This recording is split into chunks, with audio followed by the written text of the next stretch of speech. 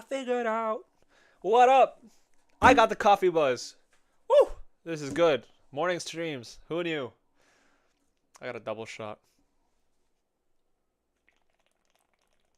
Hmm. I do like a coffee. Let's stream.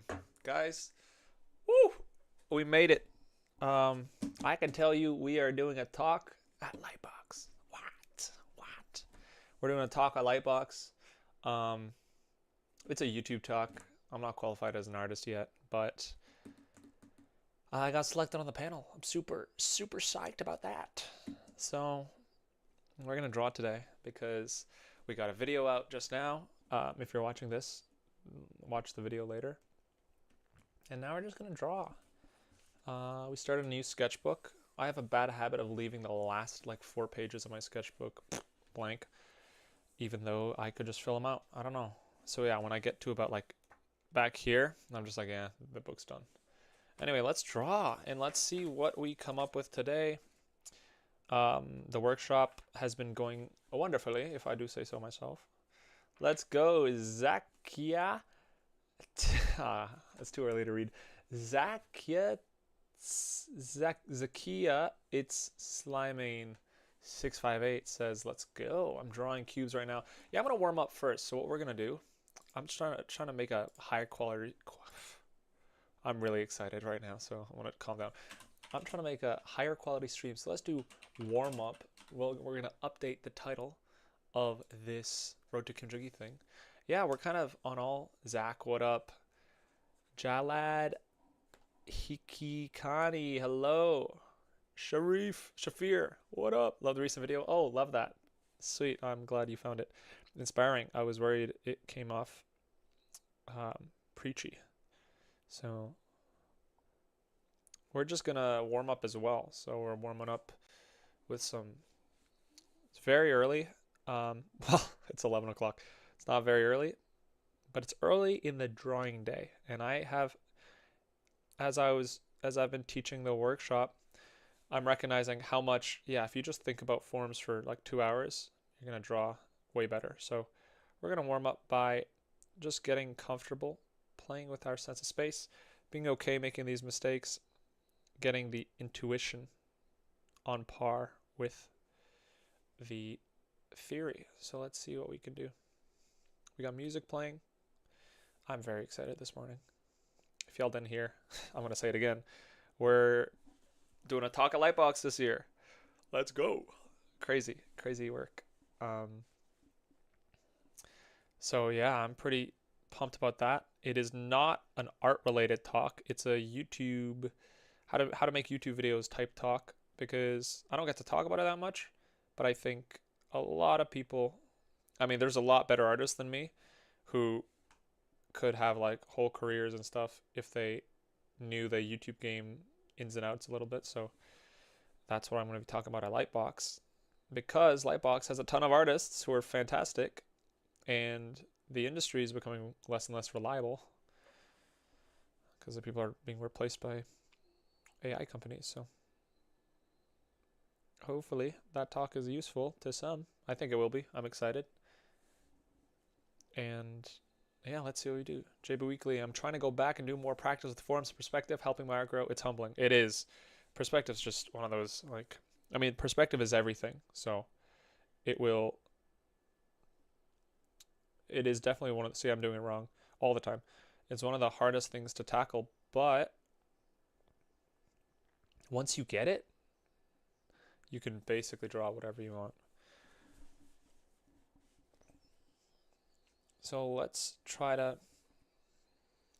stretch our space a bit more.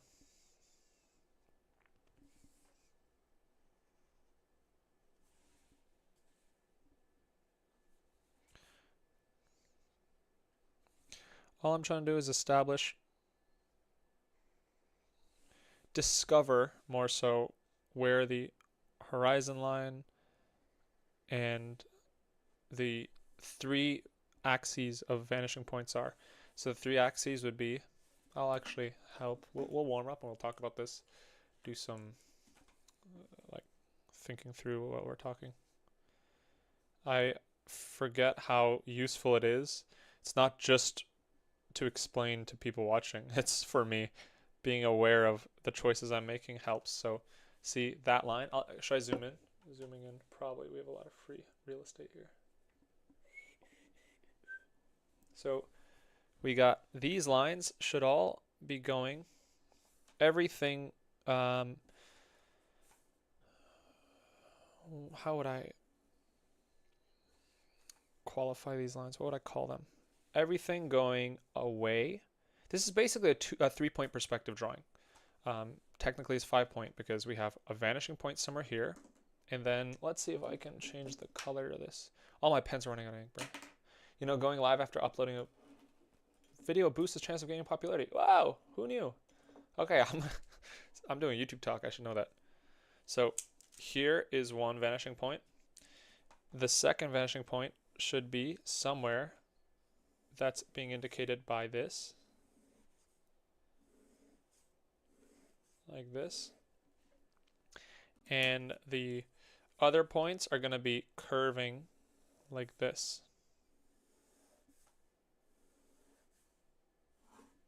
And so our job is to work along these axes and see what we can come up with and try to still keep it in perspective.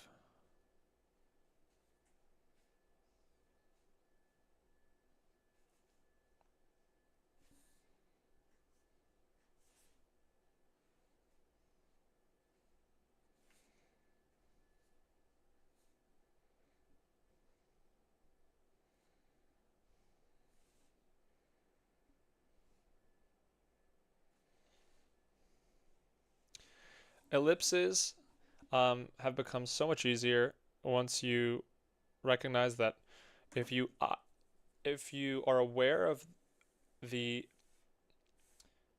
walls of the cylinder, the direction of that wall of the cylinder, it's going to match up with the thinnest part of your ellipse. So the minor axis is going to be the same direction as the wall of your cylinder. So in this case, the wall is going to be this way. Therefore, the widest part of my cylinder is always going to be directly perpendicular to this. So for example, let's do the thinnest part first. It'll look something like this. The widest parts are here. So if we can visualize this, thinnest part, widest part. Cylinder looks like that. Let's do that on this side too.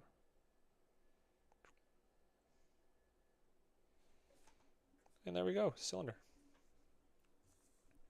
Are you seeing the vanishing points, or are you basing convergence off the previous form? Basing the convergence off the previous form, and Treeverse has gotten to something that is basically intuitive perspective. You don't gotta worry about the actual vanishing point. That's too hard. Sometimes they're off the page. Like, I don't know where the vanishing point is for that one up here.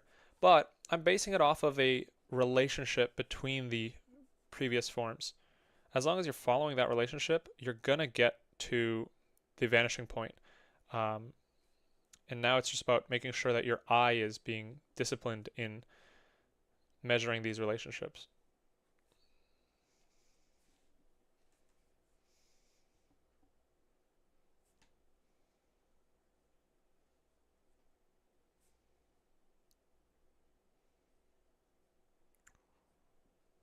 Somebody asked a question about warm-up. Let's see. Hey, bro, not seen you in a month and got bald. That's cool. I did. I've been bald for a bit longer, actually. How much time do you put into these warm-ups, or do you stop whenever you feel ready? Yeah, I think I stop when I'm feeling comfortable. So yesterday, I was able to draw this car from my... I was closing my eyes and I was sleeping and I visualized this thing, and I was like, hold on. I did this in the dark, but I got a lot. This is a humble flex. I wrote it here, humble flex. I knew I was warmed up because I was able to visualize complex forms much simpler than I used to, and that was after a 4-hour feedback session with students, and so I drew that night too. Now, that's to say, warm-up can go... These exercises can go on... I could do this for 2 hours, and then if I drew a drawing from imagination, it would be way better than my average drawing from imagination. But so far this morning, I've done this and this, so I'm going to keep warming up a little bit till I feel comfortable playing with space however I want, because I want to start creating more. I want to create a good sort of showcase piece, given that now I am in the middle of a class and I want to show that the learning's working. And being in class with students, I've been learning myself. So point is, here I'm going to try hard a bit today, and to do that I'm going to warm up. Who knew? And it's really all, pretty much 90% of this drawing from imagination is being able to visualize this grid and comfortably draw things along it.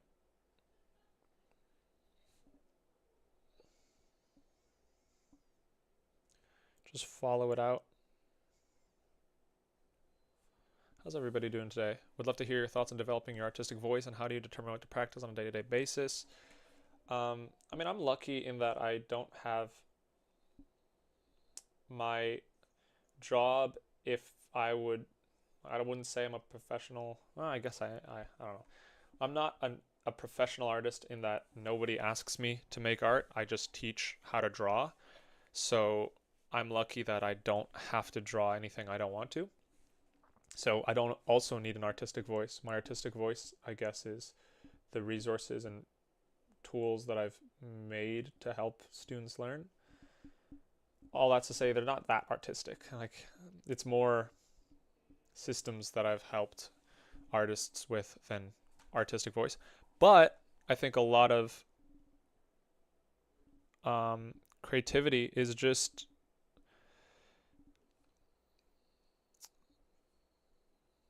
being willing to experiment. And really that just means being willing to look stupid, because most people, that's the thing holding you back from experimenting, is what if it looks bad? So I think drawing from imagination's a great way to practice that, because it's just like, yeah, it's going to be bad. It's drawing from imagination. You're not expected for it to look good. So I guess the artistic voice here is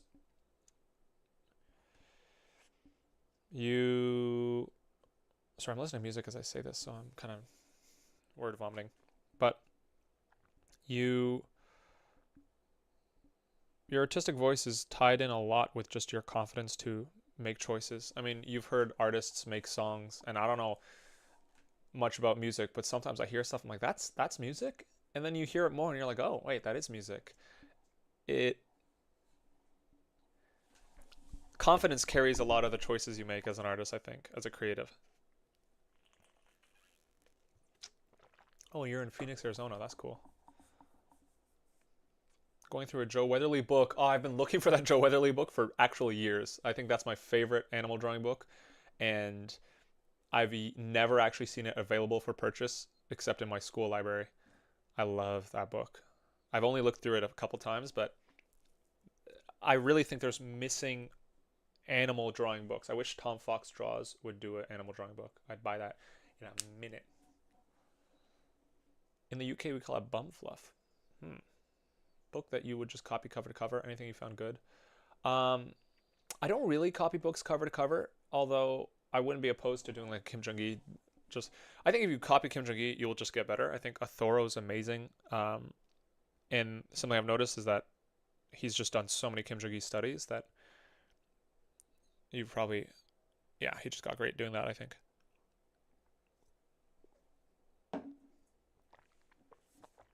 Okay. Let's do some anatomy here just to warm up.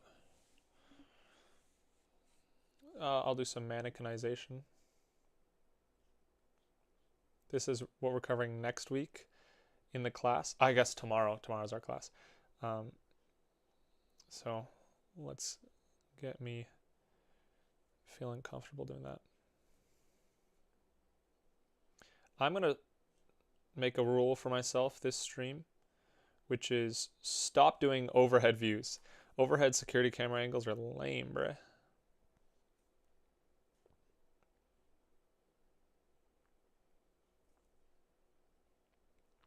I'm gonna try underhead, under like worm's eye views more.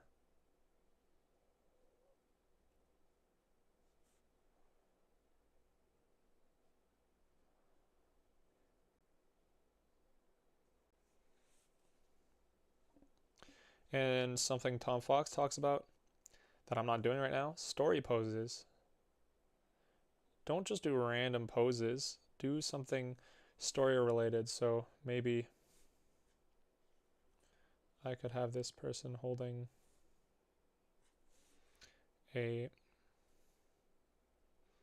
because you want to practice doing your mannequins towards something that you actually want to draw. So maybe this person's holding a staff. Let's come up with some more story poses.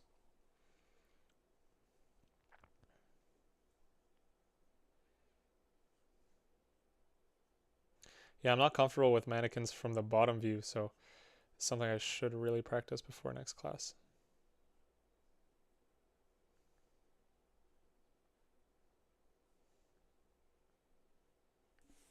We'll start.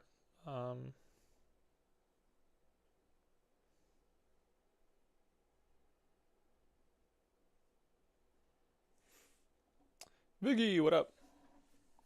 Yeah, I did one semi-study of a mech drawing of his, and I already got so much more. Yeah, I really got to do some more personally as well.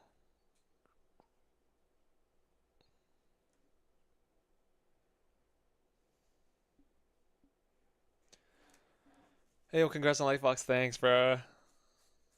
I wish I could go one day and meet you all. No, the flights got more expensive this year too. It used to be, I think it got like 30% more expensive, which is low-key a scam, but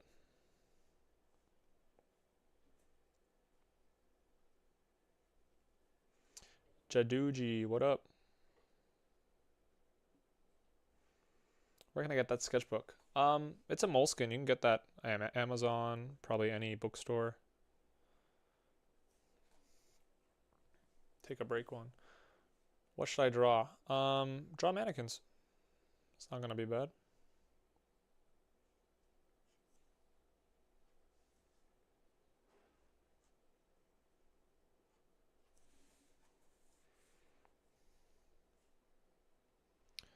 And let's draw these bigger because I feel like I'm not getting dynamic proportions with these. So if you guys are looking for mannequinization examples, Darth Luigi is going to be great for that.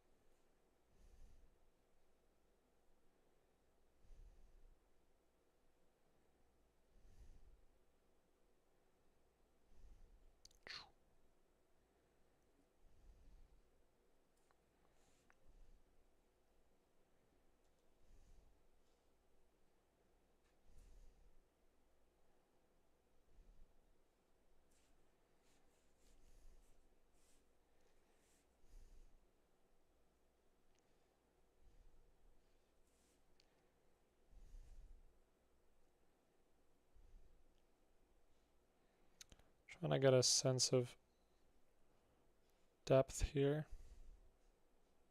I squint my eyes a lot more now, ever since I did that painting thing with Athoro. And now it's a habit I have. I don't even know if it's helpful. I just do this. Streams will be back next Friday. Just been busy with life. You're watching much, but don't glaze me in the chat. Actually, this is the perfect place to glaze me. Yeah, I like that.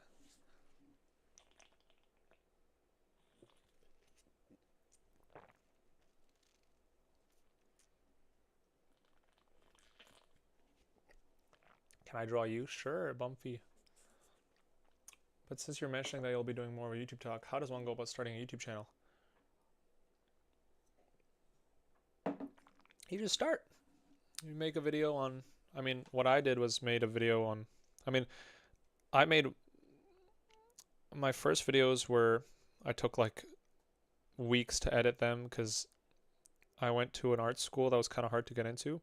And so I made a compilation resource explaining how to prepare for it. And I spent a lot of time editing that. Made a 2-part series. It didn't do that good, but then I did one about the box because I finally started understanding why it was so important, and that took off pretty quickly. I think because if you want to start a video, figure out what it is you want to tell people. Like, what useful thing do you know that isn't mentioned enough? And usually, I think everybody can make YouTube videos because everybody has some skill that other people struggle with, and your perspective on it could be what they need. So figure out what you have. Your own life is the template for the videos you can make. What did you used to struggle with that you don't struggle with as much? And what was it you figured out that helped you no longer struggle with it? If you tell people, yeah, you've made your first video. Figure out how to frame that well and do that time and time again, and eventually some video will blow up. Hello, Mr. Steals views from Proco. I wonder what he posts. I didn't know he posted. Maybe he's trying to steal views from me. Who knows?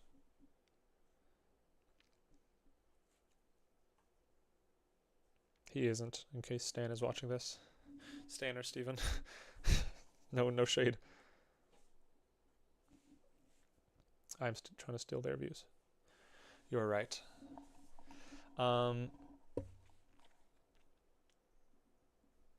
Should I start with basic proportions? Absolutely. I should be practicing basic proportions more. Yeah, of course, Shafir.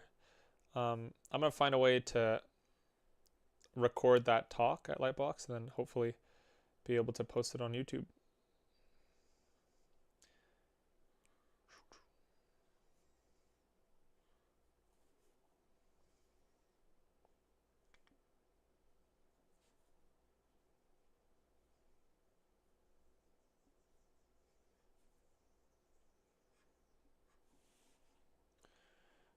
Let me answer a couple. Have you ever had an art plateau for so long that you considered quitting?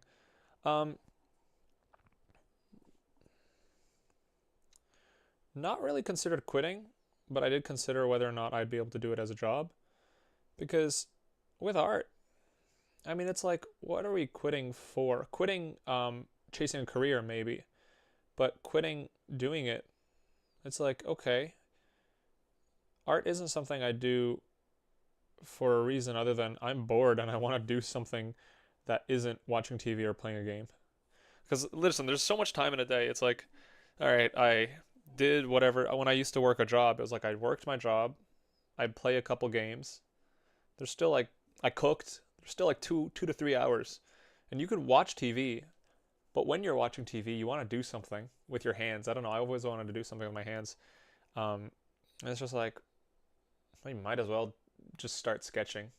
And so drawing has always been just a natural response to boredom.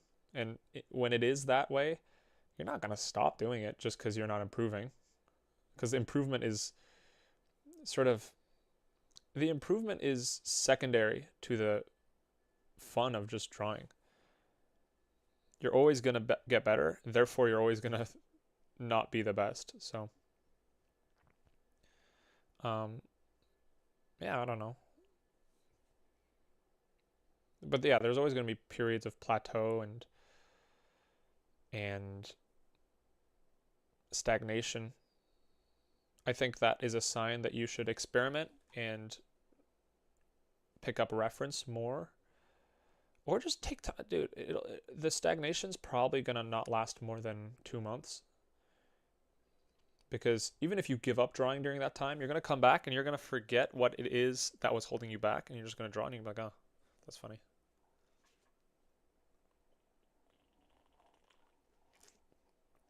When I'm not drawing, I feel guilty, and perhaps I force myself to draw again This habit of drawing all day just burns me out. How can I make art fun again? I'm not drawing, I feel guilty. Why? Figure out why you feel guilty. What is the actual end goal with your art? If it's not a career, the burning yourself out is ruining the joy you have of it anyway. And so you can quit and then recognize that, okay, you quit and you don't have burnout anymore, but you aren't. You can hit rock bottom. You can just quit and then go, well, I'm bored now. I want to draw. Or let the desire to draw come organically. But if you have pressure to get a job, then tell yourself, well, if I'm going to work in this field for the rest of my life, where's the rush? If this is going to be your job, dude, you're going to do it for the rest of your life. Why are you hurrying? You will get there eventually. So either way you look at it, all you can do is draw what you want to when you want to. And I mean, yeah, kind of a cop-out answer, but I have to remind myself of it. It's like the pressure doesn't add anything. It doesn't change how fast you can operate. It just gets in the way of your joy.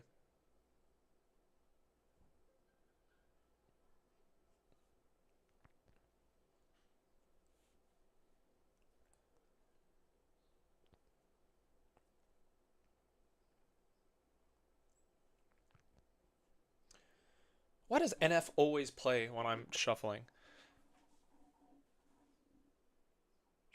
Sorry guys, we gotta figure this out. There cannot be NF in my playlist.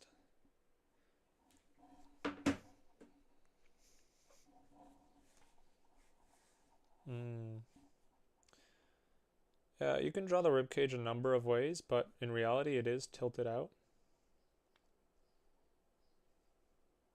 But it depends on the body composition, somewhat.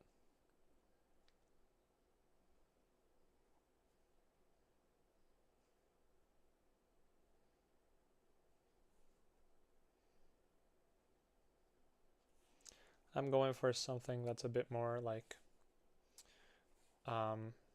let's see, I'll draw it in different ways.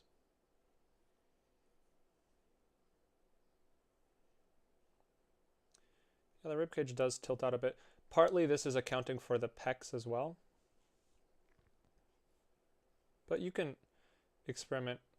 The goal should be being able to experiment with all these ways, because in reality, the human body is very different. So you don't want to, in the beginning, learning one method is great. But in the long run, feel free to always play like this.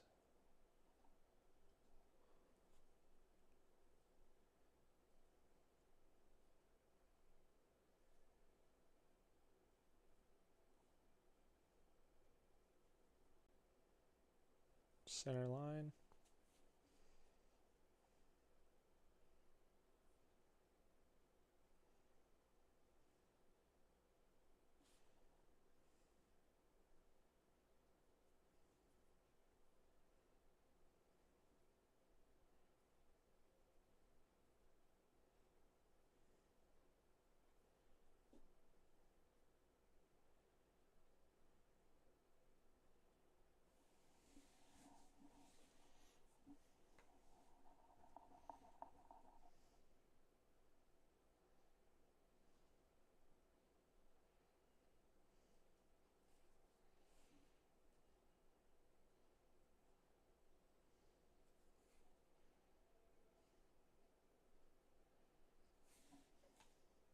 I skip the legs all the time because I suck at legs. So let's do some leg work. I skip leg day too, so it's a very common theme.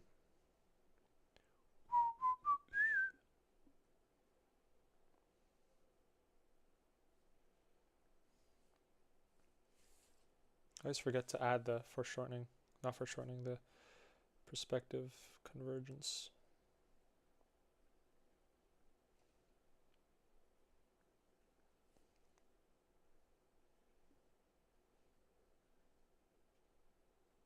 Need somebody new, honey, what away. When you move the shoulder back and forth, do you move the whole rib cage? No. No, the shoulder attaches this way. So let's imagine we have a rib cage. The shoulder girdle connects between the scapula and a center point here. So how the shoulder would work is it could come forward like this, but that means the shoulder blade, the scapula is moving forward. So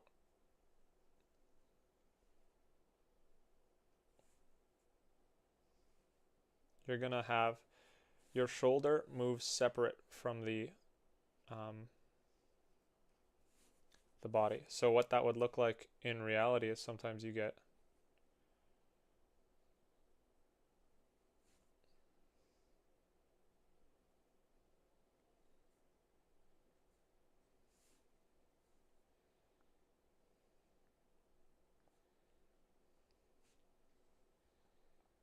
something like this.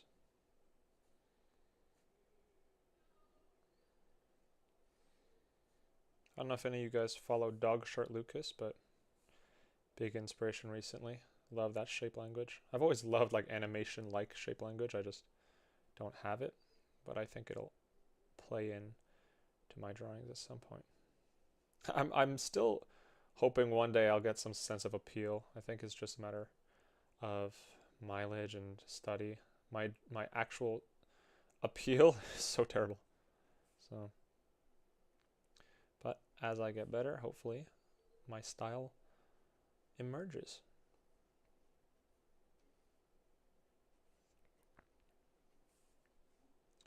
After enough warm-up, you see it just starts becoming play, because now I'm drawing. As I think a big thing is you got to have an intention as you're drawing. If you're trying to think through something naturally, the drawing is thinking. So if you're thinking about drawing something specific, the work shows. It like becomes better quality. Anyway, my point here is you notice how the shoulders can detach from, not detach, but they're not tied directly to a position of the rib cage. They're free floating. The scapula literally are free floating. They're not attached to, they're attached to your collarbone, but that's about it. Otherwise they me not don't know.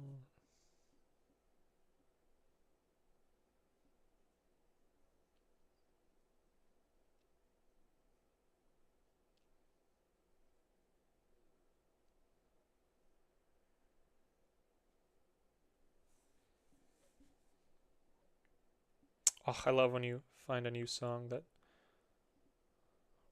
oh, that's a good song. Holy. First time hearing it. Actually, not first time, but it's called, wow, Whirly by Dominic Fike. I like it. Y'all might think it's dookie, but, you know, I think many of us are drawing while listening and not thinking about their own drawing, just autopiloting. Nice. I mean, that's not bad. Honestly, sometimes getting in autopilot mode gets you out of your head and gets you actually outputting. I think I'm in autopilot right now. I forget that when I put on music and I just have something to talk about, dude, your mind can be your greatest enemy. For real, for real. On some, I don't know what this is, but some philosophy type shit. But yeah, sometimes you got to get out of your own way and just draw. Before the second, I'm sure you guys have felt this. You're like, oh, I'm doing good. And the second that happens, you start doing terribly. Because you can't get yourself in the way. This is like improvising. Drawing from imagination is improvising. When you're aware that you're improvising, you no longer let the subconscious instinct lead you. And you get caught in there's the creator and the judger. You need both to be reliably sort of landing on the side of good decisions, but you can't have them both at the same time. The creator, in order to ideate, you need to risk a bad idea, right? Now the judger is going to say everything's a bad idea because it's going to look out for sort of, it's also like the pessimist and the optimist. Like we have this part in us where we're very aware of everything that could go wrong, but we're also always dreaming of what could go right. So drawing from imagination is this battle between letting yourself make these exploration drawings and then also reeling it in and being like, ah, this isn't right. But if you do those at the same time, you're cooked. You're actually cooked. So let's see. Can you draw some fun dynamic poses like Bruce Lee? Let's try that. Let's do a dynamic pose. Now I'm going to try to think about the mannequin, but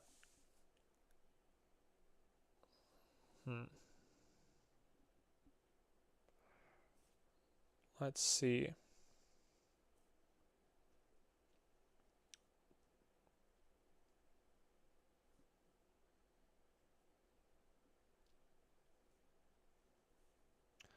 So what makes a dynamic pose? Probably tilted.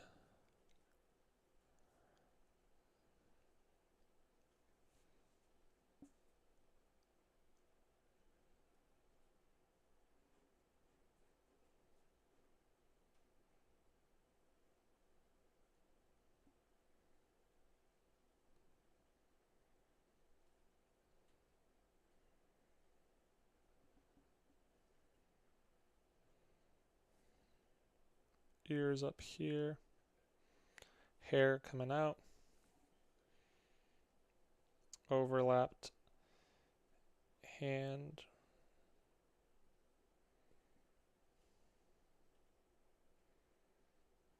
I think it's raining.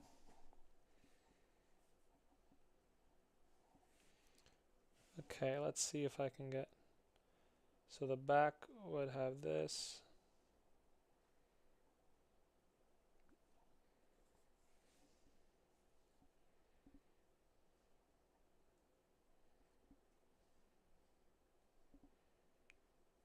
The laces.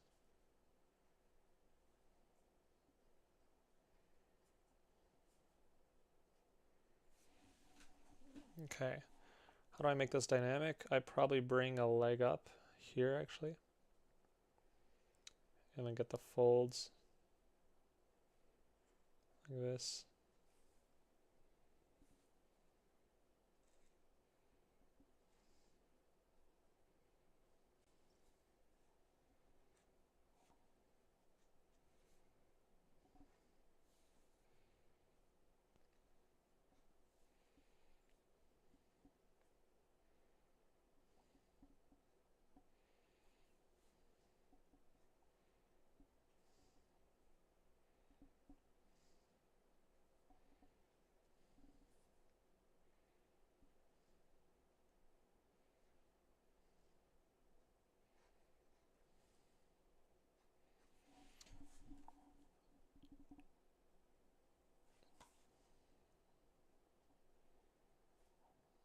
And let's see, we'll get.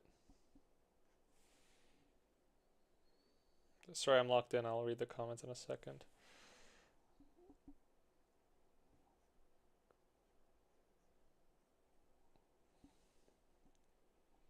Actually, it might be a chopping motion.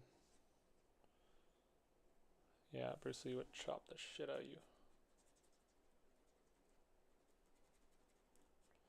So the way drawings for imagination can build is like once you have this, just build out the scene. You already figured out a lot of the problems, and you don't have to worry about rendering it super nice. Like this is enough to build out your scene, so we can do that. We have a dynamic pose here. You're gonna be at all 3 days for Lightbox? Heck yeah.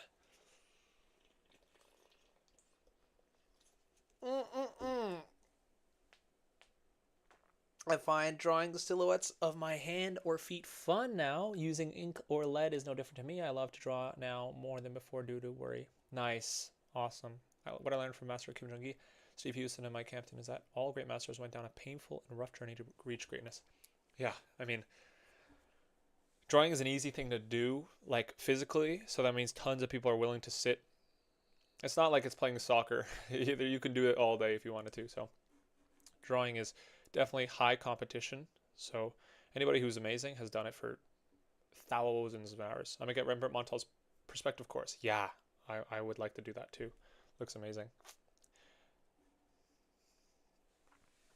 Good drawing. Actually drawing my wreck. Yeah, of course. Of course, of course.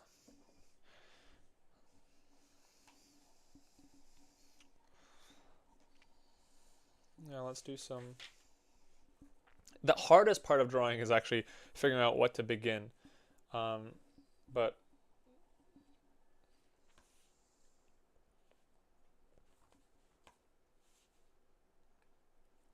drawing something dynamic is actually better.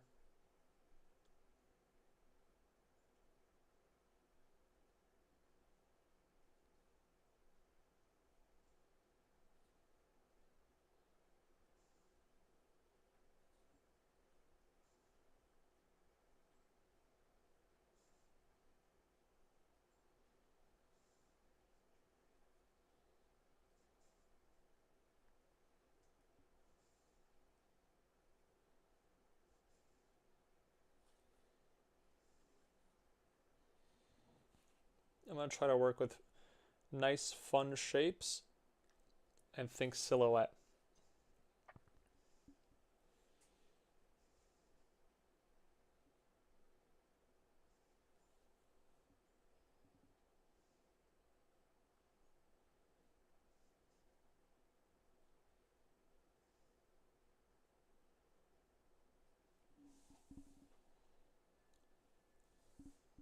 Gotta think in big shapes.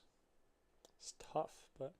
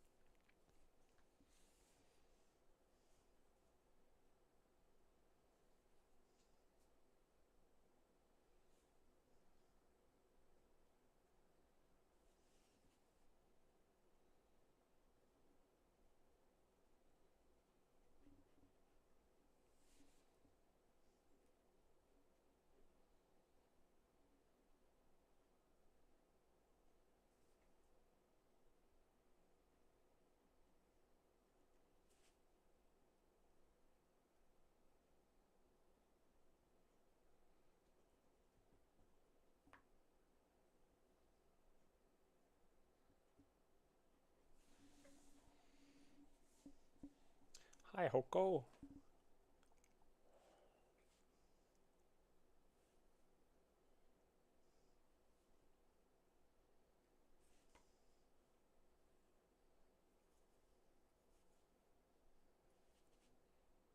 Hmm.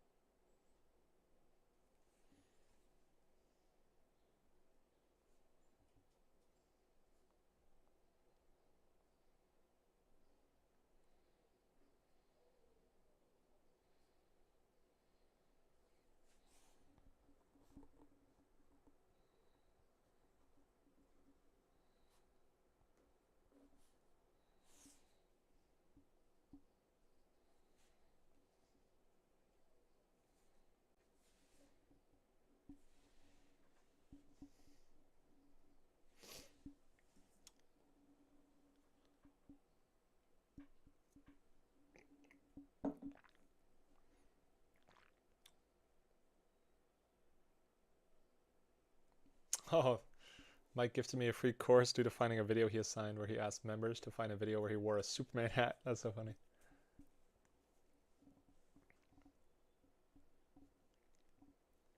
How are you so confident about your strokes? I'm not, but I think I'm in the habit of making a line. It's worse. It's better to have a stroke you're not confident with that you do once than to redraw when you're working with pen. So I'm not confident about these strokes, but you just got to get in the habit of putting things down and being like, that's that. No more. You got to be very sort of aware when you're putting down a stroke. And just seeing what you can work with.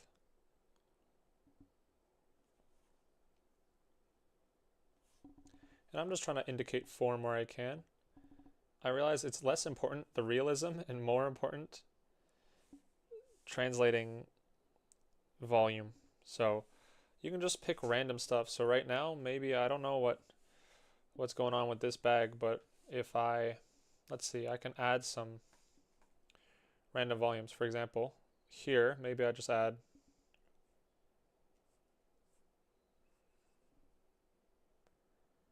a arm, like puffer sleeve. I don't know why, but I think if it shows form, it'll still make the drawing feel believable. So now my man's got some life vest type thing.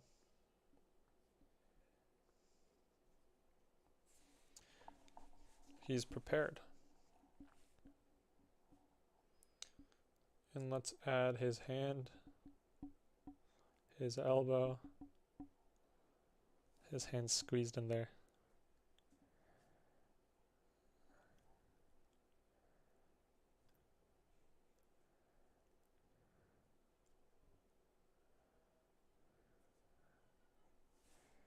His hand,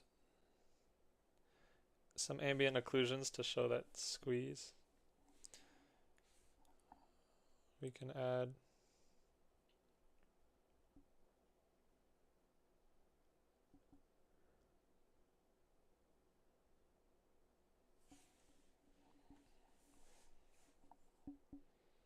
and to give this bag form, let's build out this box again.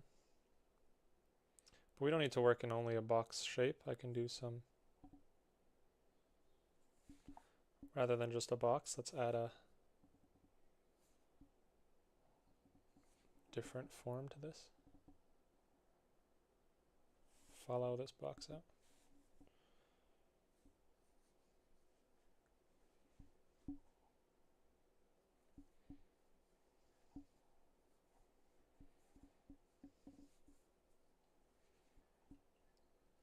Add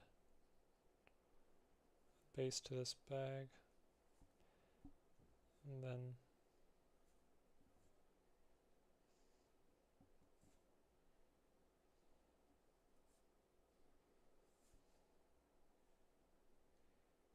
bring that around. We can add a clasp.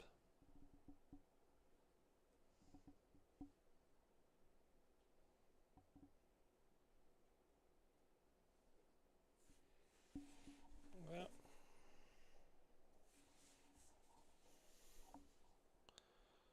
The backpack would attach back here.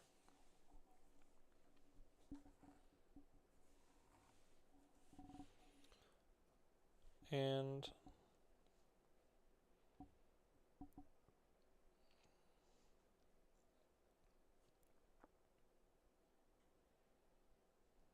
let's see. Maybe he's got a studded out bracelet.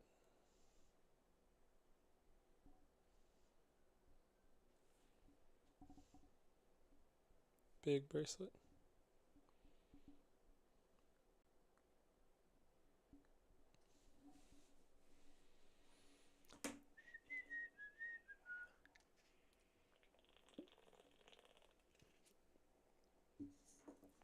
Do you think there's a right way to hold a pen? Yeah, probably tripod grip. I used to hold it like this. That's really bad. I think I might still do it, but I'm trying to be precise this way. Sam does art. Had to get me right with that.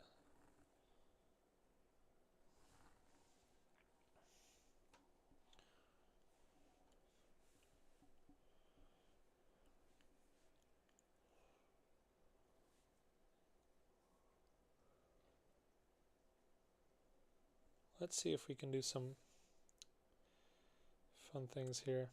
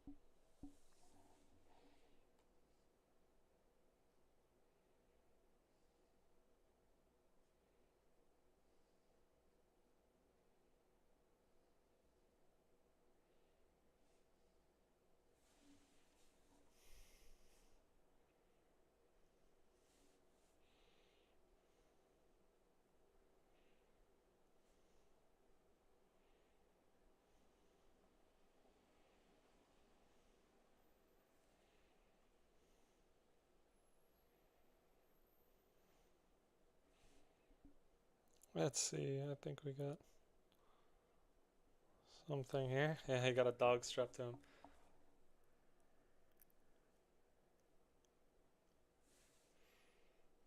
Let's add more straps.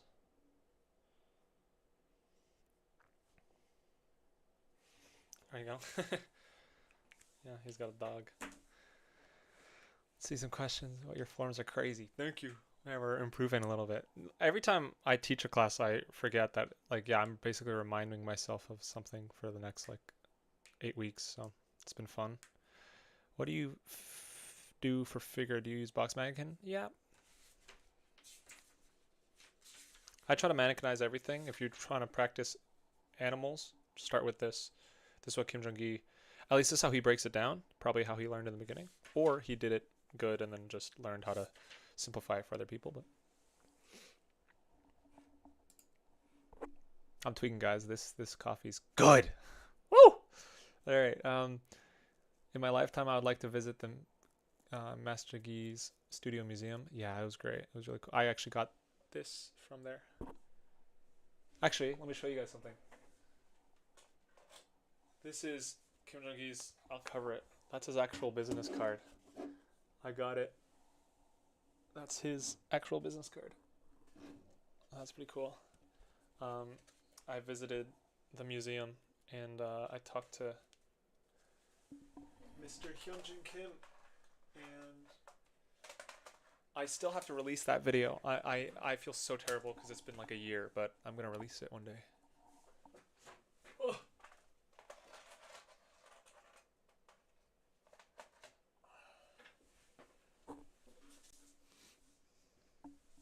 Let's see. Your new video is a banger. Let's go. I wonder if you can explain how to draw the head and torso from top-down view. Imagine the tilted rib cage from above. Let's see. I'll be quick, but from above, let's see if we got space for this. From above, the head will be pretty small. The rib cage and shoulders would both push out of the head. You'd barely see the belly. You'd have minor overlap of the legs. Everything would be foreshortened, so it would look something like, most things would be overlapped. So to blow this up, to draw it a little bit bigger,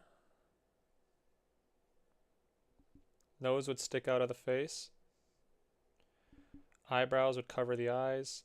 Ears would stick far back. You'd get no sign of the neck, really. And you'd get this pattern.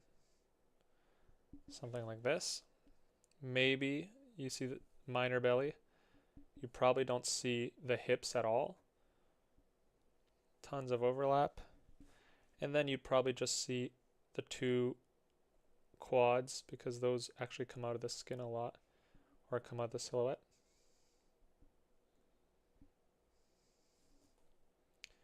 Something heavily overlapped. I'd go to a mall, stand on the second floor, and watch people pass by if you want to practice that. Oh yeah, that's like the vague version of it. But yeah, let's keep going with this.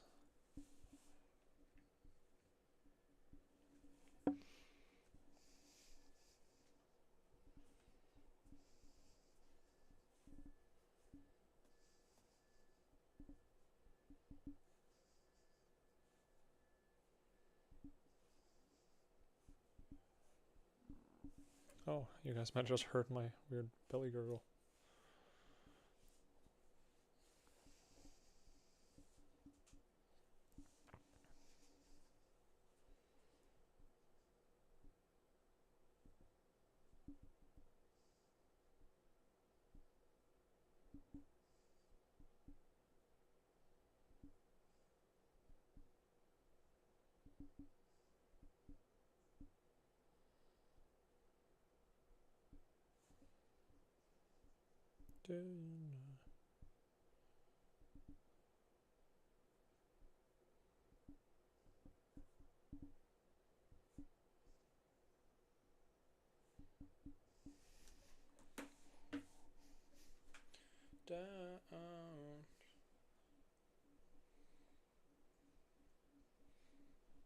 I'm gonna check, see if I can respond to some YouTube comments right now, low key.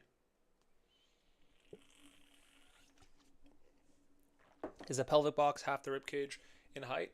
Yeah, guesstimately, you could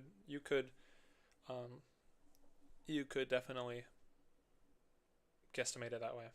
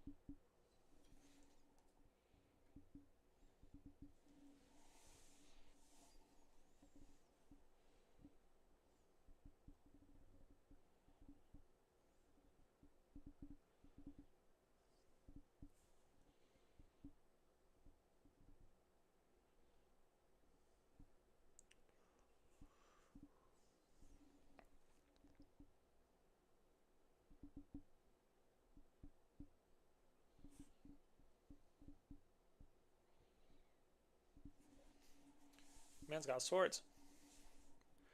Lately, Matatina me alive. Who is the most inspiring person for me outside of art? Who would I like to model my life off of? I think some Like multifaceted creatives are pretty inspiring. Different periods of time, there have been different ones. John Bellion has been a big inspiration to me for a while. Uh, I think I'm more inspired by seeing young creatives succeed. So the reason I'm into John Bellion, very niche. Here's the Quiche Lorraine on this, niche artist relatively. Um, I listened to their music at like when they were 20, and they're saying like, "I'm gonna be great," and then at like 25, they do become like the best in their industry. I like that. So Donald Glover, I think his Childish Gambino is pretty inspiring because he is just talented in a lot of fields. So those are some pretty inspiring people to me.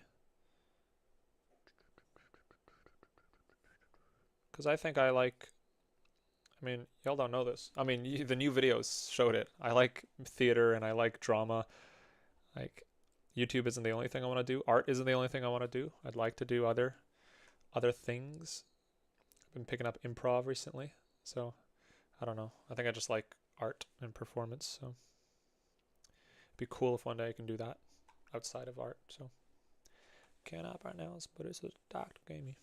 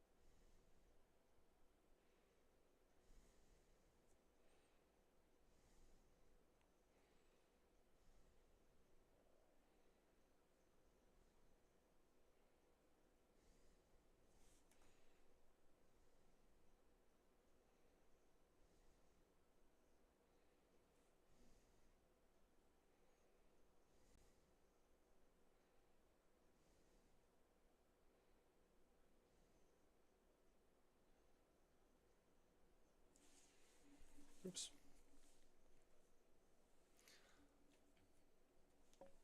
Thanks for letting me know.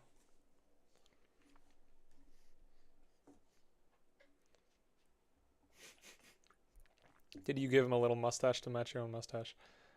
I didn't think about it at the time, but maybe.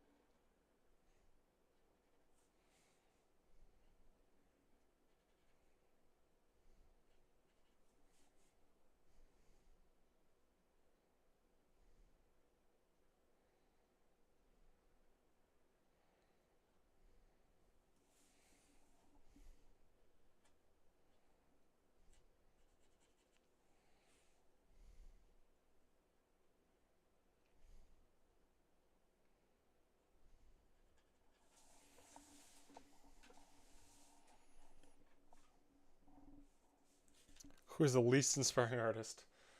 Probably someone I don't know. That's a crazy question.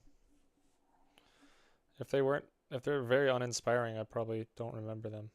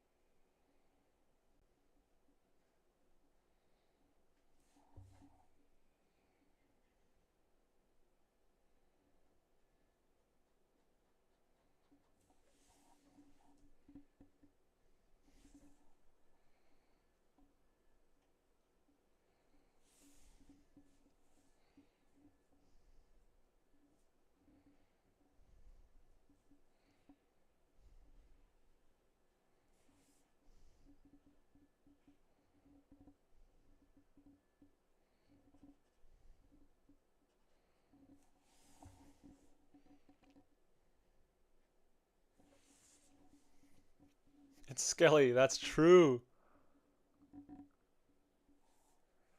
Hey, Kafgek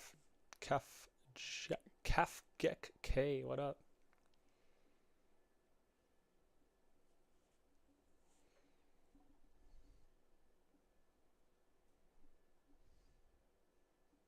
It does look like Skelly, actually.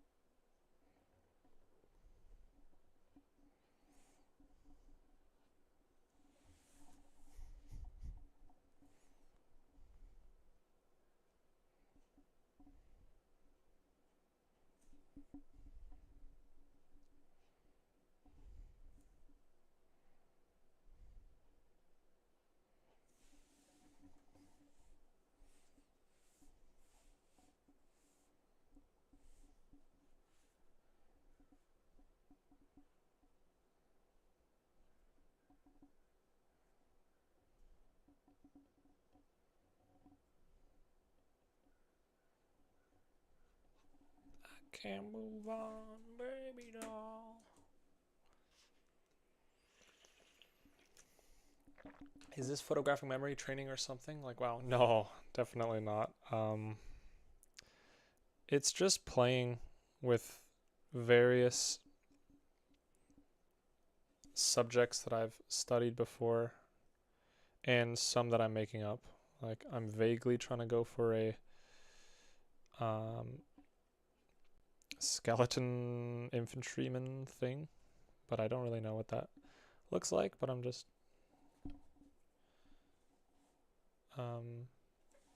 making it up as I go, trying to put in what I know about sort of drawing clothing, simulating that stuff, trying to make it look believable with the tools I have.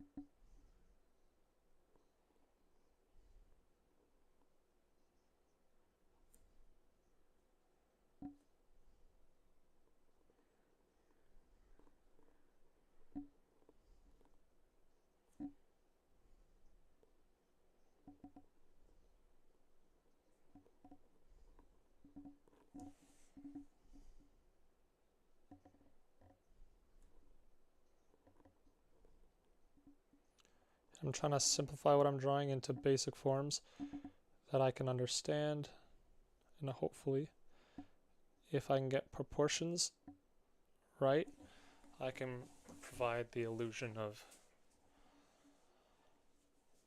something.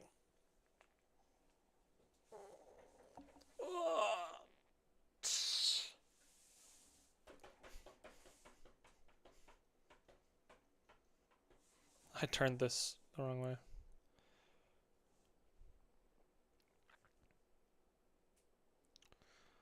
Let's see if we can get the hilt to...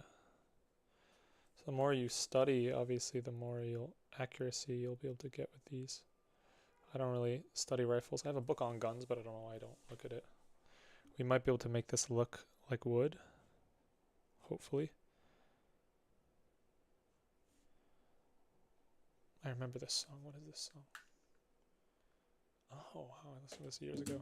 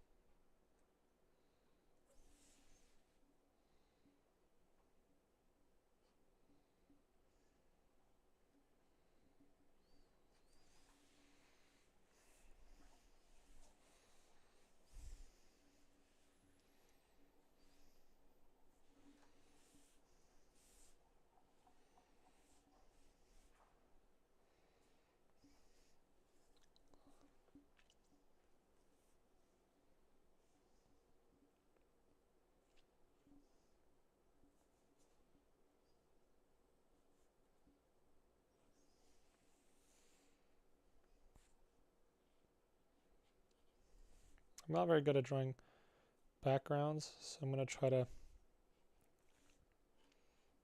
include some sort of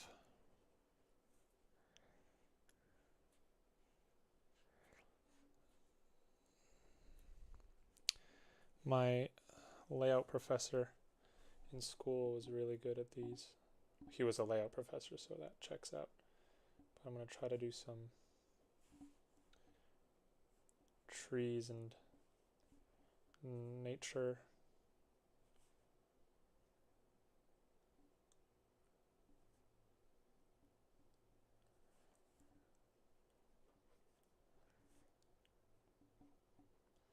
I don't think I'm particularly good at seeing basic shapes. So let's try that.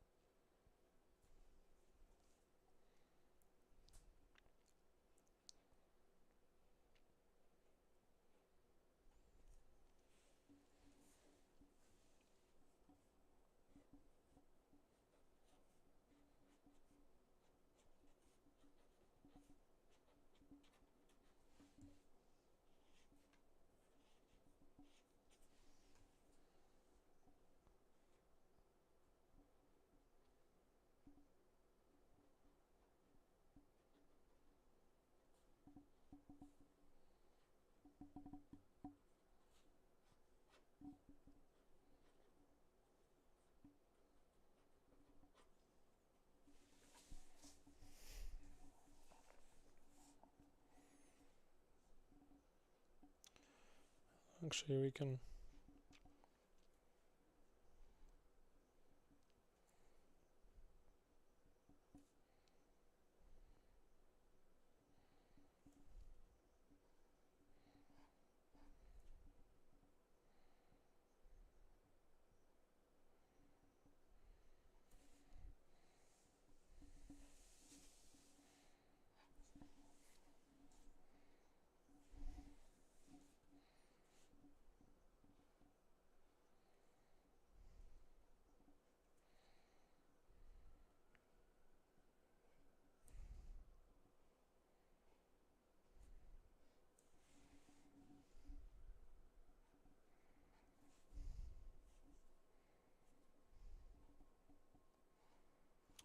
And now we just try some.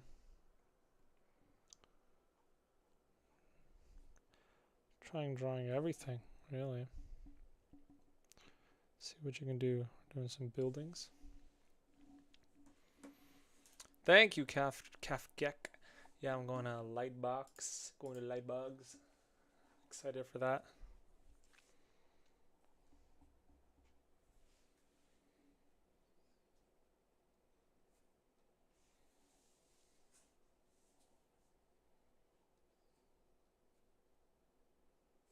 Super excited for that, honestly.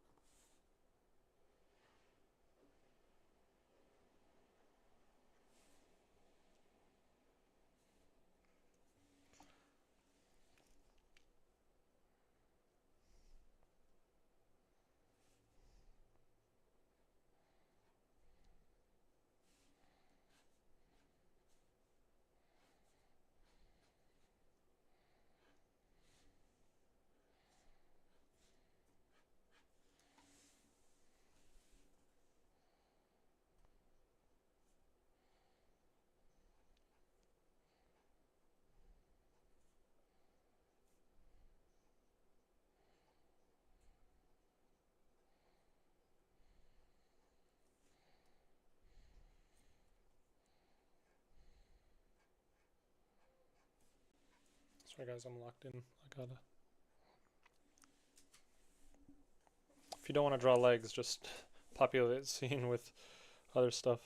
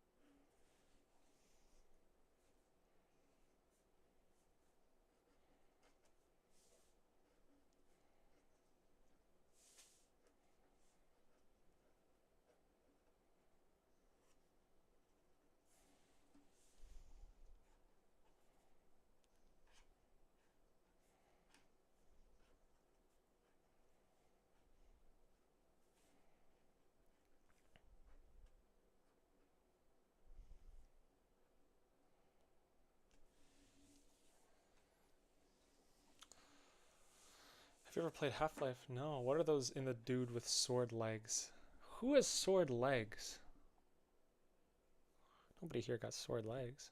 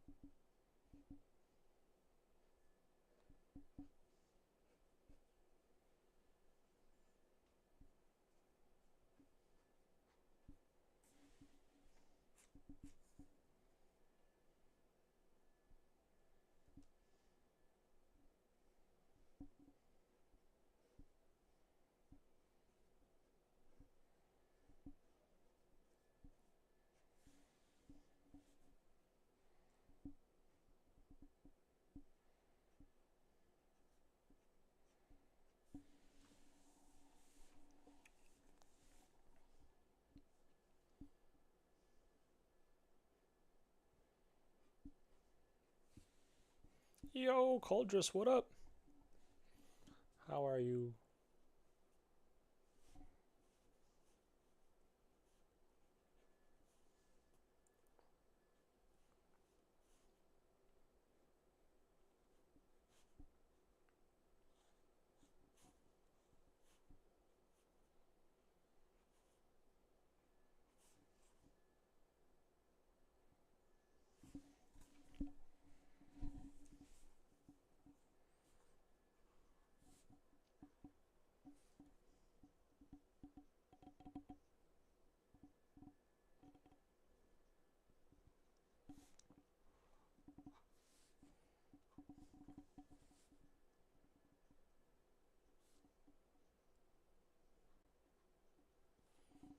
So right around here is eye level and person level, so I might be able to.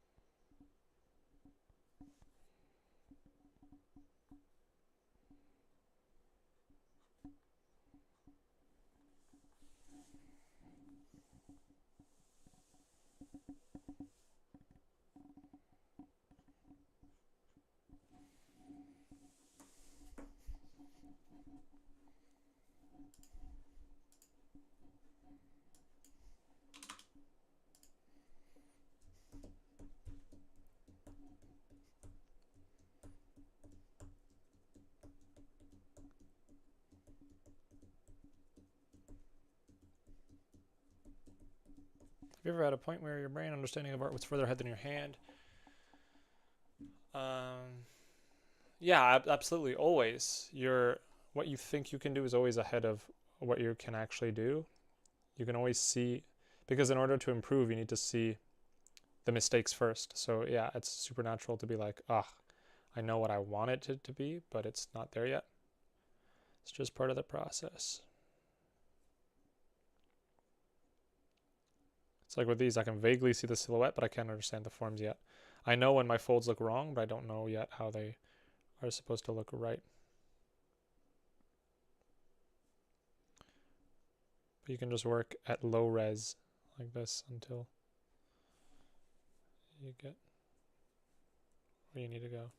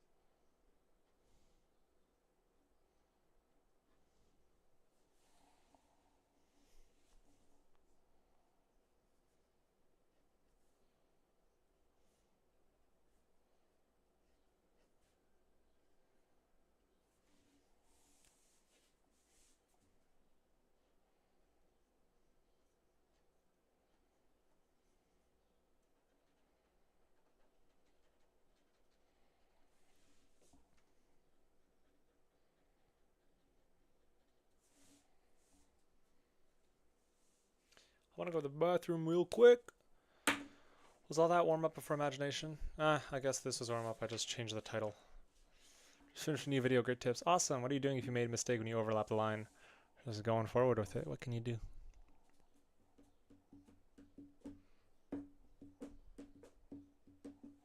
Alright, I'm gonna go to the bathroom. BRB. Give me 60 seconds. 1, 2, 3, 4, 5, 6, 7.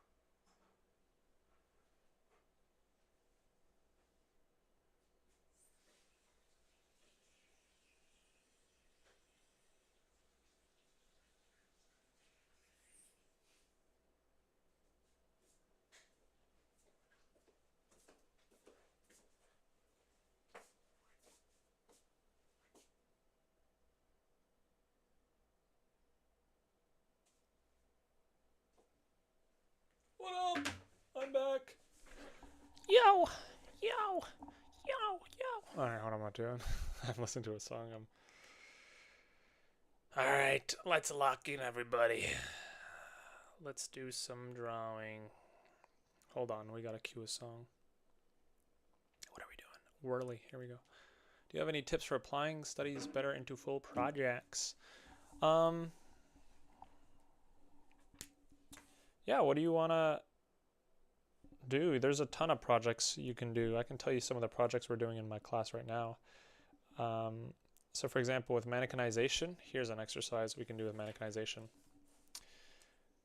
Because we practice mannequinization all the time, but here's one. A project is just something that isn't an isolated study. So for this, I'm going to come up with a word. I'm going to come up with the word creepy. All right. So I'm going to do a mannequin of something creepy. So I think I'm going to try creepy. I'm immediately thinking hunched over. So sorry for anybody who is hunched over. You're not creepy. It's just, and I'm going to go, you need to start combining things. So I'm not going to think, oh, I'm just going to draw a person. I'm going to design something that merges animal traits with human traits. So I'm thinking right now, how can I mannequinize, but with some interesting ideas in mind, right? Projects are just applications of exercises in ways that go beyond the exercise requirement.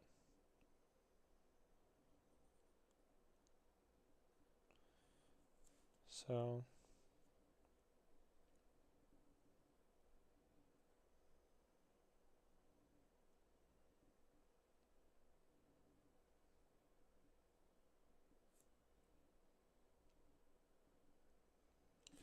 something like this.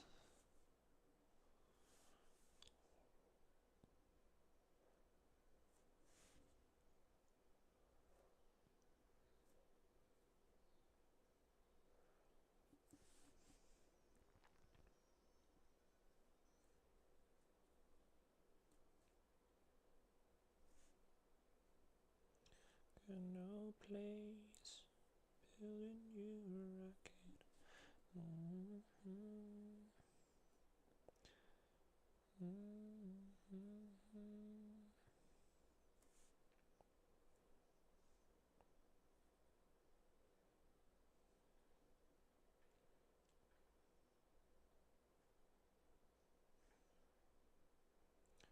Imagining the hands might be behind the back, something like this, and let's just do a long tail that falls on the ground. So I don't know what this is, but that looks pretty weird. So now the project is mannequinizing, anthropomorphizing. So I've made a mannequin, but I've combined, I guess, lizard-like elements. And maybe I don't want it to be a lizard, so I'm gonna make it even more creepy. I'm gonna make it a weird horse. And this is where we can start playing with our forms with a shape, with an idea in mind, creepy. So I'm gonna have that in mind as I design my, and maybe it's just like a satanic goat low-key. Maybe. Who knows, we found it pretty quick.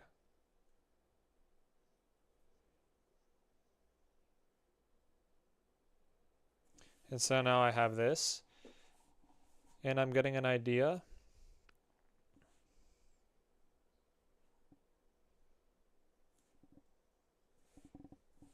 And so now we can go over it, now that we have this, and let's, this is weird, let's build out this scene. So right now we have a lot of perspective information we need,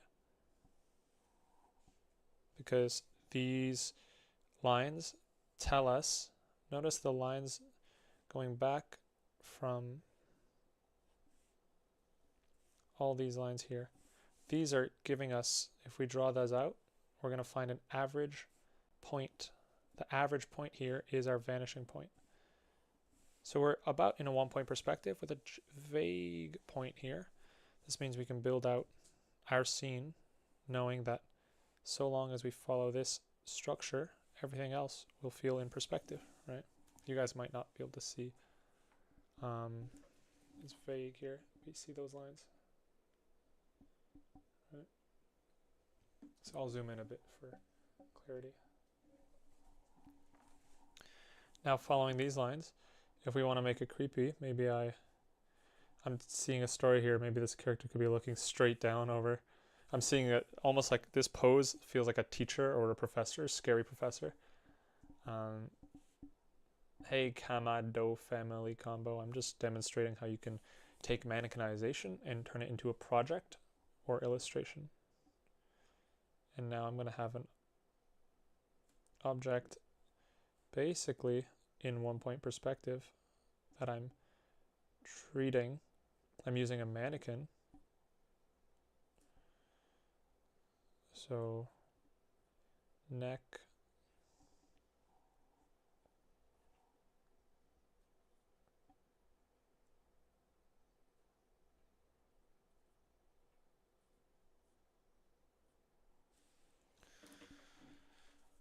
let me just make sure I have no no events on my calendar. I don't think I checked today. Oh.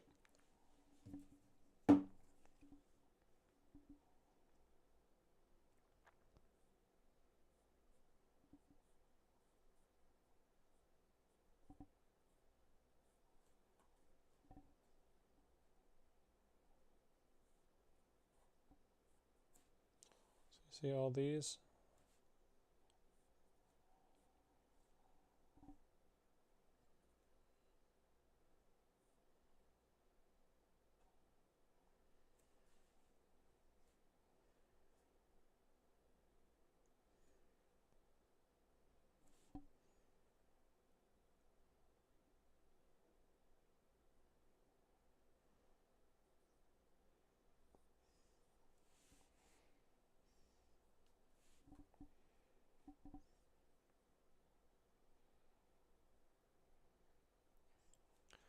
I'd imagine this person's carrying books.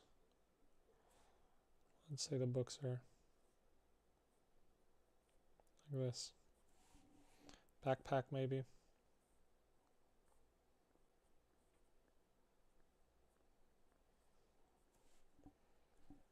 There we go. Weird scene.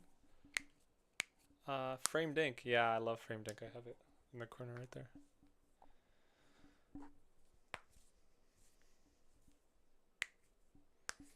And then now that we have the mannequin, this isn't the project. The project is layer it and apply. Projects are just combinations of many isolated exercises. If someone's assigning a project, I think the difference is that a project versus an exercise, each student submits something different in a project. At least that's the idea in my workshops.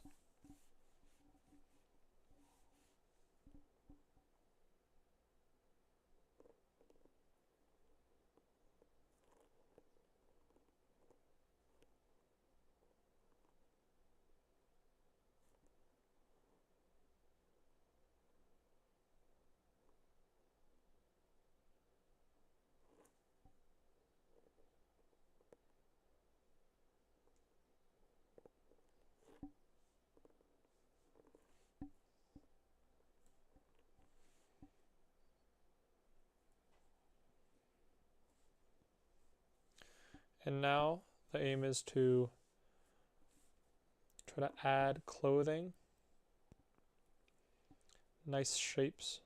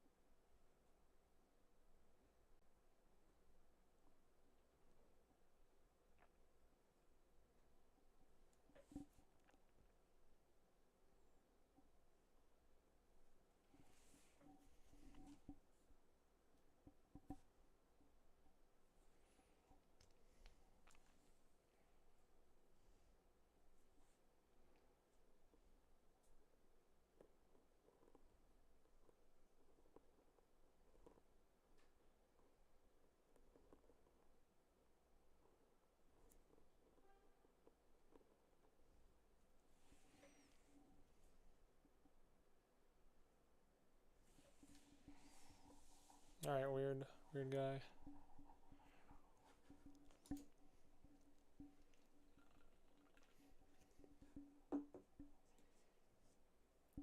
I'm not broken jaw, but what do you struggle with in particular when you say applying studies to pieces? Ah, I see. Do you have any tips? Oh yeah, just finished a new video. Great tips. Thank you.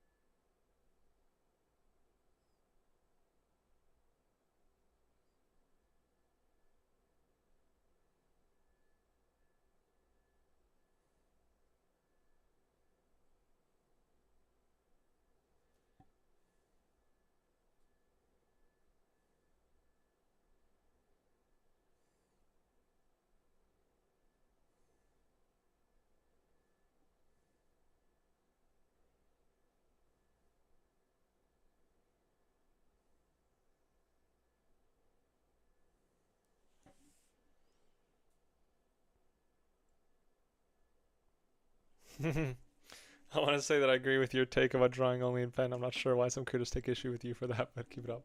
Thanks. No, I mean, every advice in art is subjective, man. Like, someone made a video about how it's wrong, and I agree with them actually. I mean, I did say Kim Jung Gi became like Loki. I did clickbait a little bit. I said Kim Jung Gi got good because he used a pen. No, he didn't. Kim Jung Gi got good because he drew. And nobody gets good because they use a pen.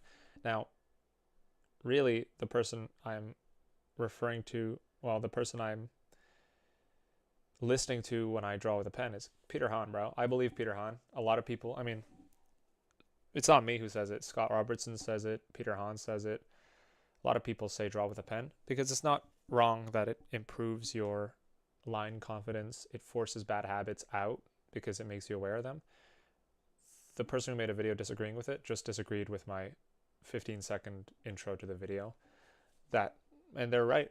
You don't get good using a pen. You get good drawing a lot and correcting your mistakes. You could do that with a pencil if you wanted to. I could practice with a pencil and just not erase. Really, it's erasing that's the problem. So, or it's not even that. That's a problem. It's not improving your art. That's a problem. Literally any advice can be flipped, and I don't know what this phrase means, but it's like the exception proves the rule or something. Like there's always an exception to something, and you can always, yeah. The thing is, every YouTube video is sent to everybody in the world. There's going to be people who find it that have had the exact opposite journey and say every piece of advice is the opposite. The video is just not for those people. So, yeah, what can you do, you know? I did hear something that helped me, which is like anybody who needs, like, obvious exceptions don't need to be pointed out unless you're talking to someone who doesn't understand basic, like, reasonable, unless they're not reasonable. Like, if it's obviously not always the case, imagine how long every video would take if you had to be like, obviously this is not true for everybody who's had this and that and that. You could do that in your videos, but there's only so much time, and you know, you gotta pick your battles. But yeah, no, I also do L takes a lot of the time, guys. I'm literally not a pro, and even if I was, you can be wrong all the time, so don't take what works for you and leave the rest. The video the person made was Swodox, I think is his name, was helpful. It was informative to me, so if you guys saw it, go watch it. It's informative. Yeah. What worked? And that person didn't disagree with the point of the video. They just disagreed with the hook, which is fair because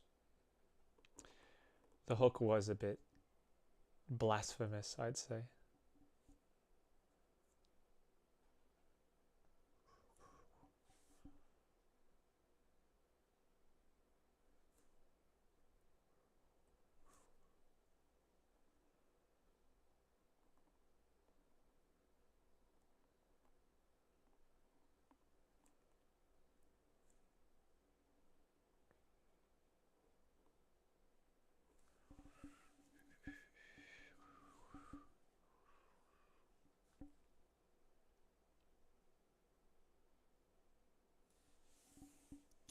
Weird goat man here.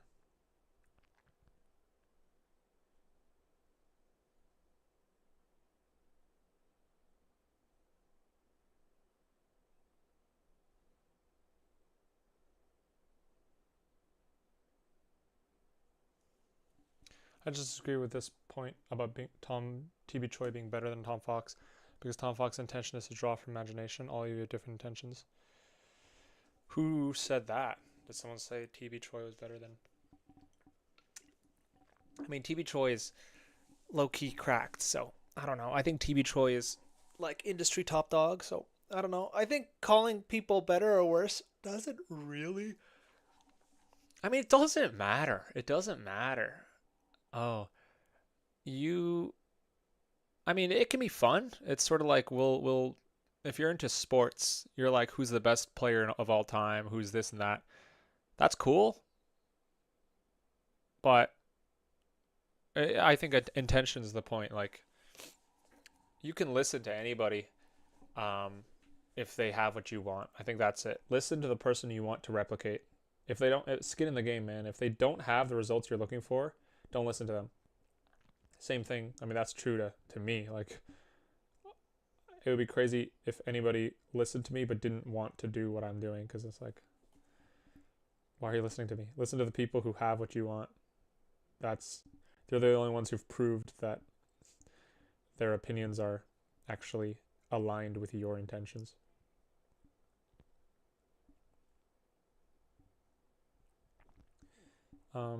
I mean, something I've had to recognize, dude, you're going to come across all sorts of opinions when you're online. Like, literally, every single video I have, someone gets upset over something, which is so funny because it's just like, did I make you watch this video? Did I force you to click it? I don't understand how someone can stumble on a video just in the internet and then get personally like offended. That's not what I think Swodox is their name. That's not what this, I think they're cool. I'm not talking about them, but I'm just saying, you gotta, like, the internet is not real life. You're gonna come across some crazy stuff, and yeah, none of it's personal. Somebody actually got mad at me once for putting my face in the video and said, "Who do you think you are, taking up half the frame? You must think you're so cool." I'm like, I'm just making a video, bro. Like, why are you so angry that I have my face in my YouTube channel? Like, but I think it's more of a, like, comment. Bro, if you hate anybody or anything, it's more of a comment on you. Like, it's not, the world's so big that you can choose to see the positive or the negative in anything. If you're choosing to comment negatively, if you're choosing to add to the negative, bro, do some inner work, low key.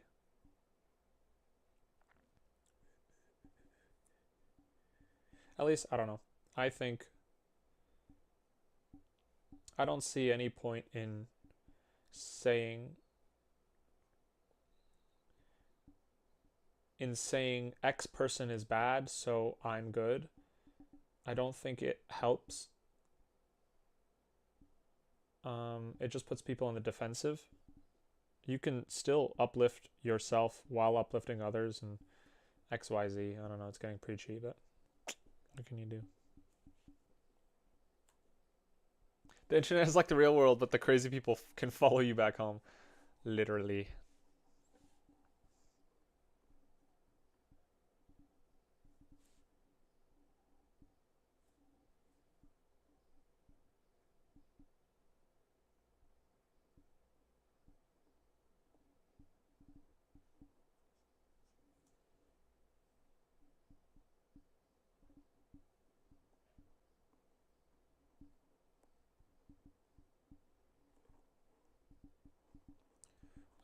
I've been really liking Zyphid, their videos.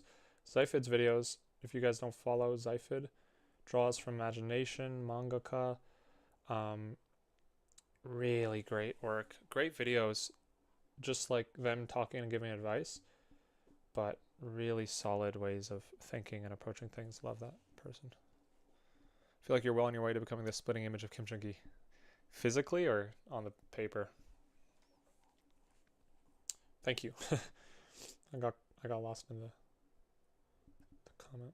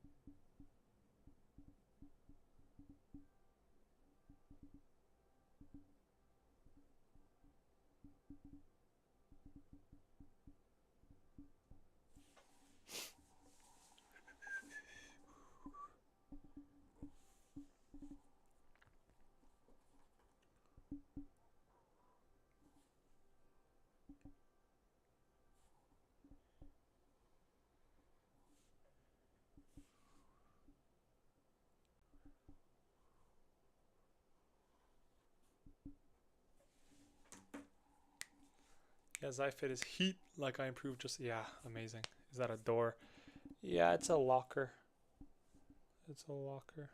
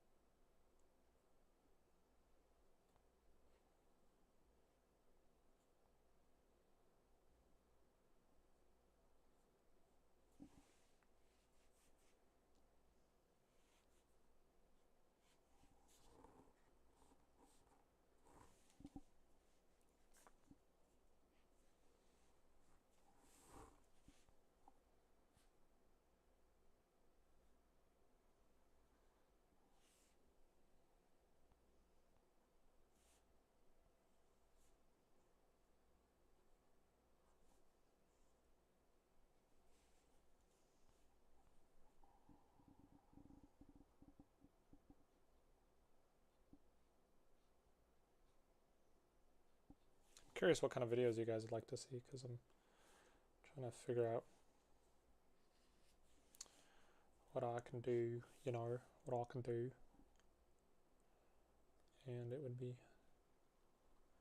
nice to know what you guys are trying to learn or what you guys like watching.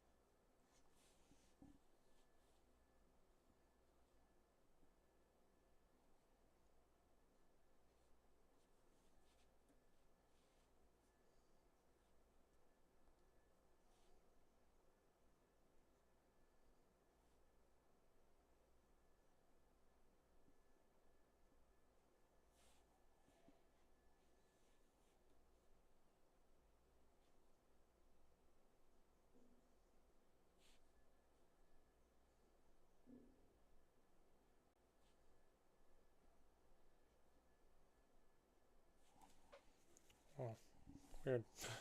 I'm trying a weird thing. I'm just trying to think about the perspective here, but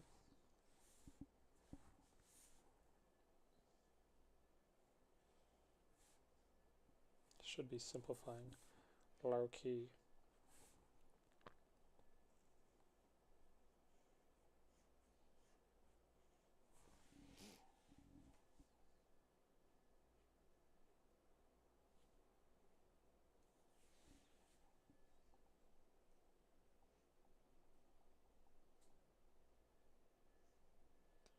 What is this? What am I trying?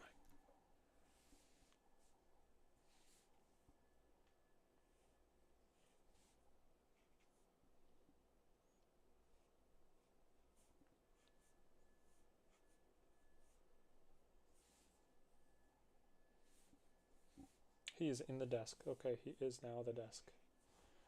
Alright, this is a man fused with the desk.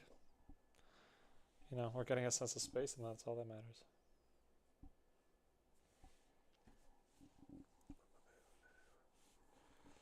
That's what I'm trying to work with anyhow, so.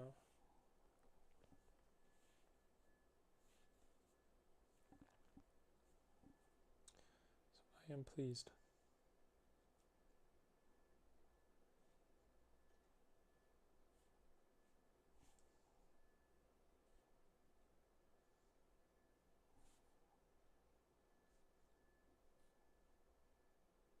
We're just... How did this start? Oh yeah, that was a question on mannequinization. Also, your face is covering... Your face... Oop, my bad. Oh yeah, you're right. Lol. Actually, why don't I just do this? What am I doing, Berber? What am I talking about? What is he even doing? I want to practice some anatomy now. Based on a perspective grid.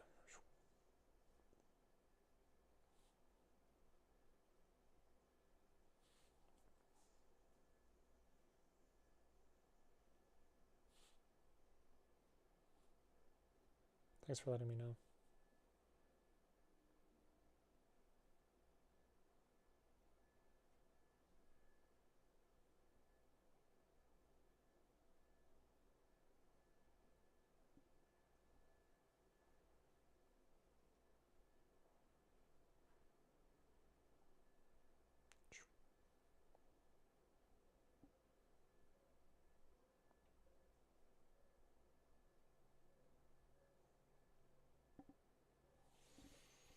That is too big of a pelvis.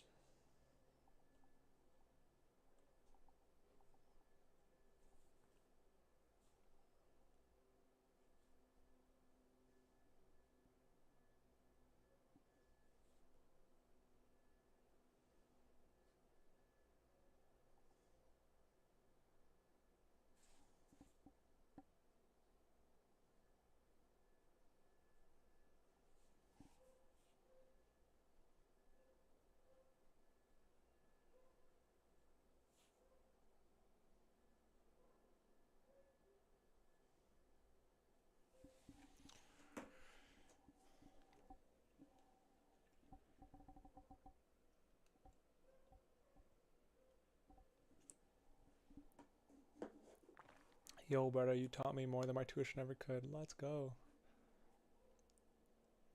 The Rocky Kim perspective course video was nice. Quite enjoyable, can't lie. Nice. That's a niche pick. Thanks.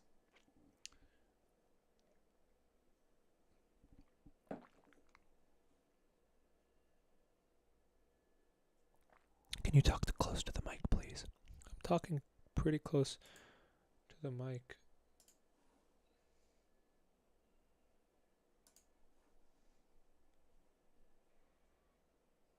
What visual problem solving do you recommend Moleskine books? Yeah, I'm using one. What is visual problem solving in your opinion? I think it's just drawing and trying to figure out the simple form of something, probably. Visual problem solving. Yeah, just trying to figure out how to simplify something, probably.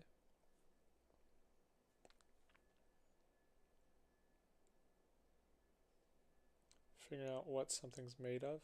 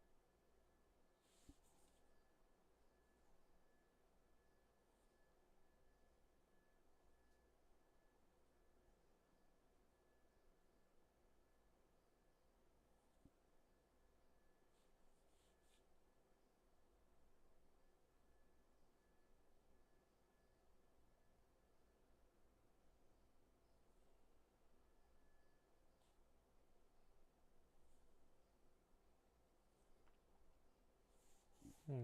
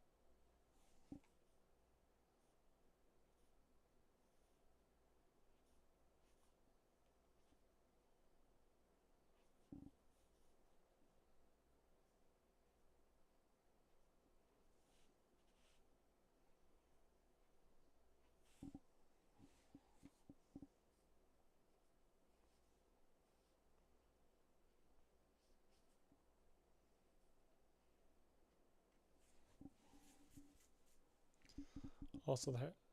Hey, Jelly, you, what up? How are you? Finally caught alive. Yeah, I'm always going at like 12 o'clock. Is a month too long for a study? What do you mean? Probably. That sounds like a long time.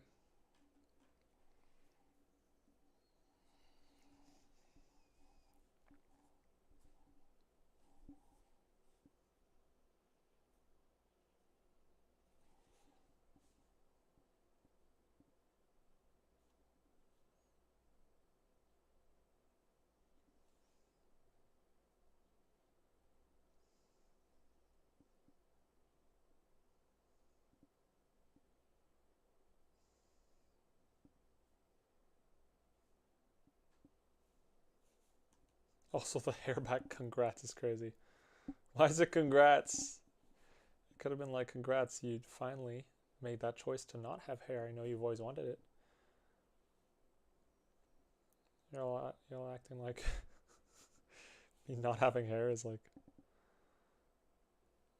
the worst thing since,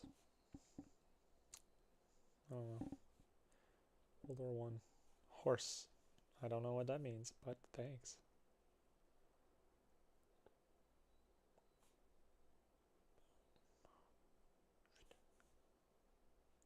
A lot of lumps on these hands. Jelly, you for real, bro.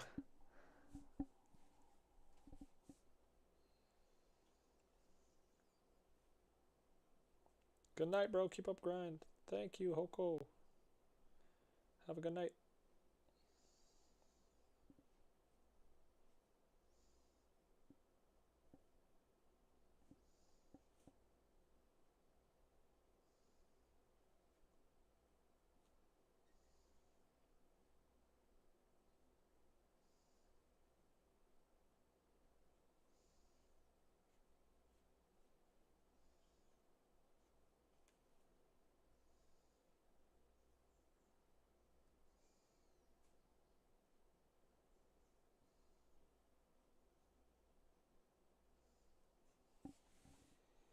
I never knew people were that brutal towards bald people. Yeah, it's a tough life.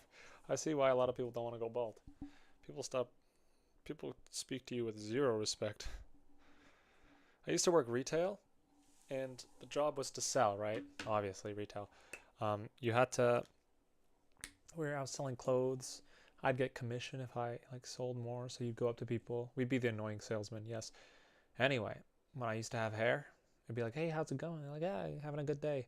When I went bald, I'd go up to someone and be like, "Hey," and they're like, "No, I don't want to. Thanks." I'm like, "Bruh." They'd actually like be like, "Hold it right there. We're not talking."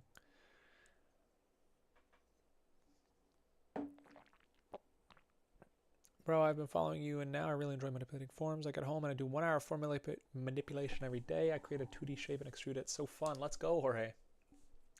I love this. I love this.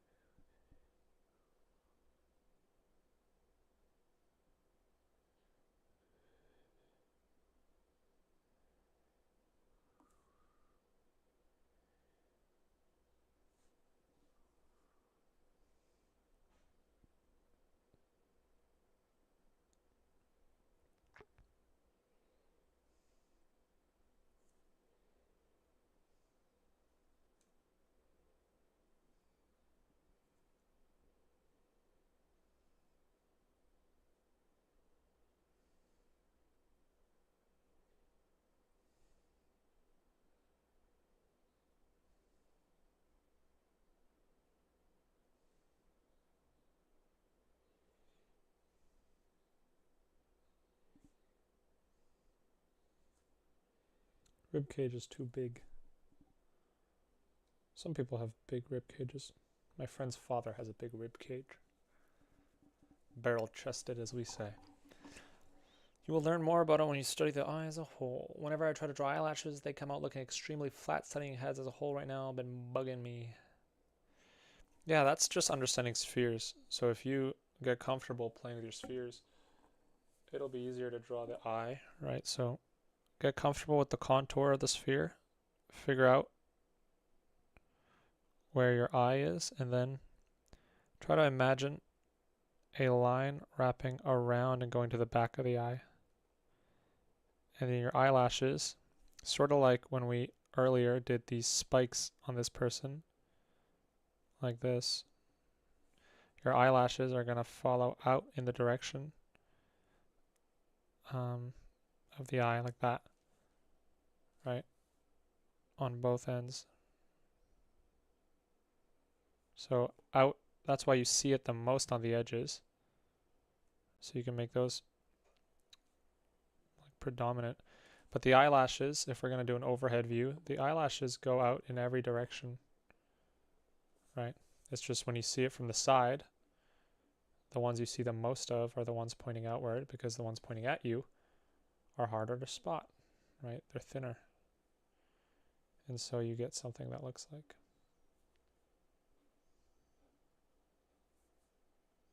this.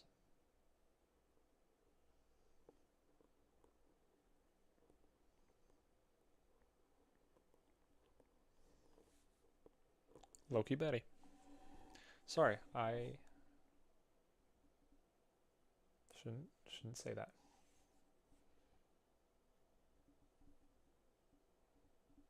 Actually, we did cook. Actually, I redact. Hikey Betty.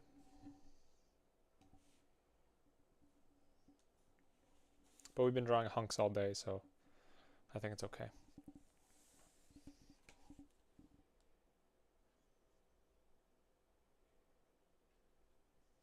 Interesting. I always worry. I'm like, I don't want to just when I draw girls, I'm like, man, you know, Kim Jung Gi only drew like super hot girls. I'm like, I don't want to objectify girls here, but then 90% of my sketchbook is objectifying men. So I can draw some baddies because I just draw muscular men all day. You know, it's not easy staying on the right side of political correctness. I'm trying. Please don't cancel me.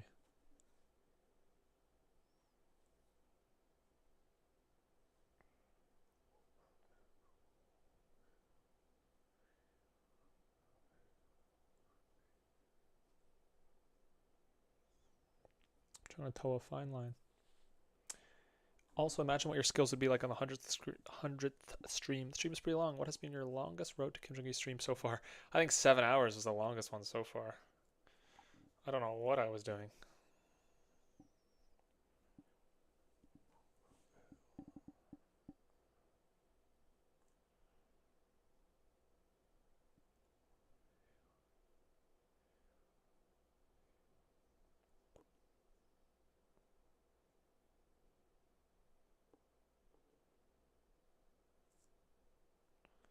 Jelly sends an octopus dancing. I hope that's a good octopus.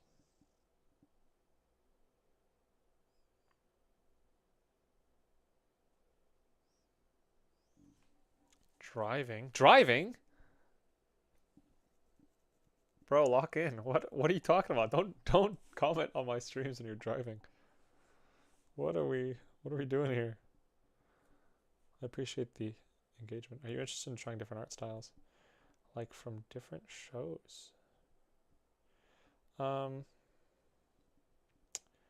really. To be frank. But if I could be Tyrion for a second. Yeah, no, not really.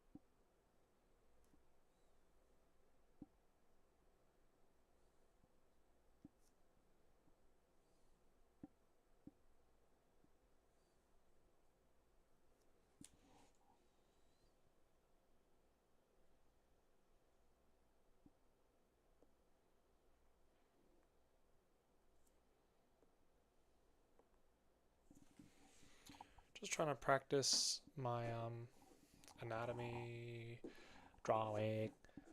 You're short on anatomy books made me want to buy Rocky Kim's book. Yeah, the book is great.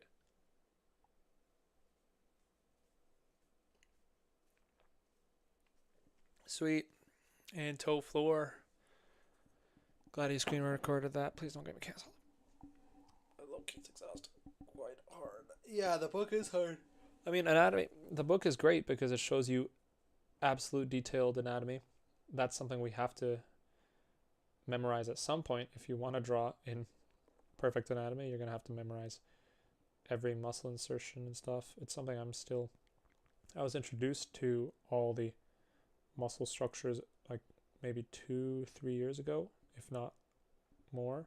It just takes a long time to cement that in through repetition and stuff.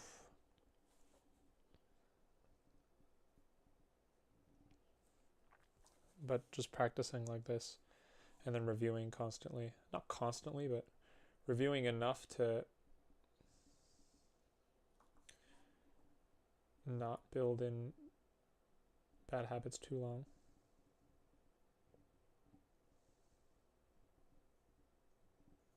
I should be drawing bigger right now.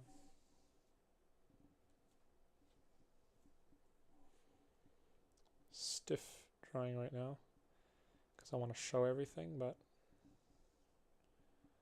what I'm going to do is only focus on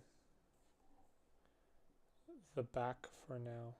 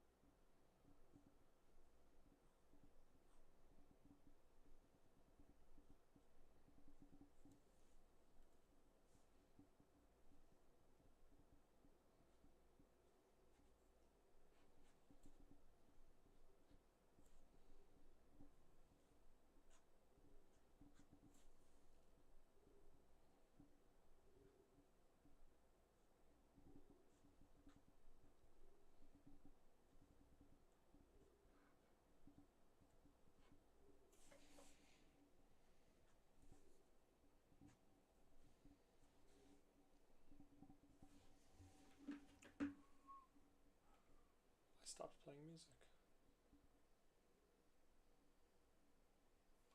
Let's see how the YouTube video is doing. It's doing alright. But where do you find these tutors?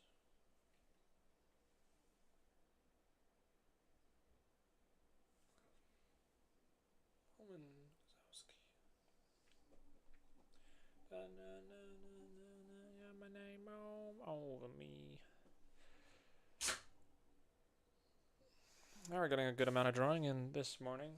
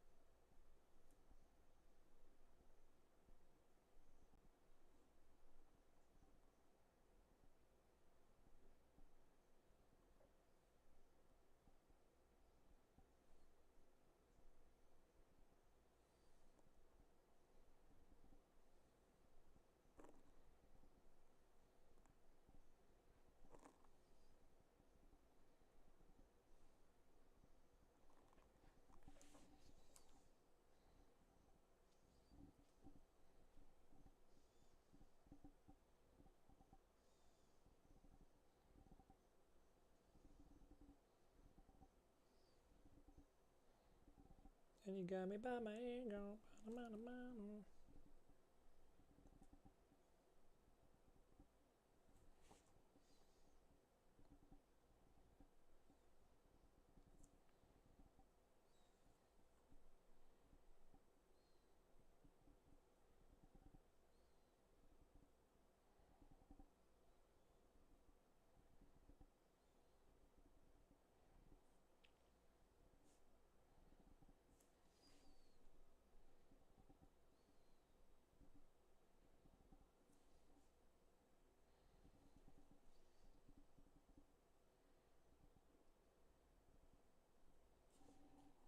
And you got me by my ego.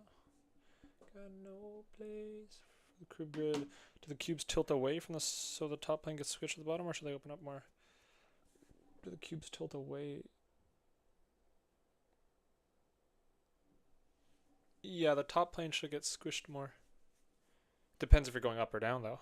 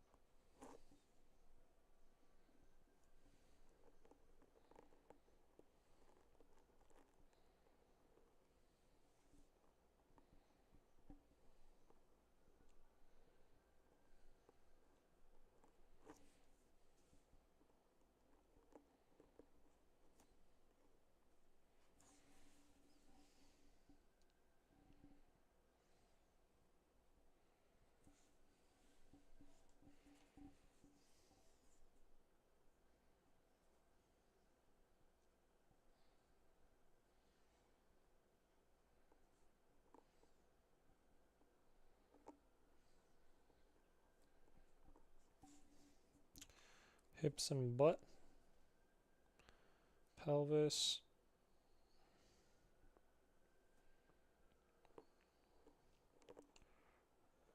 Rib cage.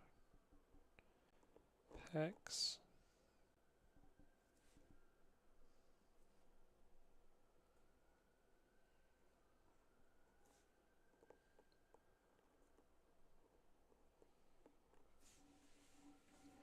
It's on in this for say. Oh, my bad, my bad. Little star, feels like you fell.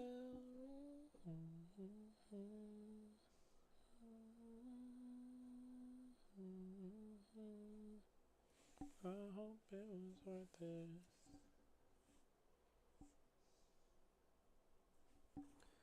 Seconds the world.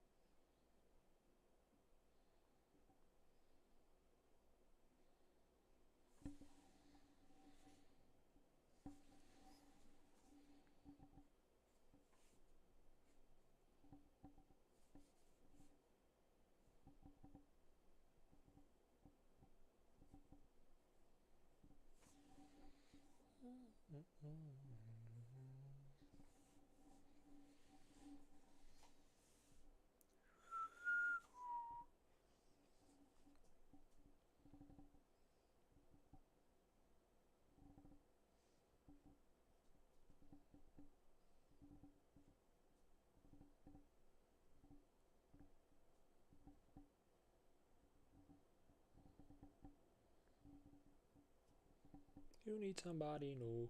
I see no other way. Here we go.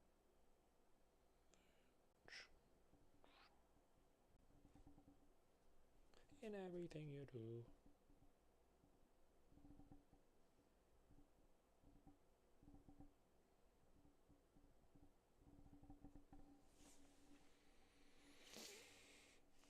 Thanks.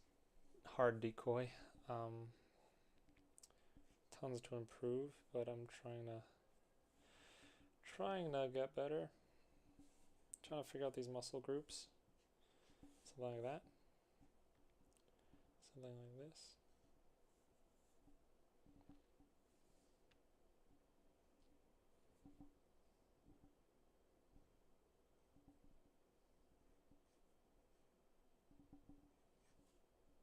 If I had one wish, I'd give it to you. Comes around the next day.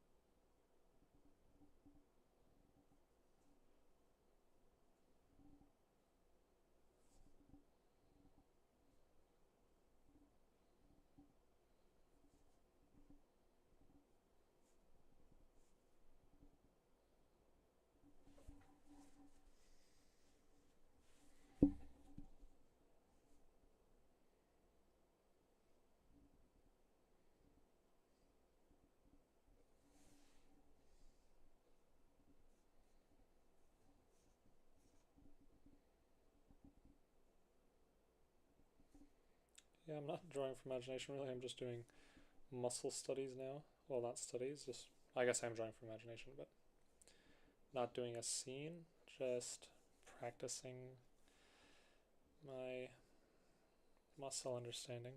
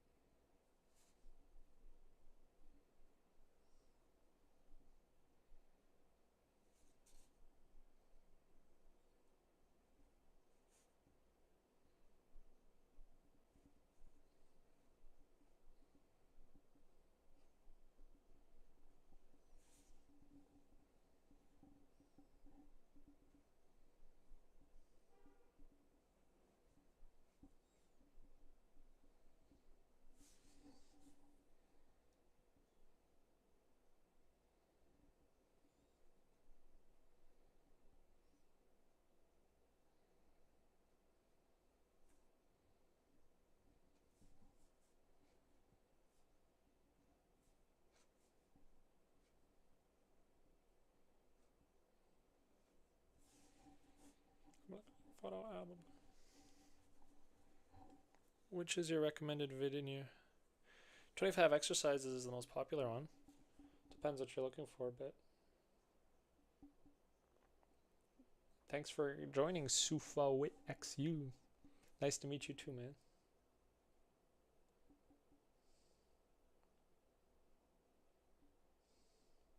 I'd start with the 25 drawing exercises video. Seems to be a fan of favorite. That would have done it.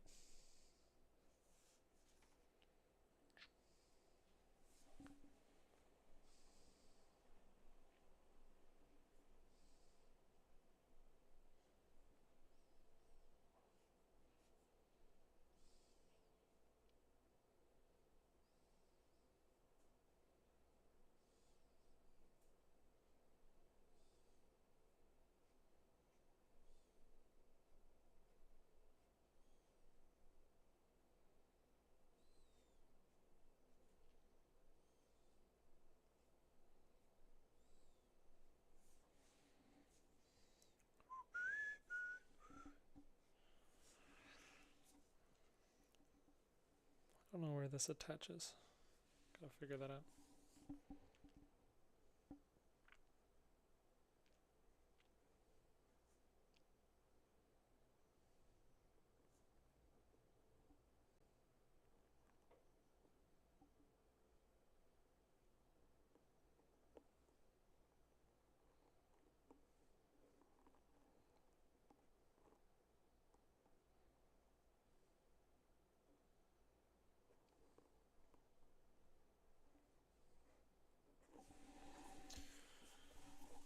Just practicing a bunch of, I don't know, just forms. Just this is probably the most practicing we're doing. No impressive drawings, just whatever subject seems to present itself. We'll figure out how to iron it out.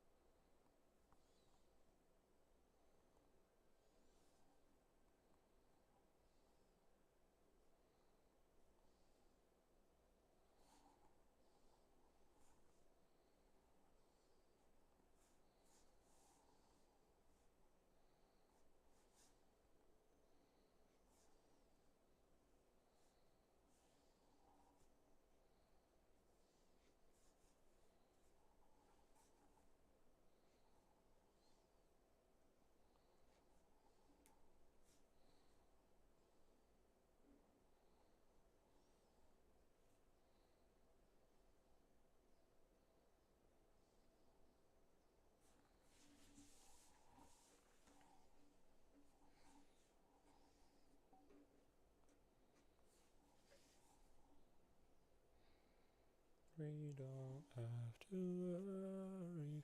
Do you start your mentorship students off with freehand perspective right away? No. No, you can't just freehand perspective right away. You have to know the rules. But I show them how perspective works in real life, because perspective is just like the mathematical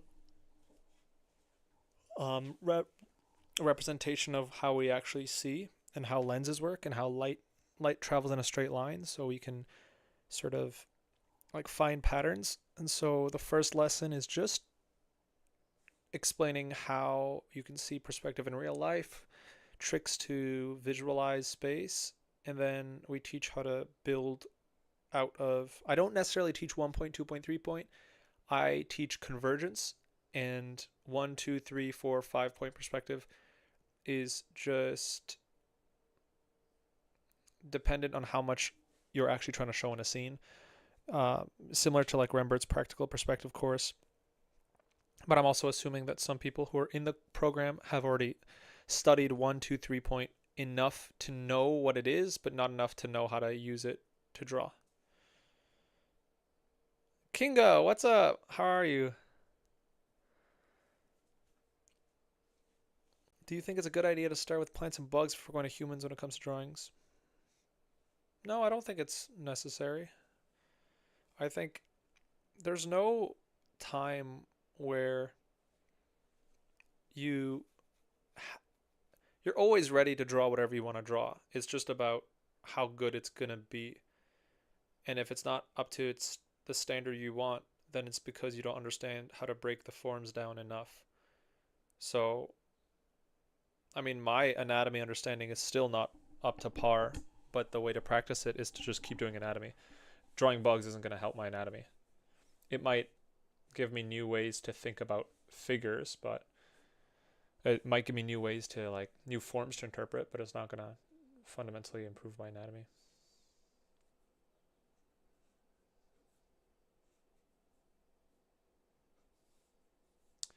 I'm doing good. What are you working on right now, Kinga?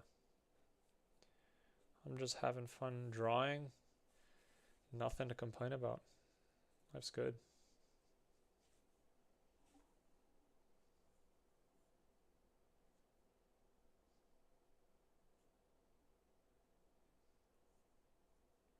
I do know what Sketchfab is. I use it sometimes for models.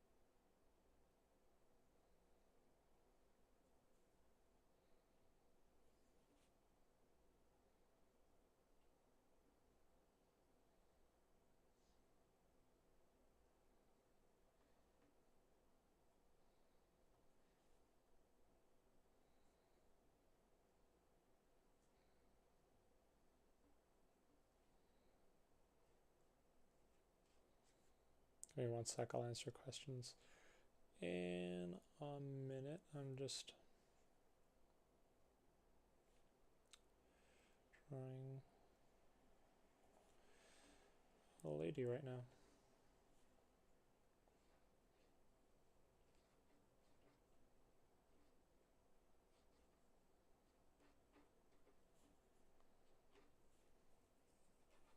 Painting recently has been fun because it reminds me that, as Author always reminds me, it's like you can solve a lot with just value shapes. Will make your drawings look a lot more dynamic if you start painting as well. Because drawing is just somewhat like painting.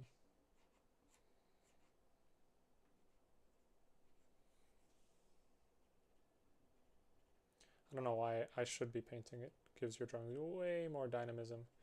It's rendering. Painting is just rendering. So if I can do that, it'll teach me how to make my drawings more dynamic.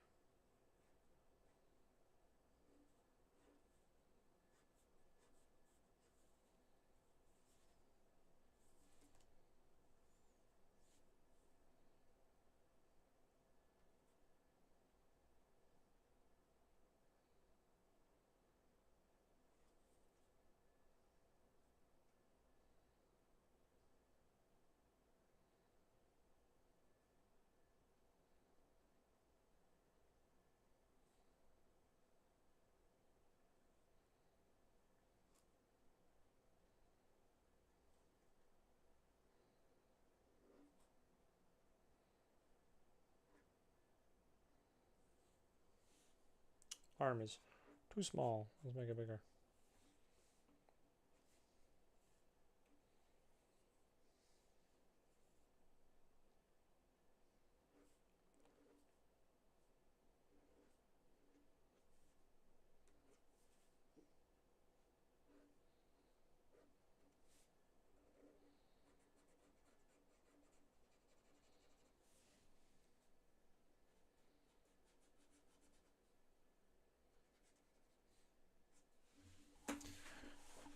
Chinese guy, what you doing?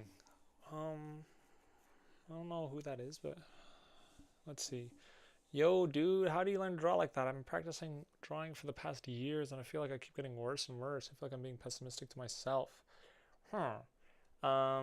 I would. Hi, oatmeal. What up? Um, I would.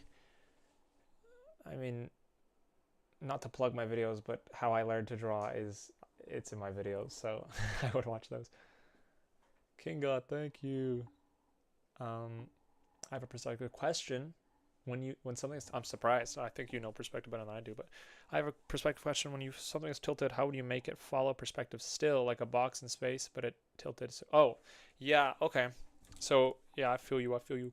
So if you have a straight box, it goes to the vanishing point, right? But if it's tilted, how do we make sure it's still going to the vanishing point? Well, it goes to a new vanishing point down from there. So I think you know that, but it's also, I think what you would do is you would draw a circle. For example, here, let's say this rectangle would tilt. Well, you'd draw a circle that it would rotate around like this. And the tilted box, to draw it tilted but still in perspective, it would sort of be touching that side of the circle. So in this case, something like this. Because it's the same thing vertically as it is horizontally. And if you draw, Zeph Draws has a video on this, by the way. So you have a box. If you want to tilt it, you just find the box's edges. These edges represent its radius that the circle will tilt on. And then if you want to draw the box at any other tilt, it would just be touching that edge. If that's correct, you'll notice that the new edge also converges to a new point on the vanishing point, new point on the horizon line. So should converge somewhere on the horizon line like that. That one's a cheat. Yeah. Any tips for making online art friends? Bruh, I don't have a lot of online art friends. I mean, having a YouTube channel helped. People are showing up here. So my art friends are here, but I'm a terrible online, I don't text. I don't respond to texts. I'm pretty bad.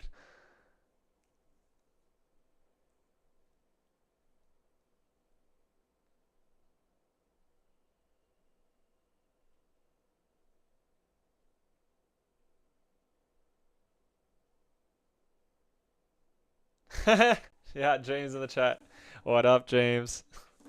Oh my god, I got reported. Yeah, I mean, no, well, James is we've been in person before, so. Actually, James was an in-person friend first, but I've been a follower for a long time. But yeah, no, I'm pretty dookie with texting. Yeah. James, are you a good texter too?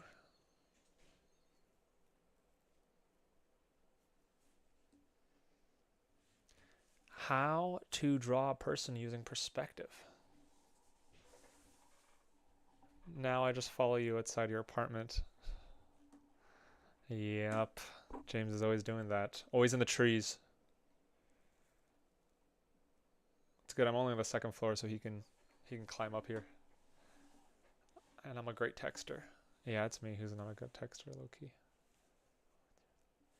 What's your flow for creating YouTube videos? I see you upload every 2 weeks. What do you do in those 2 weeks to stay consistent?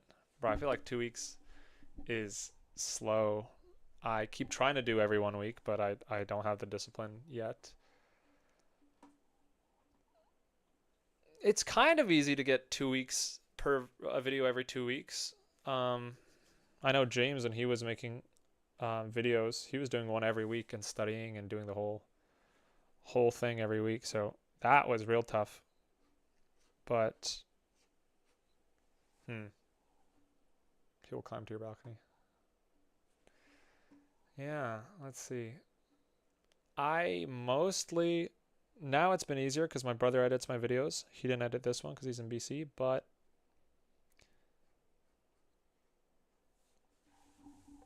I think I'm consistent with a one per year schedule. Yeah, nowadays. Yeah.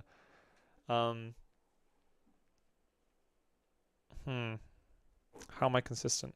Recently, I haven't felt too good about the YouTube videos, so I am kind of getting burnt out. But I think it's because I'm falling for the views trap. I want views. It's not good. Did you get burned out at all, James, or did you just stop because the animation work? Because you transitioned.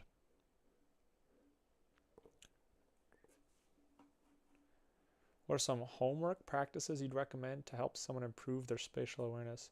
Dope that your brother edits though. That's great. Yeah, he's now uh, living with me, and then we're just working together. Burnt out because content is tough. Yeah, I feel like you covered all the practical bases for video tutorials too. Like you covered everything: perspective, volume, textures, all that stuff. But I always had the intent to do industry work. Hmm.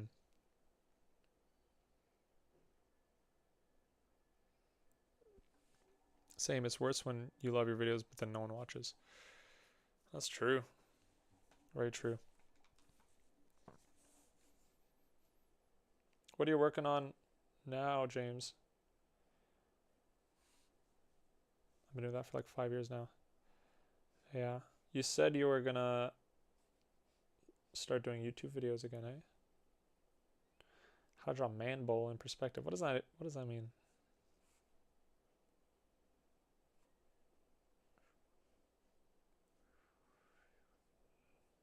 So I just wrapped up directing a Star Wars show, which was dope. Hell yeah. Are trailers out for that yet? Or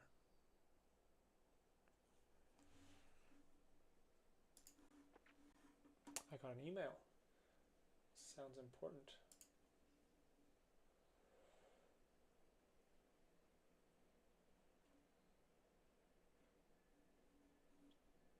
Yep. AI collaboration offer. Love that. Let's see. I don't think the trailers are out yet. Now I'm developing an indie game. How cool is that? What your is that your own project? The animations you're making?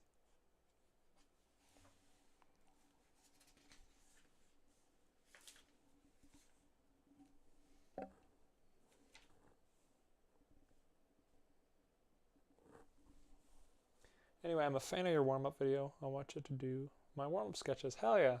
Love that. Yeah, that's Samurai Boy half animation. Oh, that's crazy. That's cool. Do you know like the coding side of it, or are you doing the art and then you're getting help with the game making part?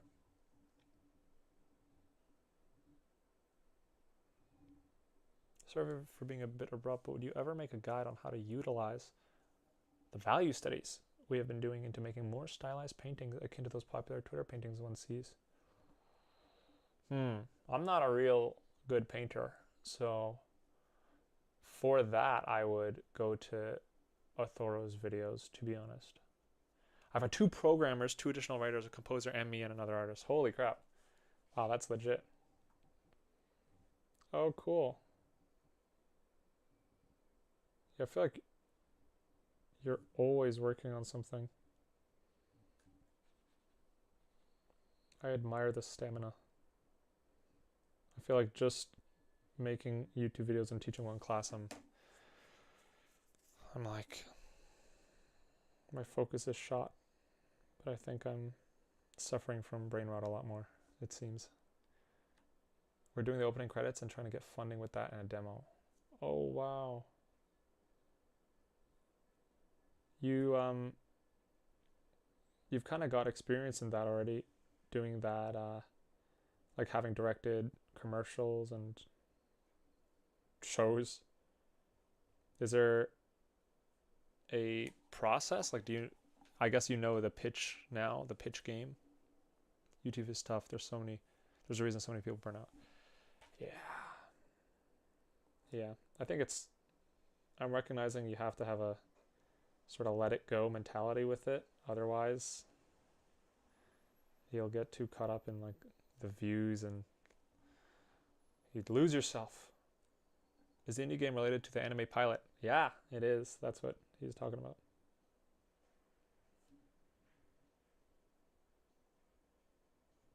Is the pitch process similar to how you would go about pitching a show?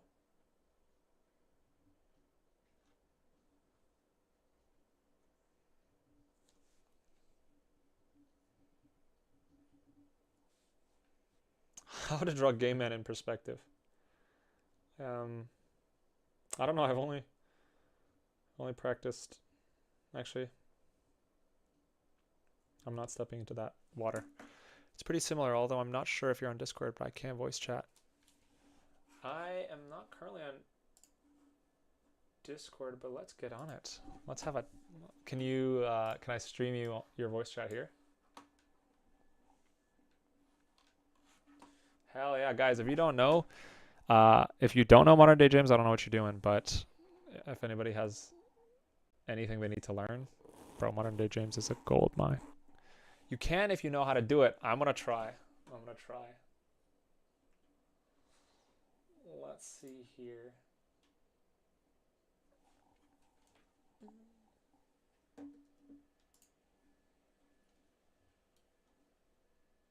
Hell yeah.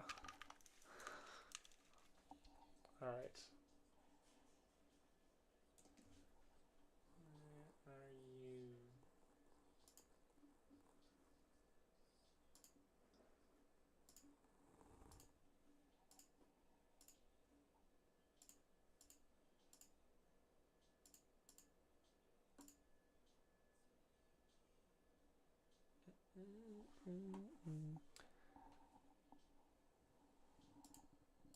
I sent you a friend request because apparently we're in the same group chat, but we didn't add each other.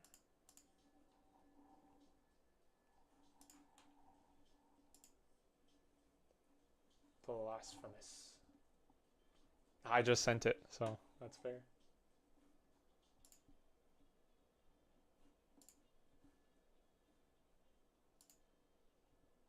How do I call you? Oh, here we go. Guys, we're adding Modern Day James onto the call. James, what's up? Yeah, I can hear you good. Yeah, let's see. I did it once before, but I hear myself twice.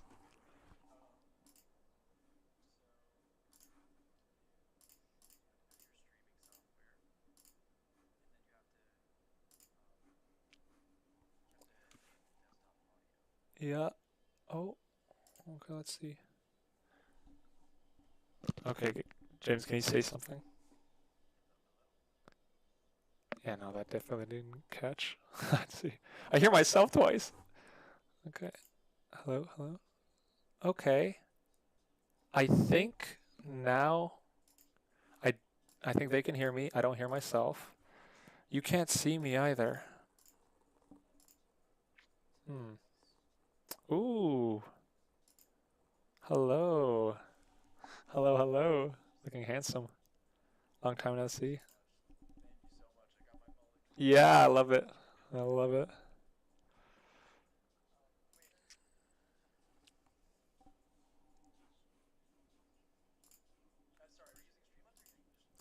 I'm using OBS. Let me move here.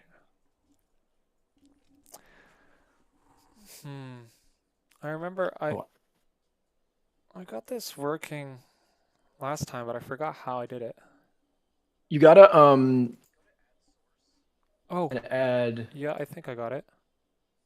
Okay, I will keep chatting. I will keep yapping. I think we'll see some positive comments. I think I got it. I see Hopefully, your voice.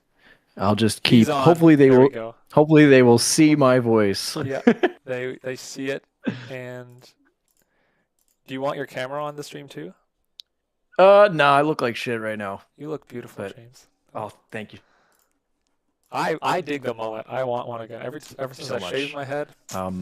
No, don't worry about it. I'll just chat with you right now. So, Thank you. have you been Well, playing I Blasphemous think for you would 11 look great hours? with a mullet. I'm a big mullet fan since I've Mm-hmm. had it, and Yeah. yeah, people are enjoying it. You can they can see my voice clearly. That's great. Yep. Um, yeah. So I was drawing, so that's why I wanted to just chat rather Hell yeah. than type like a fucking dingus in your Yeah. chat. Oh, can I curse on your stream? Is that a Of problem? course. Of course. Okay, good, Let's good, get good. all the swears out. First of all, how have you been? And the I've been swears will good. never be they'll never be done. Mm. I've been good. I've been. I I recently got good news that I'm doing a talk about YouTube at Lightbox, so that's super cool. Oh, cool. Yeah. Congratulations. That's awesome. Thank you. Yeah, it's just it's not, you just have to apply and do like they just picked from some applications. So I'm Don't excited about that though, because that'll be fun, but yeah, don't undersell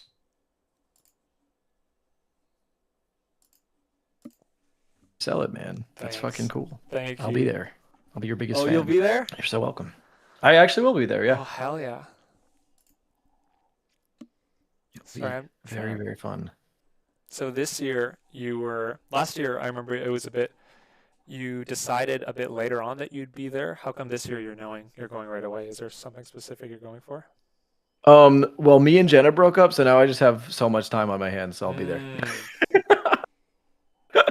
Was that do you want to talk about that? I don't want to, it's on stream, so I don't want Well, I to. How are you mean, feeling? you know, all the classic fun breakup stuff. We can talk about it after. Mm. But living that single life and it's been fun. It is So crazy how much more time I and can money you have when you're single. yeah, well, Yep. maybe not money because I like to go on a lot of dates, so that shit costs a lot of money. So, Mm. Yep. Me and um, Fatima also broke up. So we're both did on you the really? same. Oh shit! Yeah, we're on good terms, but we're We're we're we're also on good terms. That's, yeah. I'm glad. Okay, good. All of us on our single lives. Here we go. There we fucking go, dude. Shoot. Yeah, a lot of time. There's This a is lot of not time. related. Well, this is related to what we're talking about, dude. I made out with the most beautiful girl I've ever seen in my entire life. Like the day Ah, after, I'm well, like, oh shit. I'm happy You for know you, what? man. There's light on the other side. Hmm. Yeah, I just see them Um, pass and never say anything. So exactly. Um, but let's talk about important stuff and not bullshit. Well, it's important for it is our lives, important. but For it's not important for the chat. yeah. Um, yeah, so I wrapped up Star Wars, which was fucking ridiculous. I have never done so many all-nighters in my entire life, and I don't wish it upon anybody. Wow. I had worked several 24-hour shifts in a row, Oh my God. eh, which is You're actually working like a not doctor, something. bro. Yeah, it's not something a human being should do. Some of it was, I would say, my a little bit of inexperience because I kind of hopped in on the job and just like learned just learned on the job, so that was part of it. Hmm. But I'm so thankful for it. It's really cool working with like incredibly talented supervising directors and like just seeing their cinematic vision. Because like at that point, it's not even necessarily about drawing quality. It's like how good are they at storytelling in a visual sense, Hmm. And you and that said kind of thing. you got picked as a director on that show? Yeah. So talk, I have no idea like what the animation world's like. What was the entry into it? How did you get the job? What's your responsibility? Um, yeah. So I got the job.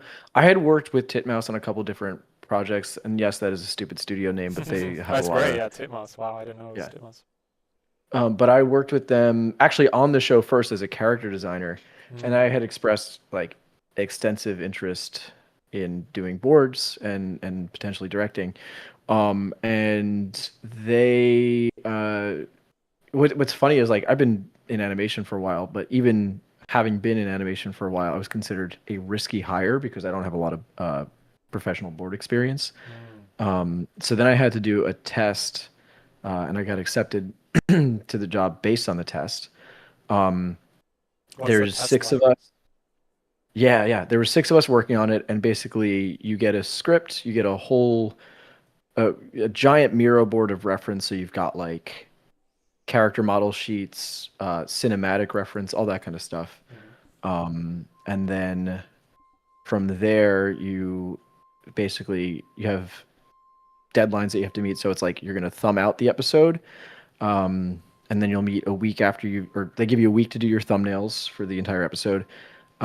Then from thumbnails you go to roughs, and in roughs you're doing it basically plays out like key animation. So uh, in this Western pipeline of animation, you have like super duper detailed storyboards or animatics because those get sent overseas for animation. Mm. So at some point, I'll show you my storyboards, and you'll see they just look like straight up animation. Oh. Uh, so, like my storyboard for the series finale or season finale was like, I think there's something like 1,300, no, probably more than 1,300 drawings in there. It's fucking crazy. So many Wow. drawings.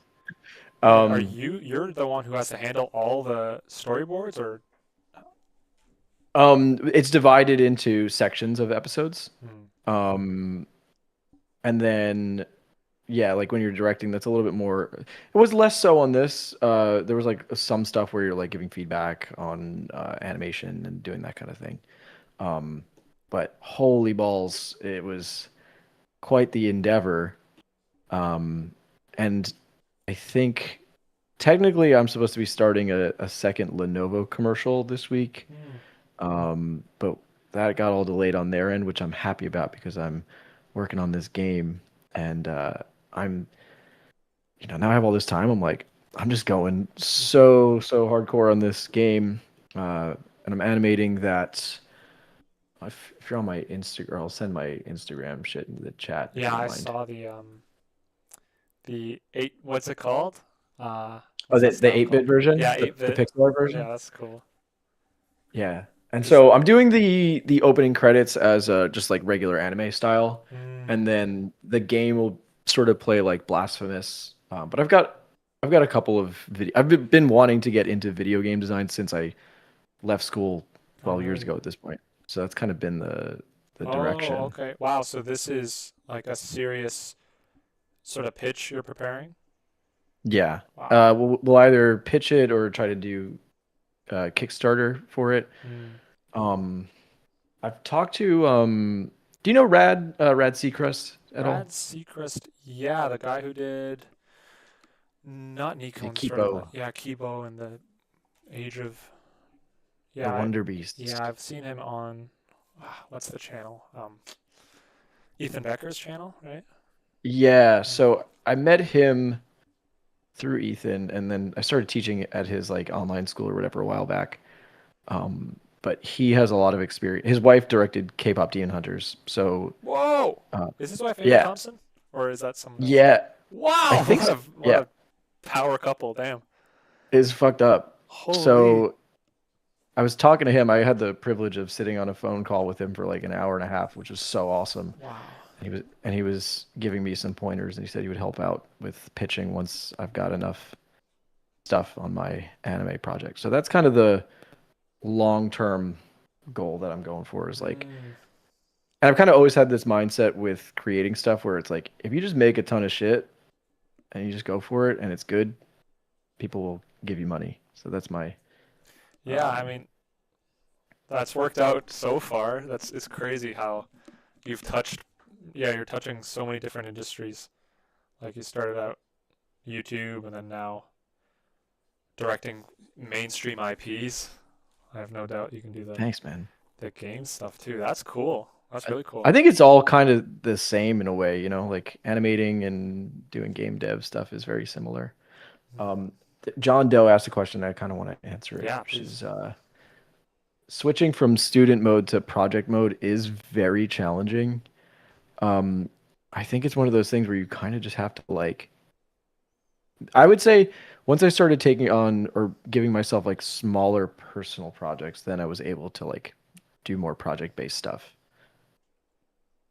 So if you're doing animation, it could be like do a very small, like 5-second thing, and then gradually you can kind of step up the scope of the projects. But because that's always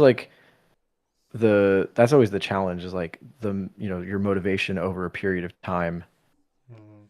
is going to wax and wane. So if you don't have any experience like bringing a project to all the way to the finish line, I think you've got to start really, really small.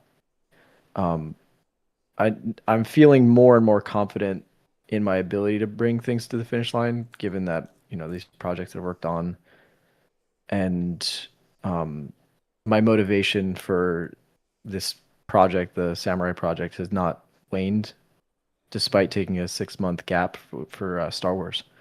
So that to me is a good sign that like, okay. Also, it's a very personal story Mm. that I'm writing, so it's very kind of thing that it's also, yeah, writing is like such a valuable part of creating, I think. Hmm. It's all fun. Anyway, I've been yapping. No, I want to know more. I want to ask specifically, like you, as someone who started, YouTube was always like a stepping stone for you, right, towards a career. Like since you started there, that's Yeah, yeah. So like I've told you a bit about the band stuff and like when I yeah. was making music and writing and stuff all the way back in middle school and high school, I always just used YouTube as like sort of like a stepping stone or way to advertise for the band. Hmm. So I would do a lot of all the way back in literally the first year of YouTube, I was uploading guitar covers. Yeah. So I think it was like 2005 or 6. So I've got guitar covers all the way from back then, and uh, that ended up getting traffic over to our MySpace page for the band. And Mm. like when that translates to actual people standing at your concert in front of you and you have like a sold out venue, you're like, oh shit, this is actually something that is really feasible. Hmm. Um, so I've always known, like, I think the reason why I spent time in student mode for drawing was just because I wasn't as experienced with drawing as I was with music. Mm. And so I kind of always knew where I was going with it, I guess. Mm. So that helped me. Yeah. A So lot you, of, yeah. sorry, you've always been sort of project oriented, it seems like you're trying to. What do you think that is, that drive to make finished things rather than like, because you could have just stayed in the YouTube niche. You had what, like 700,000 subs. You could easily have made that just the end of your career, right? I, the problem is I just don't respect YouTube. Mm. At least when I do it. Yeah. So, So, like I respect YouTube in the sense that it's like it's a lot of work. And here's what I'll say. There's some YouTubers that do incredible stuff, but as a yeah, but it's not like me an artist. You wouldn't say. I say I'm like a creator, a YouTuber. I don't really say artist, although the video I just launched was artist. But like, well, like I even totally for you, understand like it's not I industry. value I value you because you're Oh, thanks. one, a really fun guy to hang out with. Thanks, man. That's first and foremost, no matter what. Thank you. Two, you're good at drawing. And Right. then third would be like, oh, okay, it's cool that you do YouTube stuff. Hmm. But the YouTube is never, I always just see it as a conduit for what you're doing. Yeah, And not, yeah. I see. No, I absolutely understand. It's like to reach the pinnacle of art. I mean, the best artists in the world wouldn't be like, well, I need YouTube. They would be selling their art and they would be making projects. So I Yeah. see. You Like just. my hope is that people forget I have a YouTube channel after a while. Mm, I I don't want see. anybody to know I've got it. But also, it's. Would you prefer to do your own fully funded projects, or do you like being part of a team or making something? It seems like, based on what you're making now, you've always had a personal project running in the background. Small small teams are always way better.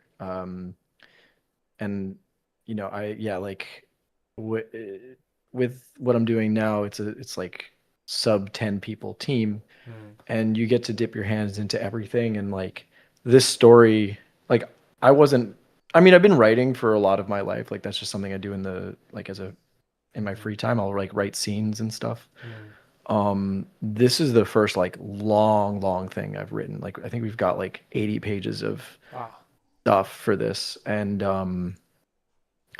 it's so personal. Like it started literally from my therapy sessions and then Ah. turning that into it was like turning that into characters, and everything has like a really emotional basis behind Mm. it.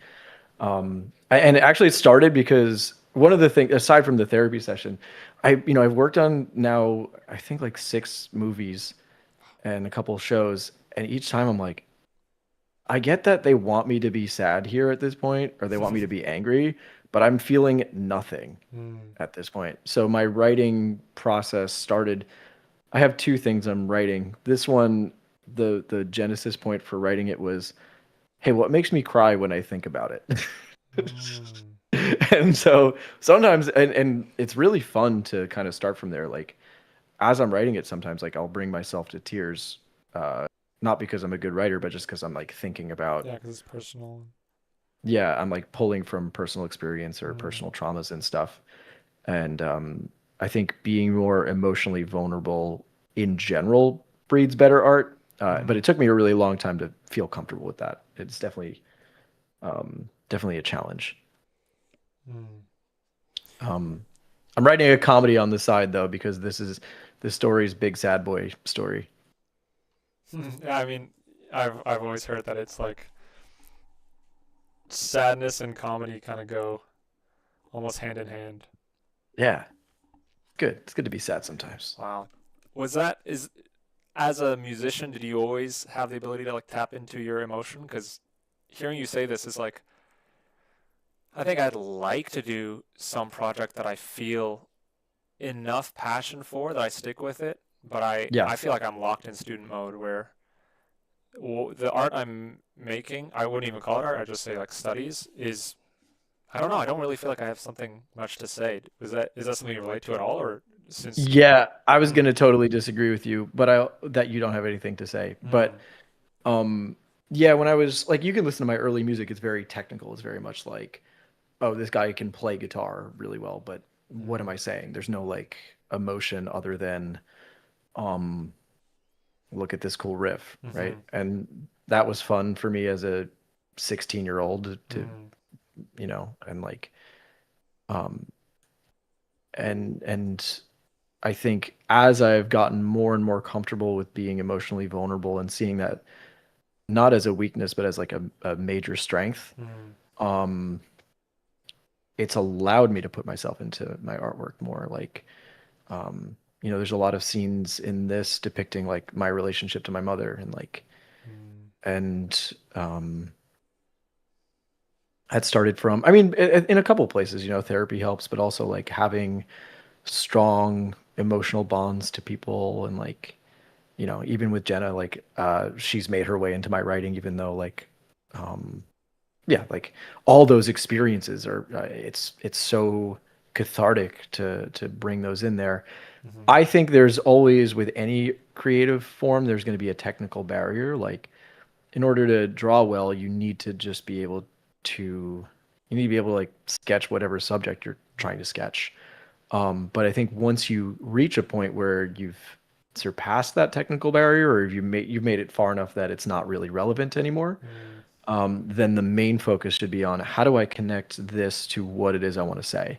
mm, Um, and um, this piece, this game and story is very much about like the ramifications of like generational trauma and mm, the ramifications of like um, how that makes you like the main character is based off of like the emotions I felt as a kid being like severely bullied and having like the shit mm. kicked out of me and Wow. like the main like core of this story is like this young kid essentially has access to more and more power, the worse, the more evil the things he does. He has more access to like Mm, power and strength, and it's like what a moral conundrum. Like if you give a sort of traumatized child that ability, and you see this with like school shooters and shit, mm-hmm, where it's like you give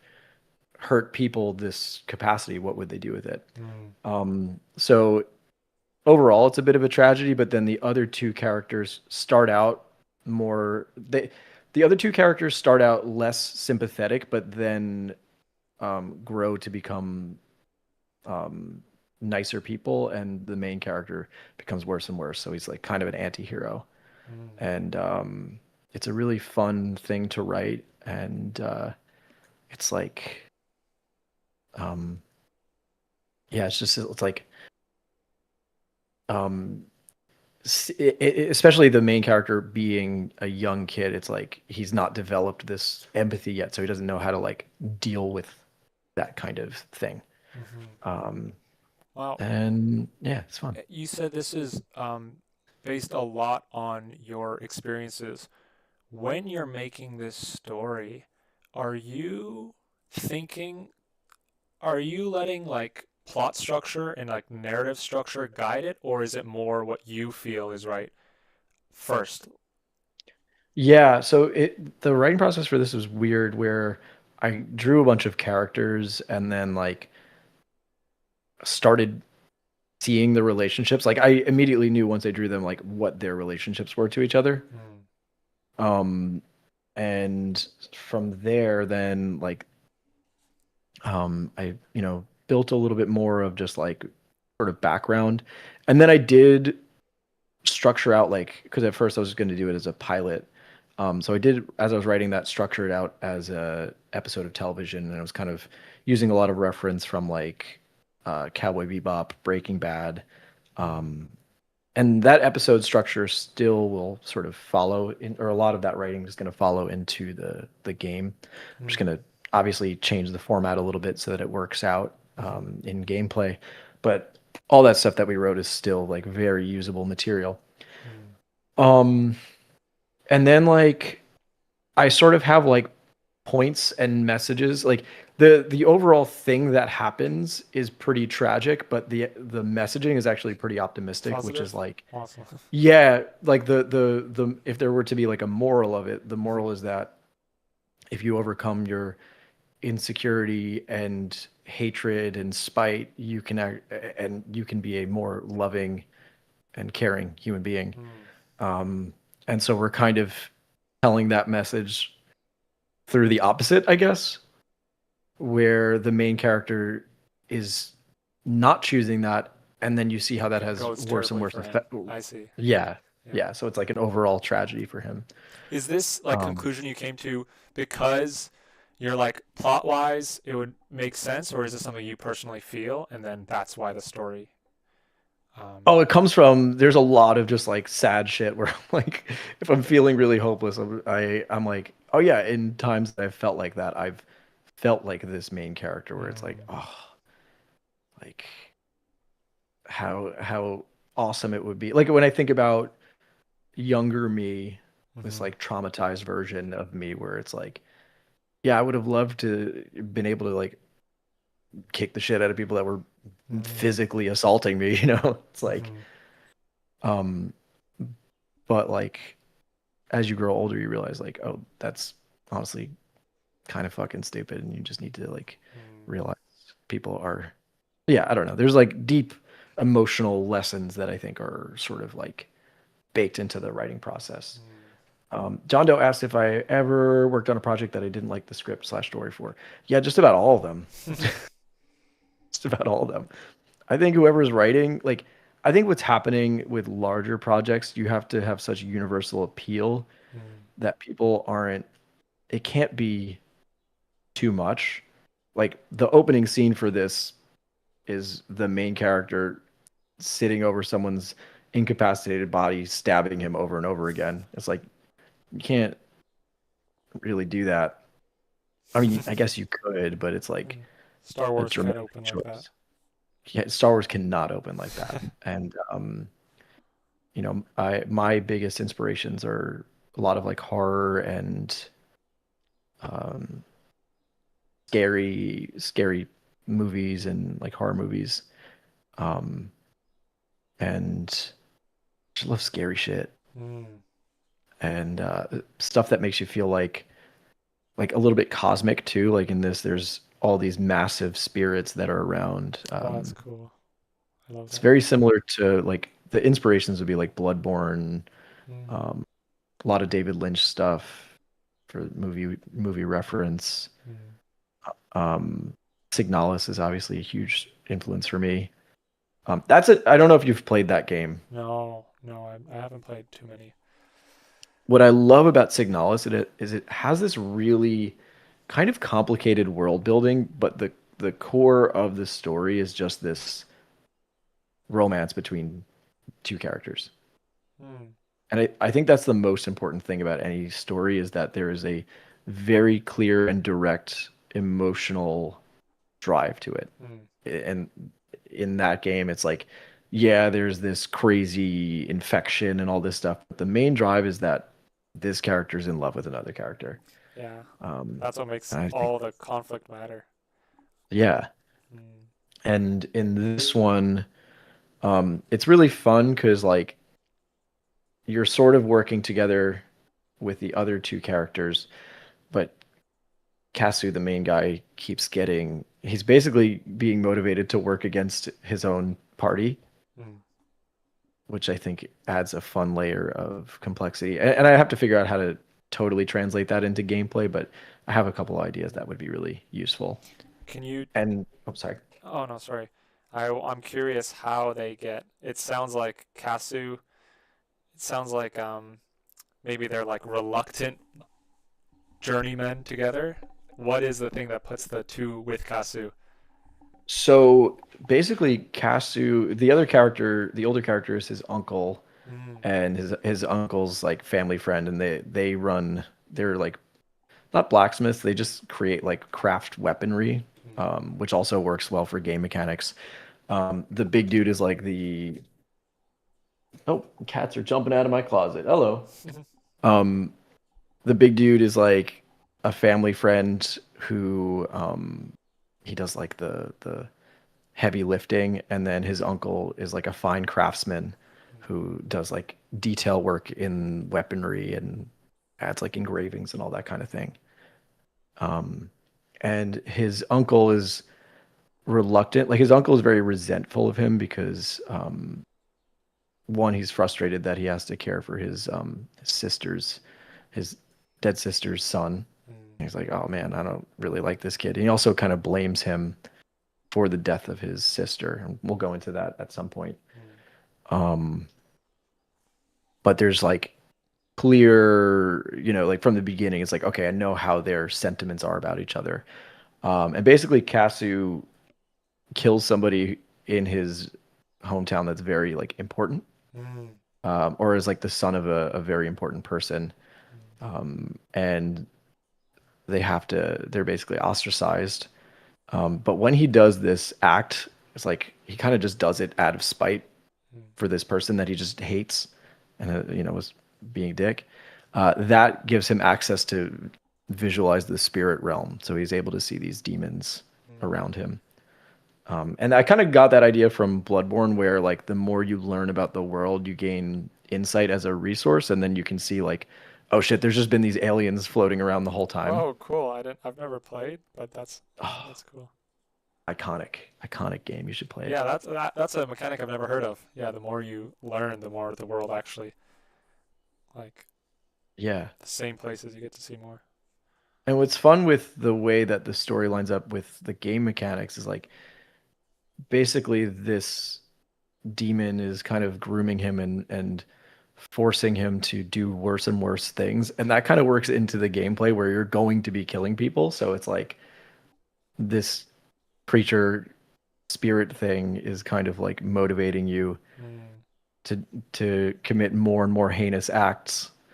Um, there's a moment in Bloodborne I kind of want to copy a little bit where at a certain point the enemies stop attacking you and they're just sort of like cowering in fear from you. you have to kill And him. I think like yeah, and Oh like at no. the climax of the game I'm thinking like, oh, how awesome is that? They're not even fighting back. They're just like afraid of you because you're just an asshole. Oh no. And you have to. Yeah. That's cool though. It flips the. I like that. Flips the script a little Yeah, it bit. flips the script. Where in a game you mostly just want to kill, but this time you're like, oh shoot, Yeah. maybe not. And I think it's fun. I don't know. Like there's so many like right now I'm animating the first shot of the opening credits and it's Kasu crying Mm. and I was crying over this breakup. I literally just filmed myself. I was You're like, I like, gotta use this for reference. I was like quick, I gotta use Very this as animator of reference. you. Yeah, I was like, shit. Like, yeah, you're feeling the emotion. It's real, genuine And, sadness. So dude, and it made such a difference. It made such a difference. It it's really actually such works. an animated response. It really Yeah. is, dude. And yeah, honestly, I woke up today. I'm just like, I'm getting in the fucking zone, and Oh, hell yeah. I've lost all sadness about it. Mm. I'm now just. That's the beauty of art. I'm just Mm-hmm. in the zone drawing. Yeah. Yeah. I don't know. I find I every time I get sad, I agree with you. We touched on earlier saying like I have nothing to talk about. I feel that more with drawing than I do with, for example, like I've always wanted to like write music or Yeah. enjoy writing. Um, Hmm. I guess I cringe saying I like poetry or anything, but I like No, don't. putting on Okay, I'm gonna cut you off. yeah. Nothing is cringe. You know what people? You know what cringe is? I think Is cringe is people being afraid to be vulnerable, and I I think think cringe yeah, is I think I'm dumb. so scared because maybe I'm just too I'm recognizing I'm making the mistake that I can maybe recognize in other people. I'm just being way too. You've told me to stop qualifying. I think I would have something to say if I wasn't afraid of saying it wrong, but Yeah. I'm so set on. I think I'm just worried about failing. Um, so I say, oh, I have nothing to say, but I think more so it's just like I'm Yeah. scared, probably. But You would not be the first person to experience that. mm, I think that is an incredibly common experience, and it's just like anything else. You just sort of practice it, mm, you know? yeah, You practice it. I think like, I don't know, it took me a really long time. Like I would not be like I'm going to sound old. When I was your age, I would not be having the conversation I'm having with you right now. mm, Took me this is pretty recent. I'd say within the last like 5 years, I felt way more comfortable. mm, And it translates into my music. It translates into my writing. It translates into all of it. And I think it's all connected, honestly. So if you if you're saying, "Oh, I find it that it's actually a little easier to express my emotions when I'm writing," mm, well, then write something out and then try to draw it after, you know? mm-hmm. Because Yeah, clearly you're good at like coming up with stuff from your mind. So yeah. Thanks. Yeah, I guess I think when try to draw what I'm feeling, I always think it's so like on the nose. It's not a. I guess I look at it and I feel like visually, it's just yeah, because you're not used to doing it. yeah, Like when you're drawing in crazy perspectives, right? yeah. Were you good at it when you first did it? No, absolutely not. That's Okay, it's just the same thing. It's the yeah, that's same true. thing. It's literally the same thing. I wasn't good at any of this stuff, and it's just like the more you do it, the more it becomes natural. Um, and um, it doesn't even, it's not like you even need to do it. Like Hmm. I feel like in general, a deeply emotional person, and that's a big motivating force Mm, behind my work. Um, but also like I think of any movie, game, or whatever, and it's like usually they're remembered from because there's some sort of emotional through line that really sticks with people, you know? hmm. And I also have a rule about conversations that like if you're not telling me how you feel about it, then you're not really having a conversation with me. Like if you're just Yeah, like, oh, I just did this, I trading did that. information. Yeah, absolutely. Yeah. Yeah, I think I'm learning. This year has been a bit of a since breaking up with well, Fatima and I it was like mutual, but since we split, I recognized that I had a lot of. I think I am seeing that maybe I just don't let myself feel that much. Yeah. Um, That's very, very common. yeah. So I had a like with That's my why I had the breakup on the other end. really. Yeah, we had the opposite It's like yeah, you're not dynamic. opening up. Oh, so you think? It sounds like you're very in touch with your emotions. Would you say? Yeah, very much so. Hmm. Was that? And so you Annoyingly said, so. is that something in the last 5 years you've had to like you learned how to open up, and before that it was harder, or? I think I've generally been a bit like this, but then um I think I'm way better now about like communicating it in a I don't know, communicating it in both in conversation and in like my artwork.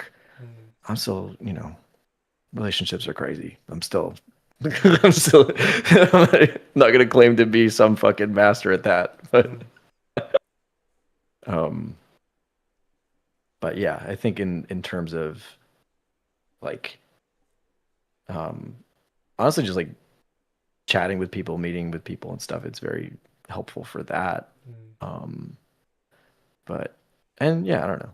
Yeah, I'm just a fucking sad boy out here doing making sad boy art, you know? Mm. Yeah, I feel like I guess this is similar. Um, I guess in you might have resonated with this more at my age too. Like I feel like I'm good at something that colors a lot of my interactions is thinking about I guess it would be people pleasing, like what the other person wants me to Yeah, say before I think what do I actually think. So yeah. that's probably and I think it's something people start with because it usually gets them the results they want if you don't have that much like love for yourself and you're like, well, it would make me happy if they liked me. So you're like, okay, I'll just do Yeah. whatever they want. So I think that's maybe just a very I think all children maybe start from there just like cuz you I don't know. I think it's a I'm gonna say not all because there's some yeah, really defiant that's fucked up true. Yeah, people. yeah. But I mean like it's a That common being said, 20s thing it there seems. are a lot of people that do that, myself included. Mm. But I'm of the mindset that you can't be a centrist in art. You have to have Mm. strong opinions. Um, and if you're not expressing strong opinions while creating, then people won't express strong opinions about what you're making. Mm. Oh, that's a good way to look at it. Yeah. And regarding people pleasing, who doesn't do that? I mean, I I value people that don't do that. I think it's a really good skill set to work on. Um, and at least for me, like I've always gotten out of like in drawing and creativity, I've been the opposite of people pleasing. Socially, I'm more that way, but that's Mm. why it always drawing has always felt like, The or outlet. creating in general, it always felt like an outlet for that. Yeah, Oh, where it was like, interesting. yeah, Okay, that's cool. where it's like, oh, this is my domain where I can be opinionated as fuck and tell people they don't know what Mm, the fuck they're doing. I see. But so you also, I see. So it's sort of domain specific, or in social settings too. It can still be like, oh wait, oh, Yeah. I get Somebody says, "Come outside, James. We won't jump you." Yeah, I know that. I go out too yeah, do you much. think James is trapped in his house? Yeah, dude, going out too much. Mm, I gotta tone it down.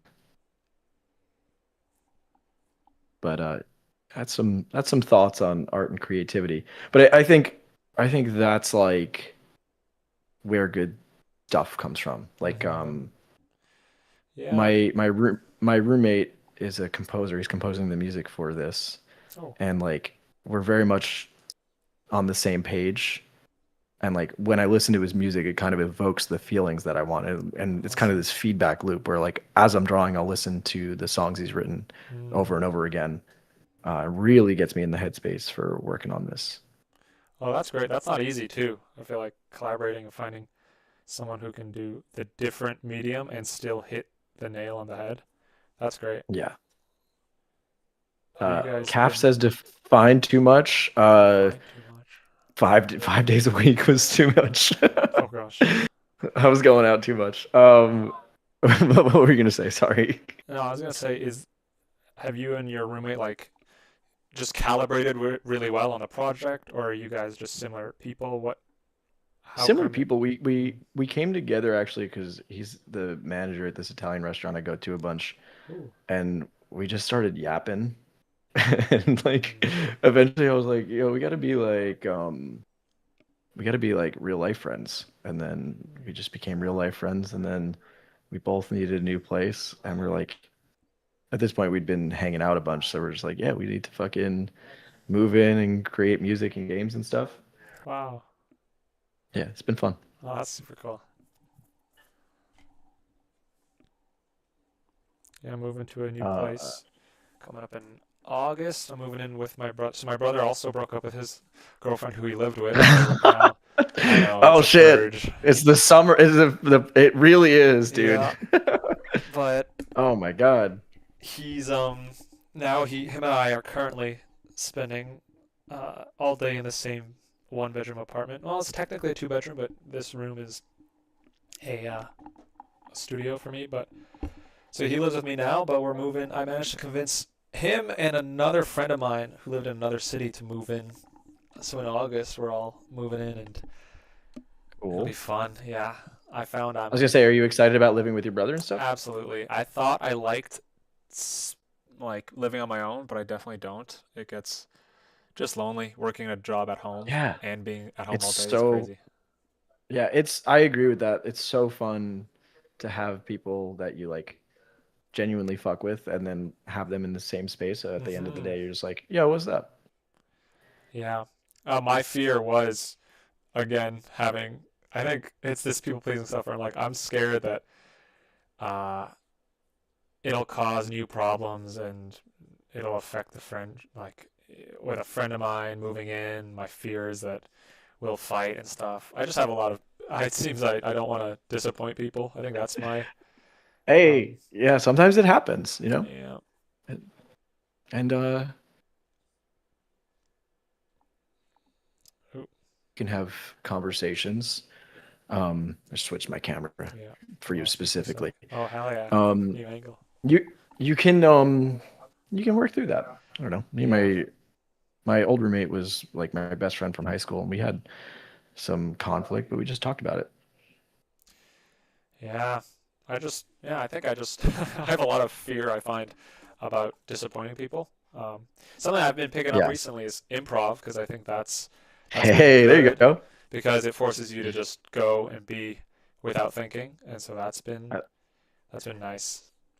I love improv. It's so fun. Yeah. I'm glad you're doing it, dude. Yeah. Have you done it before? I certainly have. Actually, a lot of my I have Oh. like a whole I don't think you met Andrew, but his Mm-mm. whole friend group is like improv and acting class people. So Wow. Oh, that's a cool. big portion of my friend circle is like actors and improv people. Oh, that's awesome. I found it's super nice because it takes me a long time to get close to people, and improv.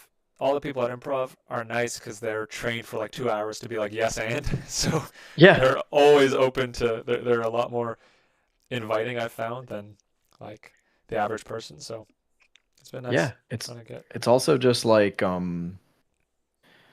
I don't know. I just think it's so fun and like I don't know. There's just something so nice about Yeah, it's just being fun. creative It's on the plain. spot. Yeah. Yeah, it's Yeah. literally just what you would have done as a kid, like make up scenarios and just role play stuff. It is. It's a lot of fun. I don't know if it's like a Northeast thing, but we've always had like me and my roommate and like our whole friend group, we always talk about just like going with the bit. Hmm. I didn't realize that's like an improv thing. I just thought that's like Oh, you just have to like be good in conversation and go with the bit. I yeah, don't know. yeah. It's funny. Yeah, improv is just kind of like I think it's just playing. Yeah, so you can end up having done a lot of improv like stuff, even if you're not in improv, because yeah, like some of these are just like you figured them out on the playground or with Yeah, your friends in high school, where it's like, yeah, it's no fun if you ruin a bit. You got to keep it going. So you gotta go with the bit. yeah, Um, it's gotten Not sure how me much. out of my head more because oh sorry. Yes. No, I was just reading questions, but Hmm. Yeah, get out it's of your gotten head. me out of my head because the more you're just put on the spot to like, yo, make a joke. My fear is if I don't think about it, I might say something offensive or I might upset someone, and I'm worried I don't want to give the wrong impression. But the more you do improv, That's The more you test that Yeah. out, and you realize You most. do need to stop just constantly having racist thoughts going through your head. Yeah, that's the But issue. I gotta stop yeah, being a but blatant. I think once you get over that, then you'll be able to Hmm. do it a little bit more calmly. Hmm. You know? Yeah. No, I had to learn that the hard way. No longer welcome at two of the three venues, Yeah, but we yeah, got one more try. yeah. That's good. Someone says, not sure how much you contributed to the new Avatar movie, but are you worried about the impact the leak will do on people who worked on the movie? Mm. I contributed a decent number of shots, and no, I'm not concerned about it. But that's because I don't know. I just don't care. But I actually don't know what the impact is going to be. Is it like less people are going to see the movie, and so that's what we're upset about? I'm just annoyed that I I don't can't know. share my shots, even though the movie's out there. That's yeah, that's crazy. They That's what still I'm don't want you concerned to. about. I feel like any people who would have gone to the cinema would have not watched it or will still go. I don't know. I didn't even really know I about what happened, so I don't. Yeah, As far as I understand, it somebody got leaked. The whole thing. yeah, they leaked the whole movie. That's actually crazy. Has that happened before? That's I an don't know. insane fumble. What What's happened? Was crazy it too, like malicious or? I think I've heard two stories. I don't know which one of them is true. I've heard someone in distribution sent it to the wrong email, and I also heard they got hacked. So I don't know which one of those is Mm, true. I will say that it was literally the most high security project I've ever worked on, where wow. they had to send me a specific thing from Australia, to a specific computer from Australia to work on. Then they had me take a video of my room to make sure that no one could see in What? through windows. It's like a whole thing. And then I'm like, you And they motherfuckers made me do all that, and then you're and just gonna then leaked leak the it. whole movie? That's actually crazy. Like, what the Wow. fuck, dude? Yeah. Crazy. What the hell? Leak the whole movie is crazy. I didn't even know that was possible. They actually got the Yeah, entire MOV file the and whole thing, just dude. It's crazy. wow. Is there any in? Do you know any? Like how many people have watched? Is there any indication of like so far the impact? I have no idea, and Mm. I haven't seen it, and I want to see it because I want to see how my shots turned out. Mm. Wow. And when's it coming out? I actually somehow know very little about this project at all. I think it's coming out. I don't think it's coming out this day, but in my mind, it's coming out on October 7th, which would be a Okay. terrible day for So it. a few more months at the very least. Yeah, Wait, how but accurate is your guess? You seem to just be airballing. well, yeah, you know about October 7th, right? Wait, what's on October 7th? There was a thing that happened a couple of years ago. That's happening now. There's a whole genocide in Palestine happening after October Oh, 7th. yes. You know that whole I thing. see. Yeah, that would be a bad date. Yeah, so I Oh hope they shoot. didn't set their release date to October 7th. Yeah. But I remember seeing the date and thinking, oh, it's pretty close to October Oh 7th. no. Yeah, the distribution team really just They dropped fucked the ball everything on up, this man. thing. They really did. It's also so delayed. Really? Yeah, it was supposed to come out in like Man. 2023. Really? Holy. Yeah, Okay, apparently it's October 9th. October 9th. Okay, Okay, phew. that is not October 7th. Holy. That would have been fucked up. Would have been. Yeah, well, I have not seen it. I'm standing with the. You're standing with us animators Yeah, with the in the animators. trenches. Thank you. You're a kind I person. know, I'm such a real one. You're just a people pleaser, but that's okay. Yeah, yeah, I'm only doing it so I don't get hot water. Yeah, there you go. Yeah, yeah, being a people Um, pleaser sometimes ends up good for you. I think sometimes no, I okay, at a certain point in my life, and I told myself this ages ago, and I've kind of stood by it for like 20 years. I went, you know what? I'd rather make the worst impression than no impression at all. Mm, And I've kind of just been living by that forever. mm. And I like it. I'm gonna keep doing that. Yeah, that is good. I think I'm in the I'm gonna try to make the best impression possible, and if I fail, I suck. And it causes a lot of Yeah, pressure. It's definitely it scary. does. Yeah, It does. I You gotta gotta I gotta gotta learn to let just go a little bit. yeah. You gotta do some crazy shit. Go do some rock climbing with me. Because like dangerous stuff I feel like it just puts everything in perspective where you're like, oh, nothing is scary because I just climbed this mountain which could kill me. Or like Yeah, I I feel think like sorry, no, no, no. I was gonna get into a like monologue about my where I think this comes monologue. from. Yeah. All right, let's monologue. Monologue. I Do think it. I notice I'm scared of. It always goes back to the parents, and I think my parents. Yeah. Uh, I was lucky to have very attentive parents. Both of them are always like calling me, and they're both together. But then the thing that I get is a fear of disappointing them, I think. So anytime I think Yeah. like my mom is very much like anytime I say I'm going to do something, she thinks of the most dangerous situation possible. So she's like afraid of me walking home at night. I'm like, man, mom, Yeah. I'm a dude. I'm the one Yeah. people are worried about walking home at night. Not Yeah. you shouldn't be worried about me. So I've always had that voice of my parents, and I remember like I mean, this is not.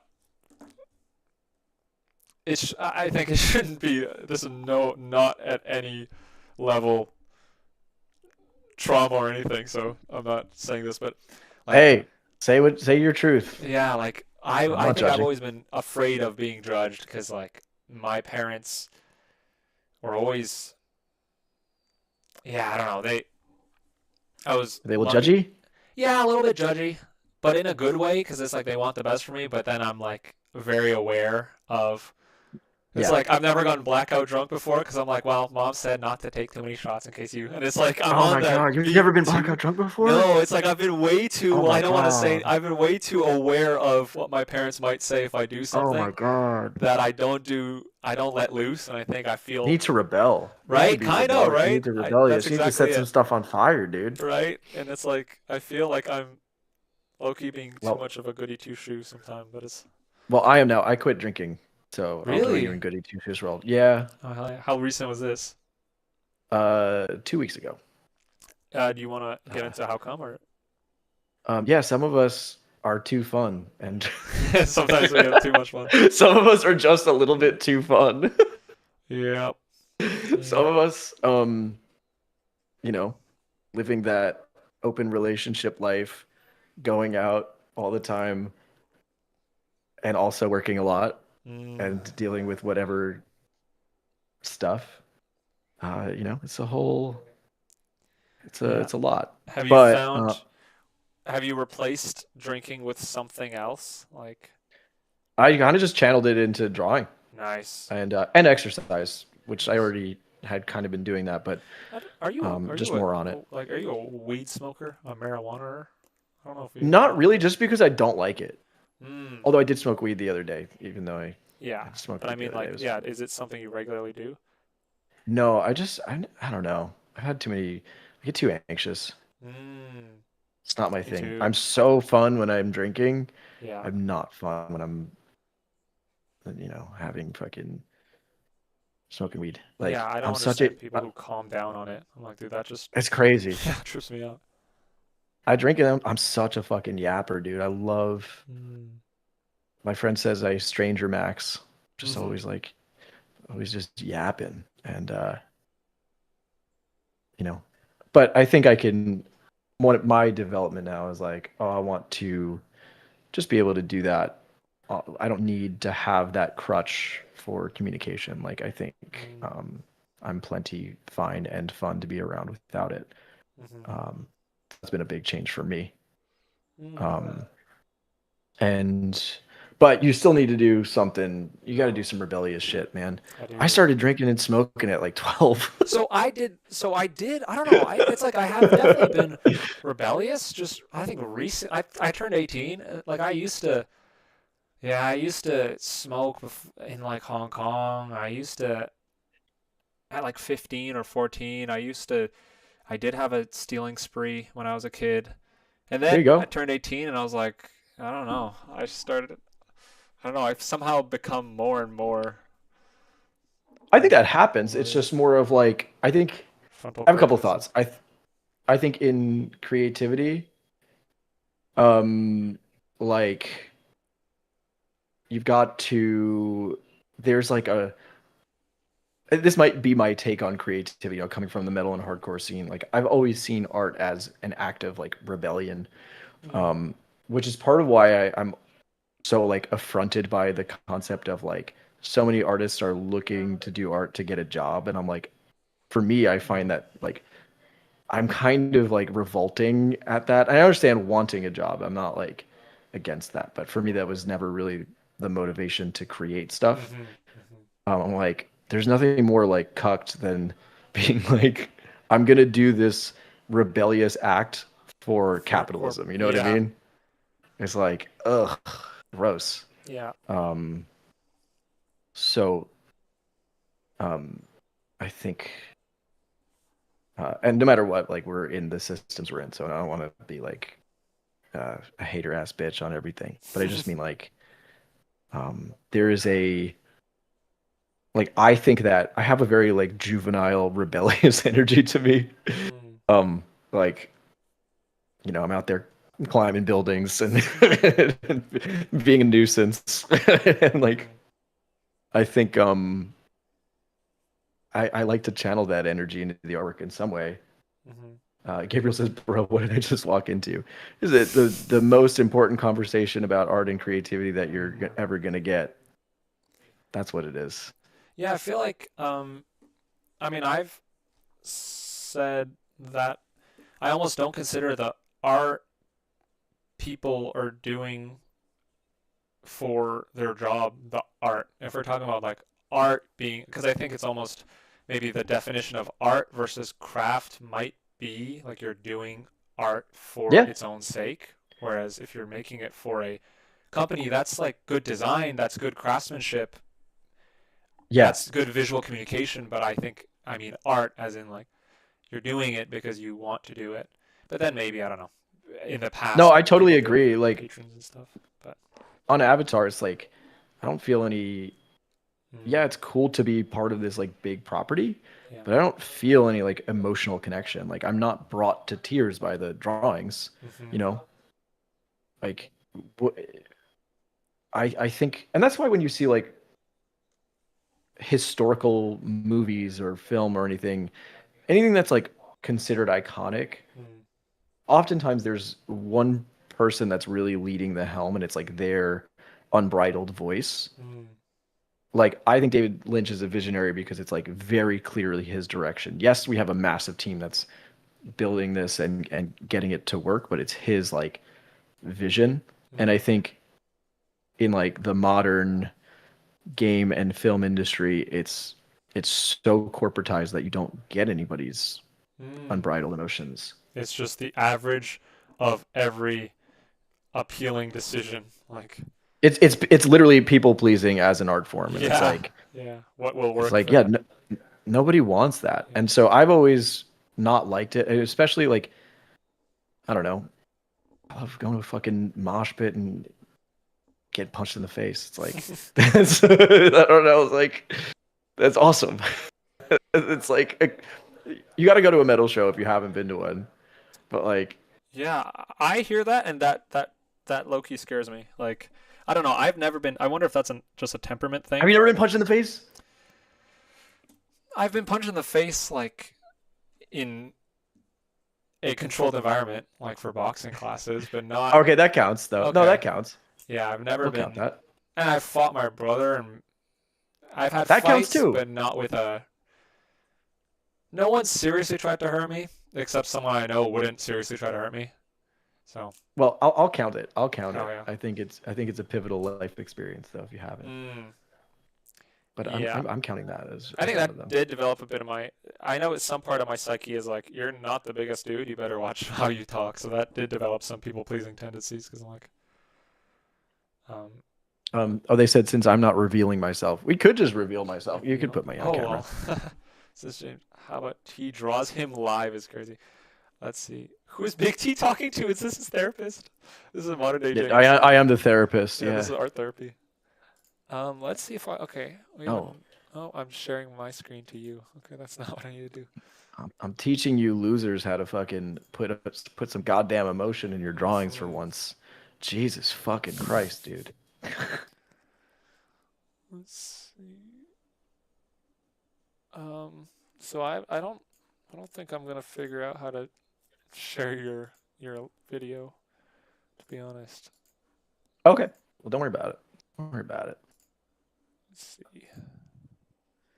Don't you worry I'm gonna that share pretty my little head of Discord and yours. crop it, but yeah, my pretty little head's gonna get too. Unless you want to be on camera, but if we're just doing this to please No, Gabriel Roberts, I'm sorry, I've Gabriel. specifically wanted it for Oh, Gabriel okay. Roberts. Gabriel, you'll have to wait. I'm sorry. That's You a bit can of watch him shame. for an hour and a half on my channel, or for multiple hours on Or his maybe I'll channel. just stream after you're done. Yeah. Yeah, while we're having this conversation, I'm animating a tear-stricken Casu, Mm. and it's nice. Feels Oh. good to, like channel those feelings. Mm. And it's fun. I was like thinking about it to be a little bit technical about drawing for a little bit, like Mm. um still notional about drawing, but like I was thinking about how grief looks like in a visual sense. And like something I'm trying to do is he in the first bit, his eyes are closed, his eyebrows are neutral, and it's Mm. almost like he's trying to stop himself from crying. Mm. Like he's like holding it back, and then he Mm. kind of clenches his eyes, and then they open up, and he has like a very his eyebrows are tilted upwards, and it just feels somber. Mm. Then he kind of bows his head, and when he bows his head, his expression gets really angry, and it's just like that anger that comes with whatever loss or frustration, and it's like really really cool um to like try to channel that. And Yeah, like I, you I can could imagine it must be you hard to. What you're capturing is multiple different emotions, and you have to give each of them their time in the right order. yeah, That's tough. I, it is tough. I think it's really cool though. Hmm. And yeah, it's like I think that's the point of it though. It's really fun. Yeah, you do have to kind of be you're the emotion drives it, but you still have to be kind of like a technician trying to Oh, 100%. draw Yeah. every single frame, and even one frame like tells the difference. But are you I just say my mindset goes from when I'm doing key poses, I'm thinking very like emotionally. mm, And then once I've got my key poses in there and I kind of know what the storytelling beats are, then I'm like, okay, now I'm like working. I see. Get the broad strokes in first. Those are Yeah. sort of what do you call those gestural in nature? Like when you're doing those early story beats, how does gesture? I was trying to. This is partly for me to understand gesture better, but how would you? Is there a simple definition for gesture, or is it only used? It's not just used for figures, right? Like you can do a gesture of a scene, kind of. Is that the? I just call it scribbling. Mm. I don't know if are you able to share my screen? Probably not, right? Probably, probably could. Okay, I'll see I'm if gonna I. share it to you. Let's see if I can. Yeah, I think so. Let me add.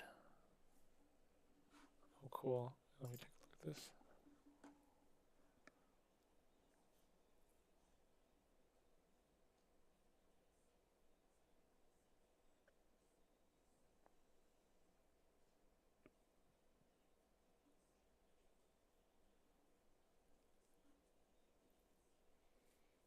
Oh, that's nice. Thanks.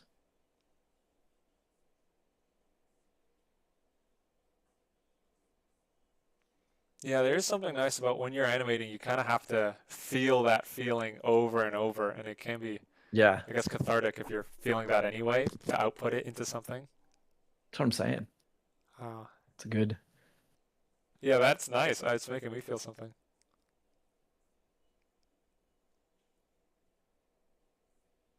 And then yeah, the tears are gonna well up, and then the Mm, camera follows some of those tears that fall.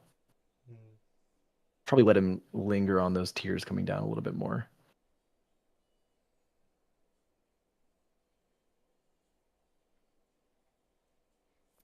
Yeah, I see. You're getting sadness, but also like frustration at the end.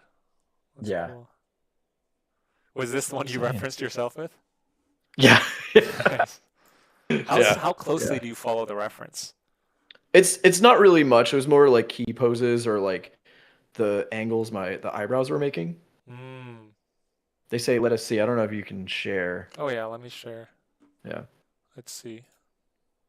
All right. Display capture.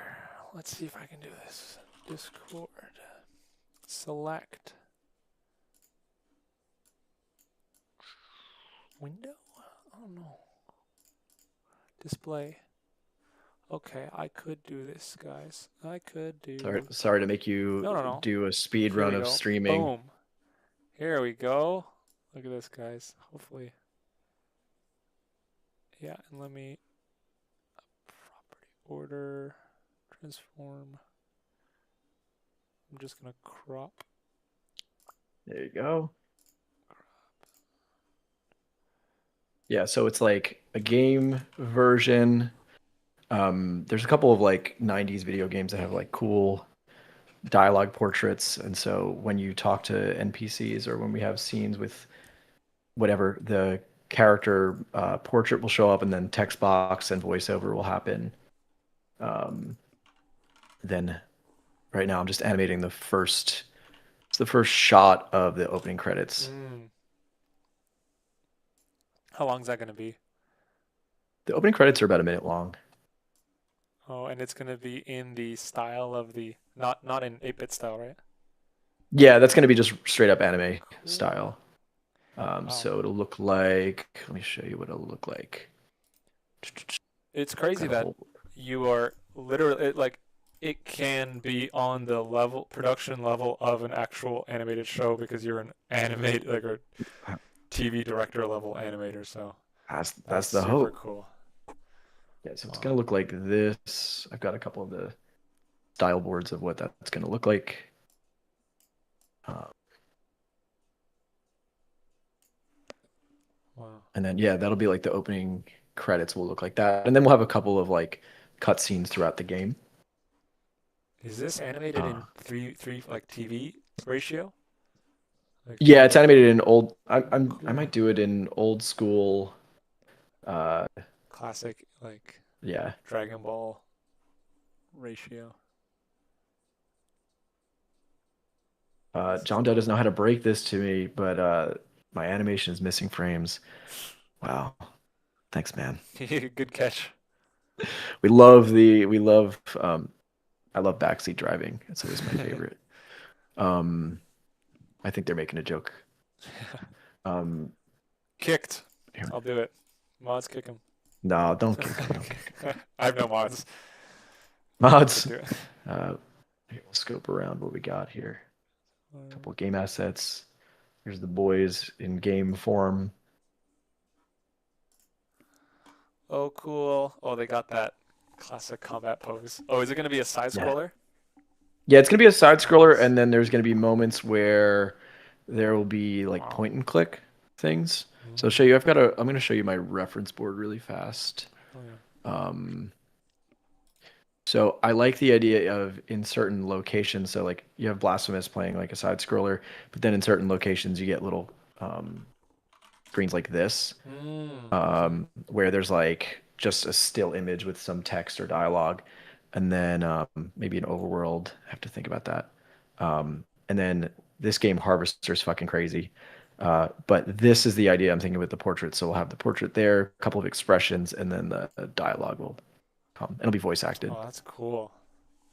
Wow. Yeah, it's giving like 90s or 2000s video game. This is really cool. Yeah, I'm hyped about it, and it'll be, sort of like fun combination of side scroller and puzzles and stuff. And I was working out the mechanics of how each of them's going to work. So Castew's the only one that has any like magical abilities. So Mm. I'm thinking he'll be like able to teleport to high spots and like unlock doors for them. The big dude will be able to like break down walls and shit. Um, and What's Unk gonna do? I don't know yet. Mm. He's gonna do something. Gonna do Are you gonna be able something. to control each of the characters, or is it gonna be multiplayer? They'll follow, and then they'll be able to swap between Switch? Oh, them. cool. Yeah. So like it'll kind of be Sonic and Knuckles style, and then you could like switch or leave them in a location, I think. Wow. Cool. That's the Oh, that's current plan. crazy. Wait, and I've got one more thing to show you. Hold up. So the animatic for the opening credits here.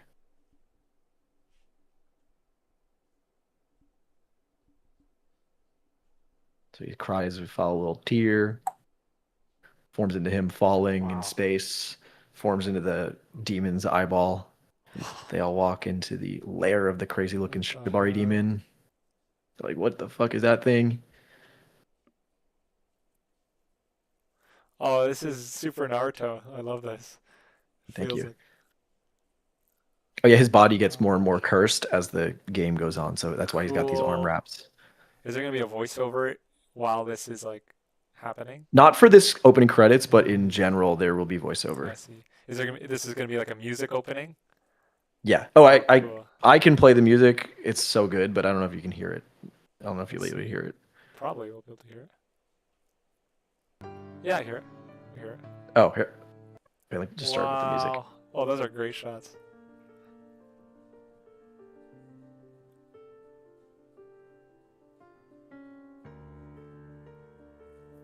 Oh, this is literally like yeah, the opening credits scene. That's so cool. Yeah. Yeah, so I'll have everyone that worked on its Yeah. names and stuff. Wow. Oh, I love this type of shot. That's super cool.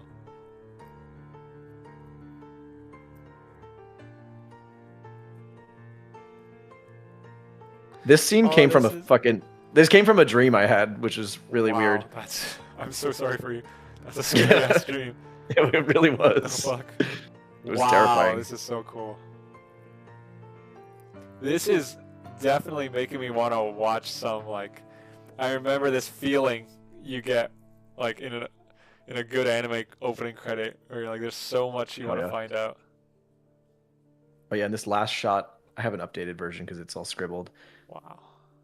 But the last shot is basically the conclusion of the game where Kasu sides with his demon grooming creature and Got got. he basically Griffiths the whole situation if you're familiar with Berserk. No. Um, Not at well, he all. basically sacrifices everybody he ever loved to reach his ambitions uh, and they're in hell. So it's basically the eclipse from Berserk. Oh Um, god. and that shot looks like this.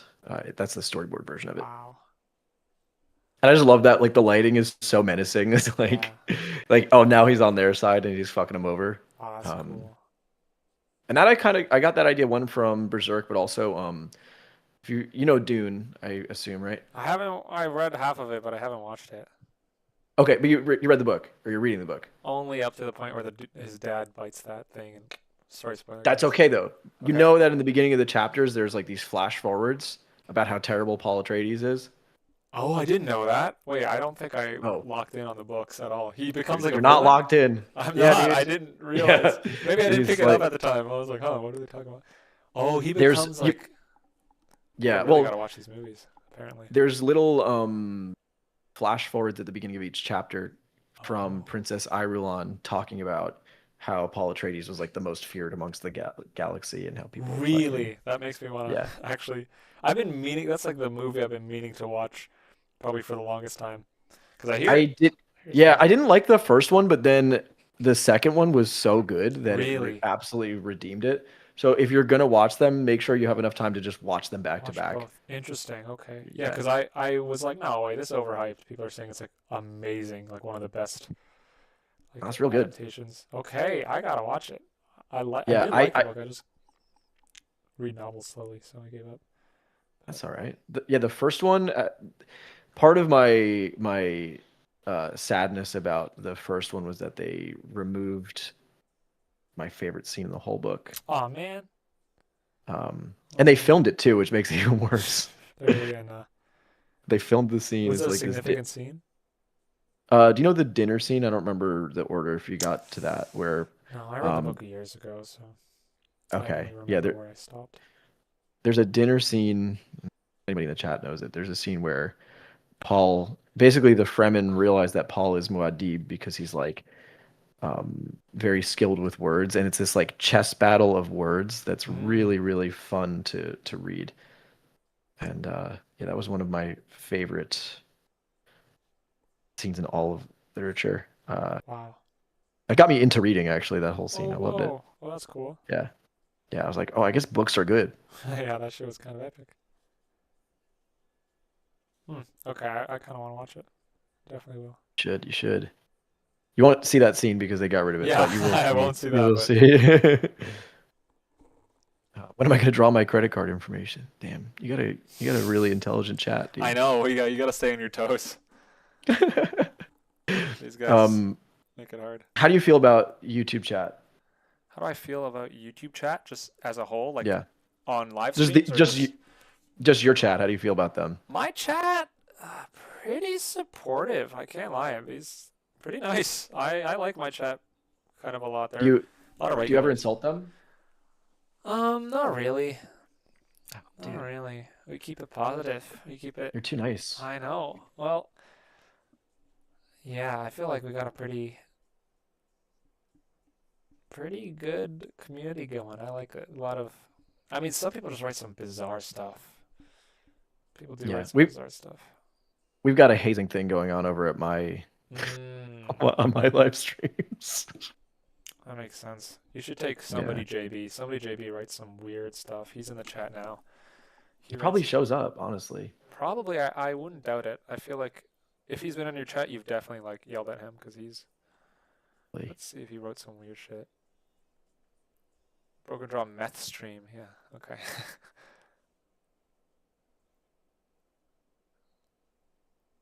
Gabriel says you better love me. I do So love far, so Gabriel. good. Yeah. Yeah, Gabriel's great. Chill guy. Yep. I think my lamenting is, you clearly see the tone of art conversation I like to have. Mm-hmm. I don't, I want people to be passionate in their conversations. But here's what I'll also say. I can be really annoying about it. So that's on me. Do you feel like? What do you mean annoying? Like you have very. Well, you do have strong opinions about art. That's for sure. I'll give you an That makes sense. example. I was on a date the other day, and this girl was telling me about her life. And I was like, dude, you're trying to tell me a fucking story. I'm like, you're rushing through it. I'm like, tell me about your fucking life, dude. Like, Mm. I'm like, you can't just skip the pivotal moments. Like, Mm-hmm. she's just trying to Yeah, you give me gotta the milk Cliff the Notes version. emotion. Yeah, I'm a professional storyteller. You got to do a better job. I'm gonna need to write about this. So. You got to do a better job. Mm. Um, I think that's good. I think being an artist can either make you a better conversationalist or much worse. I guess it depends on whether you like investigating other people for art or some artists just like talking about themselves. So that can be that would I make do you that too, though. okay. Well, I think you're a good conversationalist. Thank you. I appreciate that.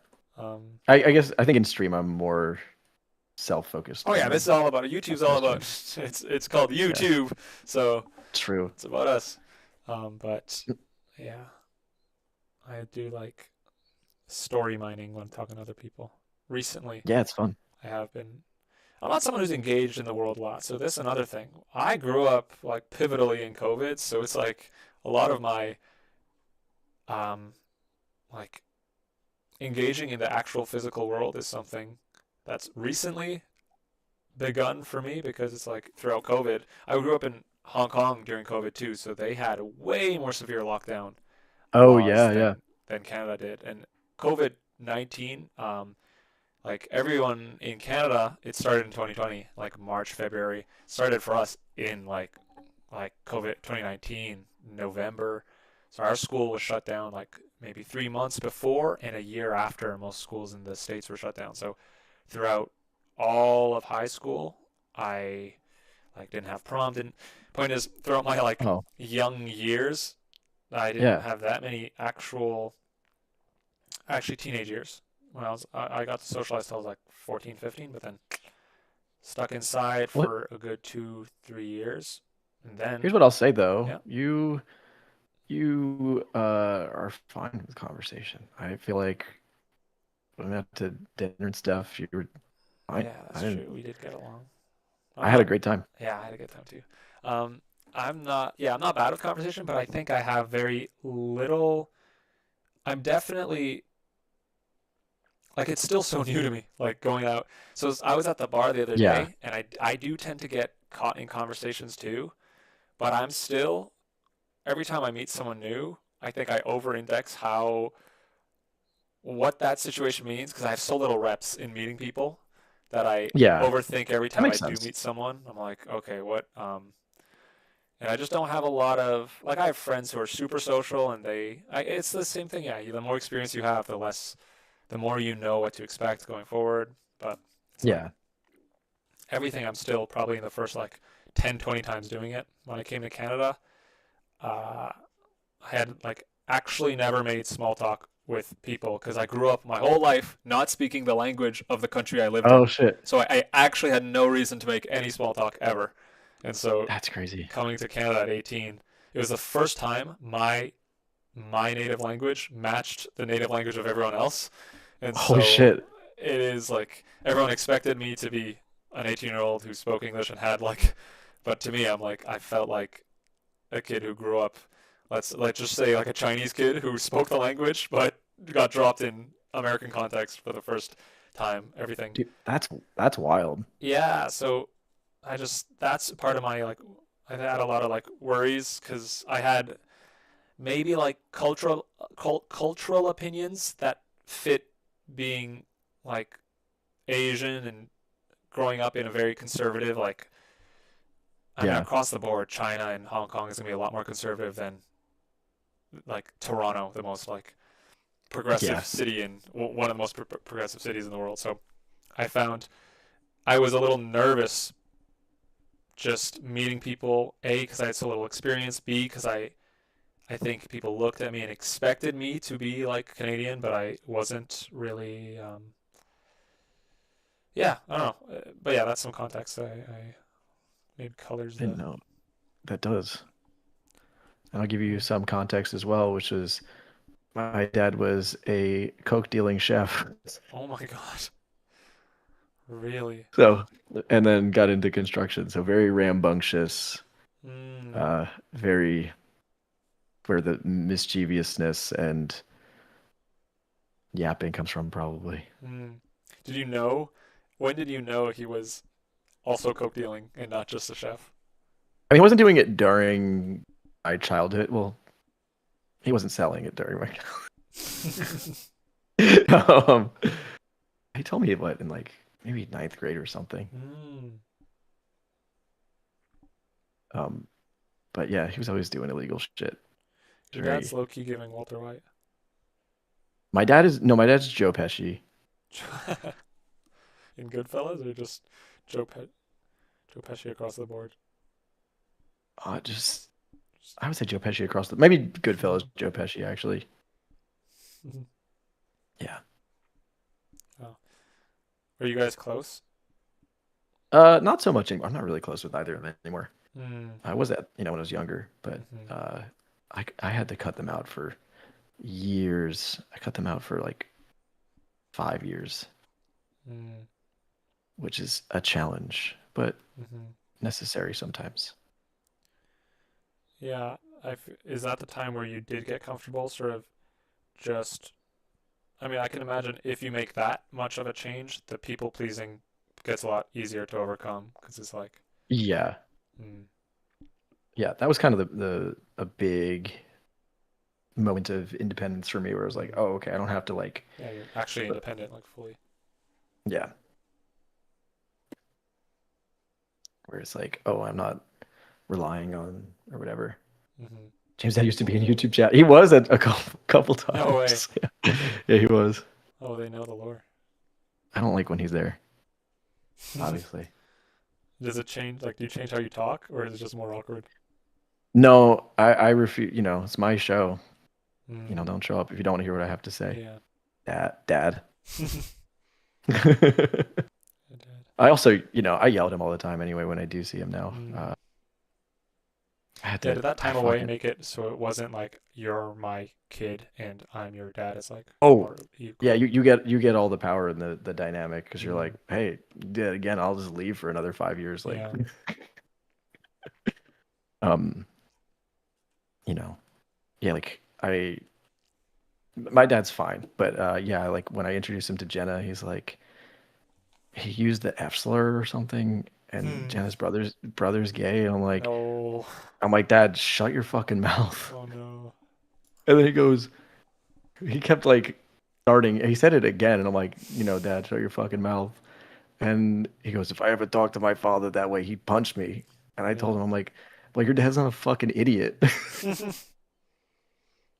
And yeah, and since then, I was just, I don't know. Sometimes you got to stand up for stuff. Yeah. I yelled at Jenna's mom. That's how I Oh, I that's I tough. don't I don't care if you're somebody's parent. Like, Yeah, that's don't tough. you got to be. Yeah, I respect that. My dad has that trait too, where he's like, I guess that's being principled, being like, it doesn't matter. I'm not gonna Yeah, don't change what I believe be. for certain If you're people. bullying somebody, and you know what's funny? I yelled at Jenna's mom, and then she was a little upset at first, and then after she's like, I respect that you defended my daughter. It was really Mm, nice of you. I'm like, yeah, yeah. fucking, you gotta stand up for shit. Yeah. My my brother's ex also had a similar spat with my dad and she told him off.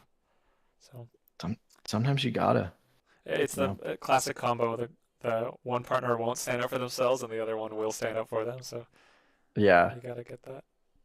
I think a lot of times with parents too, they think like, oh, I'm the parent, I know what's best or whatever, Hmm. and so, um, you know, you gotta teach them a lesson, just like Yeah. we teach the YouTube channel lesson. Yeah.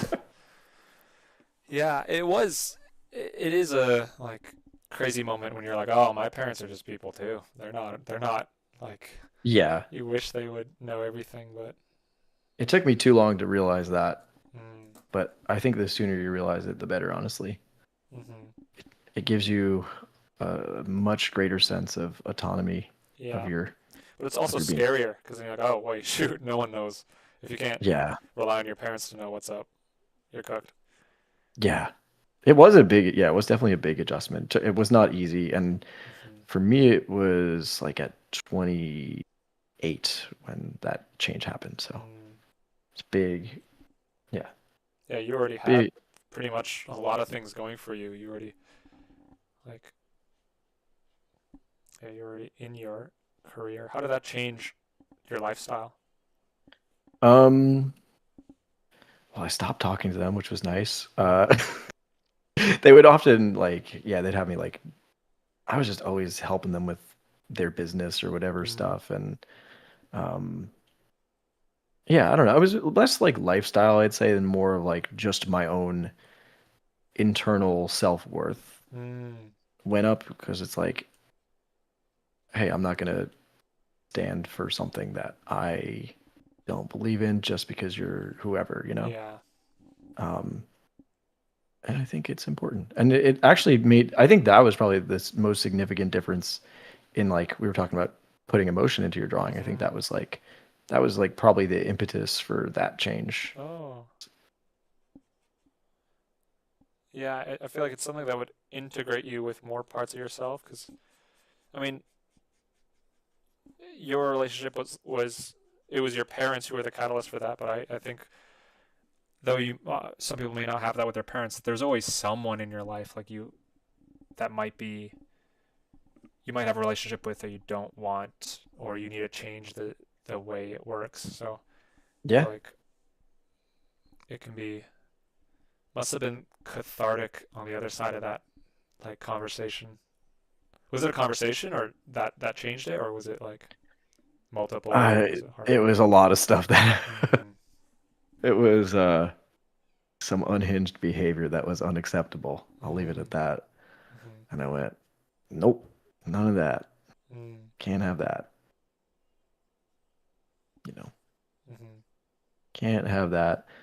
Um, but yeah, it gave me a lot of confidence in terms of just like everything because it's just like, well, standing up to those people, like, even with my current or now my former relationship, I was like, uh, there was some stuff I wasn't happy about, and I went, "Hey, listen, I fucking like I walked away from my parents. You're not getting special treatment, Yeah, it makes it you way more know? easy. Yeah, that's why I think that's what I mean Yeah, by like integration. It's like now you are everything is on your shoulders, which makes it scarier, but it's also now you don't depend on anybody because if you can yeah, be independent from the people who throughout your life you need it the most, it's not yeah. like yeah, it must be it's equally freeing and sounds scary too. It's it's all of it. It's Mhm. a complicated set of feelings, Mhm.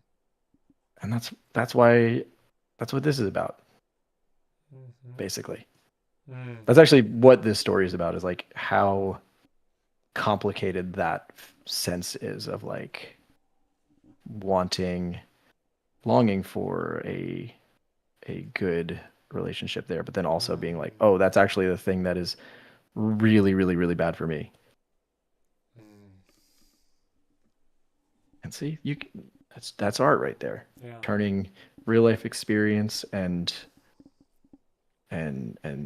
all that into hopefully stuff that people can relate to. Mhm. Did you see Everything Everywhere All at Once? No, Come on, I dude. know. I'm actually You jumping the gotta gun. watch some movies, I bro. know. I used to be really into film, and it's like, Oh man. the irony is the good movies I probably haven't seen because knowing they're good, I'm like, oh well, I want to draw, so I'll watch a movie that isn't so good that I can't draw while watching it, so I just keep playing like That's shitty shows instead okay. of You need to just go watch that movie yeah, and just cry a bunch. It's I so good. started it. I did start it. I don't know. Okay, now I'm I pissed know I off. keep Now starting I'm things. pissed off. You started a movie and didn't finish the movie? Well, I was on a date and it ended up. Oh. Okay. Oh, okay, never mind. Yeah, it was it was a good Okay, movie, sure, but I wasn't watching. So take back everything I said. Now you've earned my love once yeah, again. it was good. I knew you were I knew you were the man. Yeah, I see. I got to pass Okay, on that now one. yeah, okay, I'll give you a pass on that one. In general though, don't start a movie and not finish it. Yeah, yeah, you're right. You're That's very for the right about chat, that. not for you. Mm, good, good. Unless you're on a date. Yeah, that's a totally different story. And you know what? That's why I gotta be a better listener Mm, and let you speak. yeah, you gotta Uh, ask. You gotta make sure yeah, you've qualified the situation first. yeah. I think in a little bit I have to go teach a lesson, sadly. Ooh, you're still. I didn't know you were doing live classes. Very, very. This is my friend. Oh, cool. And yeah, That's fun. I'm trying to do as little teaching as possible, Mm, but but for the but homies. sometimes. Yeah, he also kind of did something crazy, which was he just sent me money, and I'm like, all right, Yeah, well, you can't say no. That is I'm like crazy. this, like it's literally in my bank account, so I'm like, I guess I have to teach him now. New meta unlocked, Um, guys. it works because I keep telling people like I'm not gonna teach them. So if you want to Yeah. just send me money, I guess I'm obligated at that point. Yeah, fair enough. Shoot, good. I mean, I have to eat breakfast or lunch at this point. I don't tend to. Yeah, I had yeah, go. coffee. It's definitely lunchtime over there. Yep. We're in the same time zone. Oh wait, I thought you were in. Wait, oh, you were in Montreal. Yeah. I don't know why I slotted you into Vancouver. Okay. It was, yeah. Yeah. It is same time. Oh, okay. Well, first of all, I gotta come visit you. Yeah. That'll be dope. Montreal Montreal's is, awesome. yeah, I was gonna say Montreal is one of my favorite cities. Um, I wish I was there literally tonight because there is a Montreal Canadiens game, and it might be their last of No the way you're season. into the Habs. They call it the Habs Dude, here, apparently. I certainly know that they're the Habs. It's literally in their logo. Really? I don't know. You What is a think Hab? I thought that. I have no idea. I don't know. Hab, I gotta figure out what this Hab means. is a slang term for Canadians, you Canadian. Oh, And Habs. their logo is a An C for H. Canadians with with a little H right in the middle. Wow. I never knew that. Yeah. Wow. So Interesting. So why little are you? hockey. So you're into hockey? That's very Canadian of you. Dude, I play hockey. Oh yeah, you do. Yeah. That is very. I've been into hockey forever. Well, why are you into the Montreal Canadiens? I'm not necessarily into the Montreal Canadiens. This Oh, they're it's just that one they're of playing in the. they're one of three teams left in the playoffs. Oh, wow, I didn't know. Oh, so it's getting Yeah. serious because I keep people are cheering Yeah. for them every night. Yeah, they're in the last round. They're in the Eastern Conference Finals, dude. This is a Oh, do or die game. oh, so I it's watch every game of the I playoffs. see. And so it's the Yeah. nearest team to your city. So if you were here, you'd watch. But Well, not only that, my dream road trip is I'm gonna do a Canada tour where I start in Montreal, then I go to Toronto, Ottawa, or whatever order that don't go to is. Ottawa or do No, I'm six. just we're gonna spend one day there just to see Permanent. the Senators. Oh, hell yeah. Um, Yeah. and then we'll go to I don't know which order this goes in, but I think it's Edmonton, Calgary, and Vancouver Yeah, I from think east that's to right. west. Yeah, that's right, I Yeah. think. Nice. So Yeah, I don't know. Um, like you're coming with me. I don't oh, hell care. yeah. All right. Well, you gotta hit Saskatchewan. That's my dad's Saskatchewan. hometown. All right, we'll go to Saskatoon. Saskatchewan Yeah. Oh, and hell yeah. we'll get you on the ice. I was a goalie on. I was third line when I played on actually like I don't know what it's called, like just not a goalie. But then I was a Yeah. goalie for a bit. So Did you like playing goalie? I did. I always played goalie. That's the shit. Yeah. I was a pretty shit skater, so I could Oh, stand in front of the ice, in front of the puck. I'll come to Montreal when it's a little colder and we'll go ice skating. Sure. I Hell love yeah. ice skating. I'm gonna go in the All right, morning that's actually. cool. You're gonna go ice Oh skating yeah. tomorrow? Yeah, I go usually once or twice a week. Oh wow. And I guess I knew that you told me you did go skating, but I just associate the sport you do with rock climbing, but multifaceted I athlete here. I switched to rock climbing after I got gnarly concussed Oh yeah. in my beer league game. Mm, Uh, but I've been going to like practice sessions just because it's like so nice to be on the ice. mm. Do you, Highly recommend it. is a beer league where you actually drink while you play? No, it's called that for like Oh, it's like men's league, but I see. usually people will drink beer after the game and Mm. have beer bellies, and they're not like good players necessarily. Oh yeah, my dad was on one. My dad's a big hockey guy, Yeah, so he. and that's why me and your dad are best buds. Mm-hmm. You and Rob, don't I know Me and it? Rob, me and Rob go way back. Way, way back. Yeah, Yeah, well, I'll visit New York again, hopefully. Like you it's got been, it. Well, now you're you know, out and about, so yeah, we got free time, you'll that's for sure. you'll have you'll have lots to do. You'll be very successful in New York. You'll be good. Oh, hell yeah. Should come to You New as my York. wingman. No, I'm going off on my own. You can do your own thing. Oh man. Yeah, do we I feel like we won't frequent the same bars, not to age you. Wow, what? What? I I'm Wow, so sorry. So sorry. dude. I'm flabbergasted. Like First of all, I'm 34. 34-year-olds go to the same places.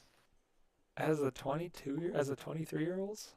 Actually, no, I don't. You're right. Oh. No. I thought you were older than. I thought you were like 25. No. I thought you were younger. I thought you were 32. No, I'm old. I'm unk. Hmm. I'm dying. I didn't know that. Yeah, dude. I'm fucking disintegrating over here. Yeah, man, I My didn't my know this would be the youthful last time we'll talk. yeah, Last time you should have told me. my youthful energy has propelled me this far. But like that's all I've got, Well, I feel like man. you're using all your youthful energy. You have to conserve it, and that way you'll Dude. last until like 86. The Nah, more mischievous you I'd are, the more it burns your life fuel. rather burn bright and burn fast Like a star. and yeah, Yep. like just like a star. Mm. And yeah, I can't believe I'm 12 years older than you. No wonder I'm I didn't preaching know to you that. like I didn't know that. I thought 17. you were like, I thought when you said you were 28, I thought this was like Oh, maybe, 6 years ago, man. I'm yeah, old. I thought that was like 3 years ago, 3, 4 years ago. Yeah. Oh. Soon Well, broken you jaw is going to carry, be you look, unclear. that means you're very healthy because you carry you don't look, I would guess you're like, if I didn't know you were 30 plus, I'd guess you're like maybe late 20s. That's what I'm saying. Hmm. That's what running And and hockey smoke and hockey and smoking cigarettes will do for you. yeah. Dude, okay, last point. I quit everything in terms of drinking and smoking, but Hmm. I was in a stage where I was running 8 miles and then I'd have a cigarette after, and I'm like, what am I doing? Just repeal all the health I'm benefits. like, what am I doing? I gotta make a life change here. I mean, I think that's better than just smoking and not running. You're earning it at least. Yeah, that's fair. Oh, you put me on screen for a little bit here. Oh, I did, lol. You did. That's Mhm. okay. Well, cheers, Right here. everybody. Thank you. Thanks for hanging out. I'm gonna go teach Will Fernandez. Make sure Well, everybody knows in the chat that Will Fernandez W is for in Will. fact he's the worst artist, and if you could all say that he's a bad artist, I would really appreciate that. Now let's get the Will hate in the chat. Hmm. Yeah. Thank you guys. See you, James. Enjoy the All right, class. Sharon. Thank you so Pleasure. much. Talk to you soon. Talk to you soon. I did. Bye. All right, guys. I'm gonna go too. I am way overdue on the work and the hunger levels are high. So I'm gonna. And that was fun. I'll see you guys. I haven't. Let's take a look at what we ended up drawing. Kind of just doodling. Did a lot of drawing today, but I want to do some more studies later. But good drawing session. Good drawing-esque. Whatever. No, yeah, sorry guys. I mean, it's almost a 5-hour stream, and I have not eaten. So I'm gonna go do that. Usually on the days I release a video, I treat myself to some lunch. We're not gonna do that today. We might put on a movie, and then I don't know. We'll figure it out. But the stream is over. Hodari, is it Hodari? Hodari or Hotari? Hodari, right? I'll talk to you later.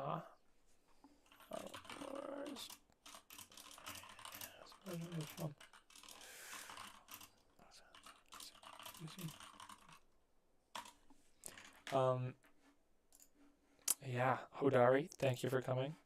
Thank you, everybody. Watch the video if you haven't watched it today. And I will talk to all of you guys very soon. Cheerio. Bye. Thank you.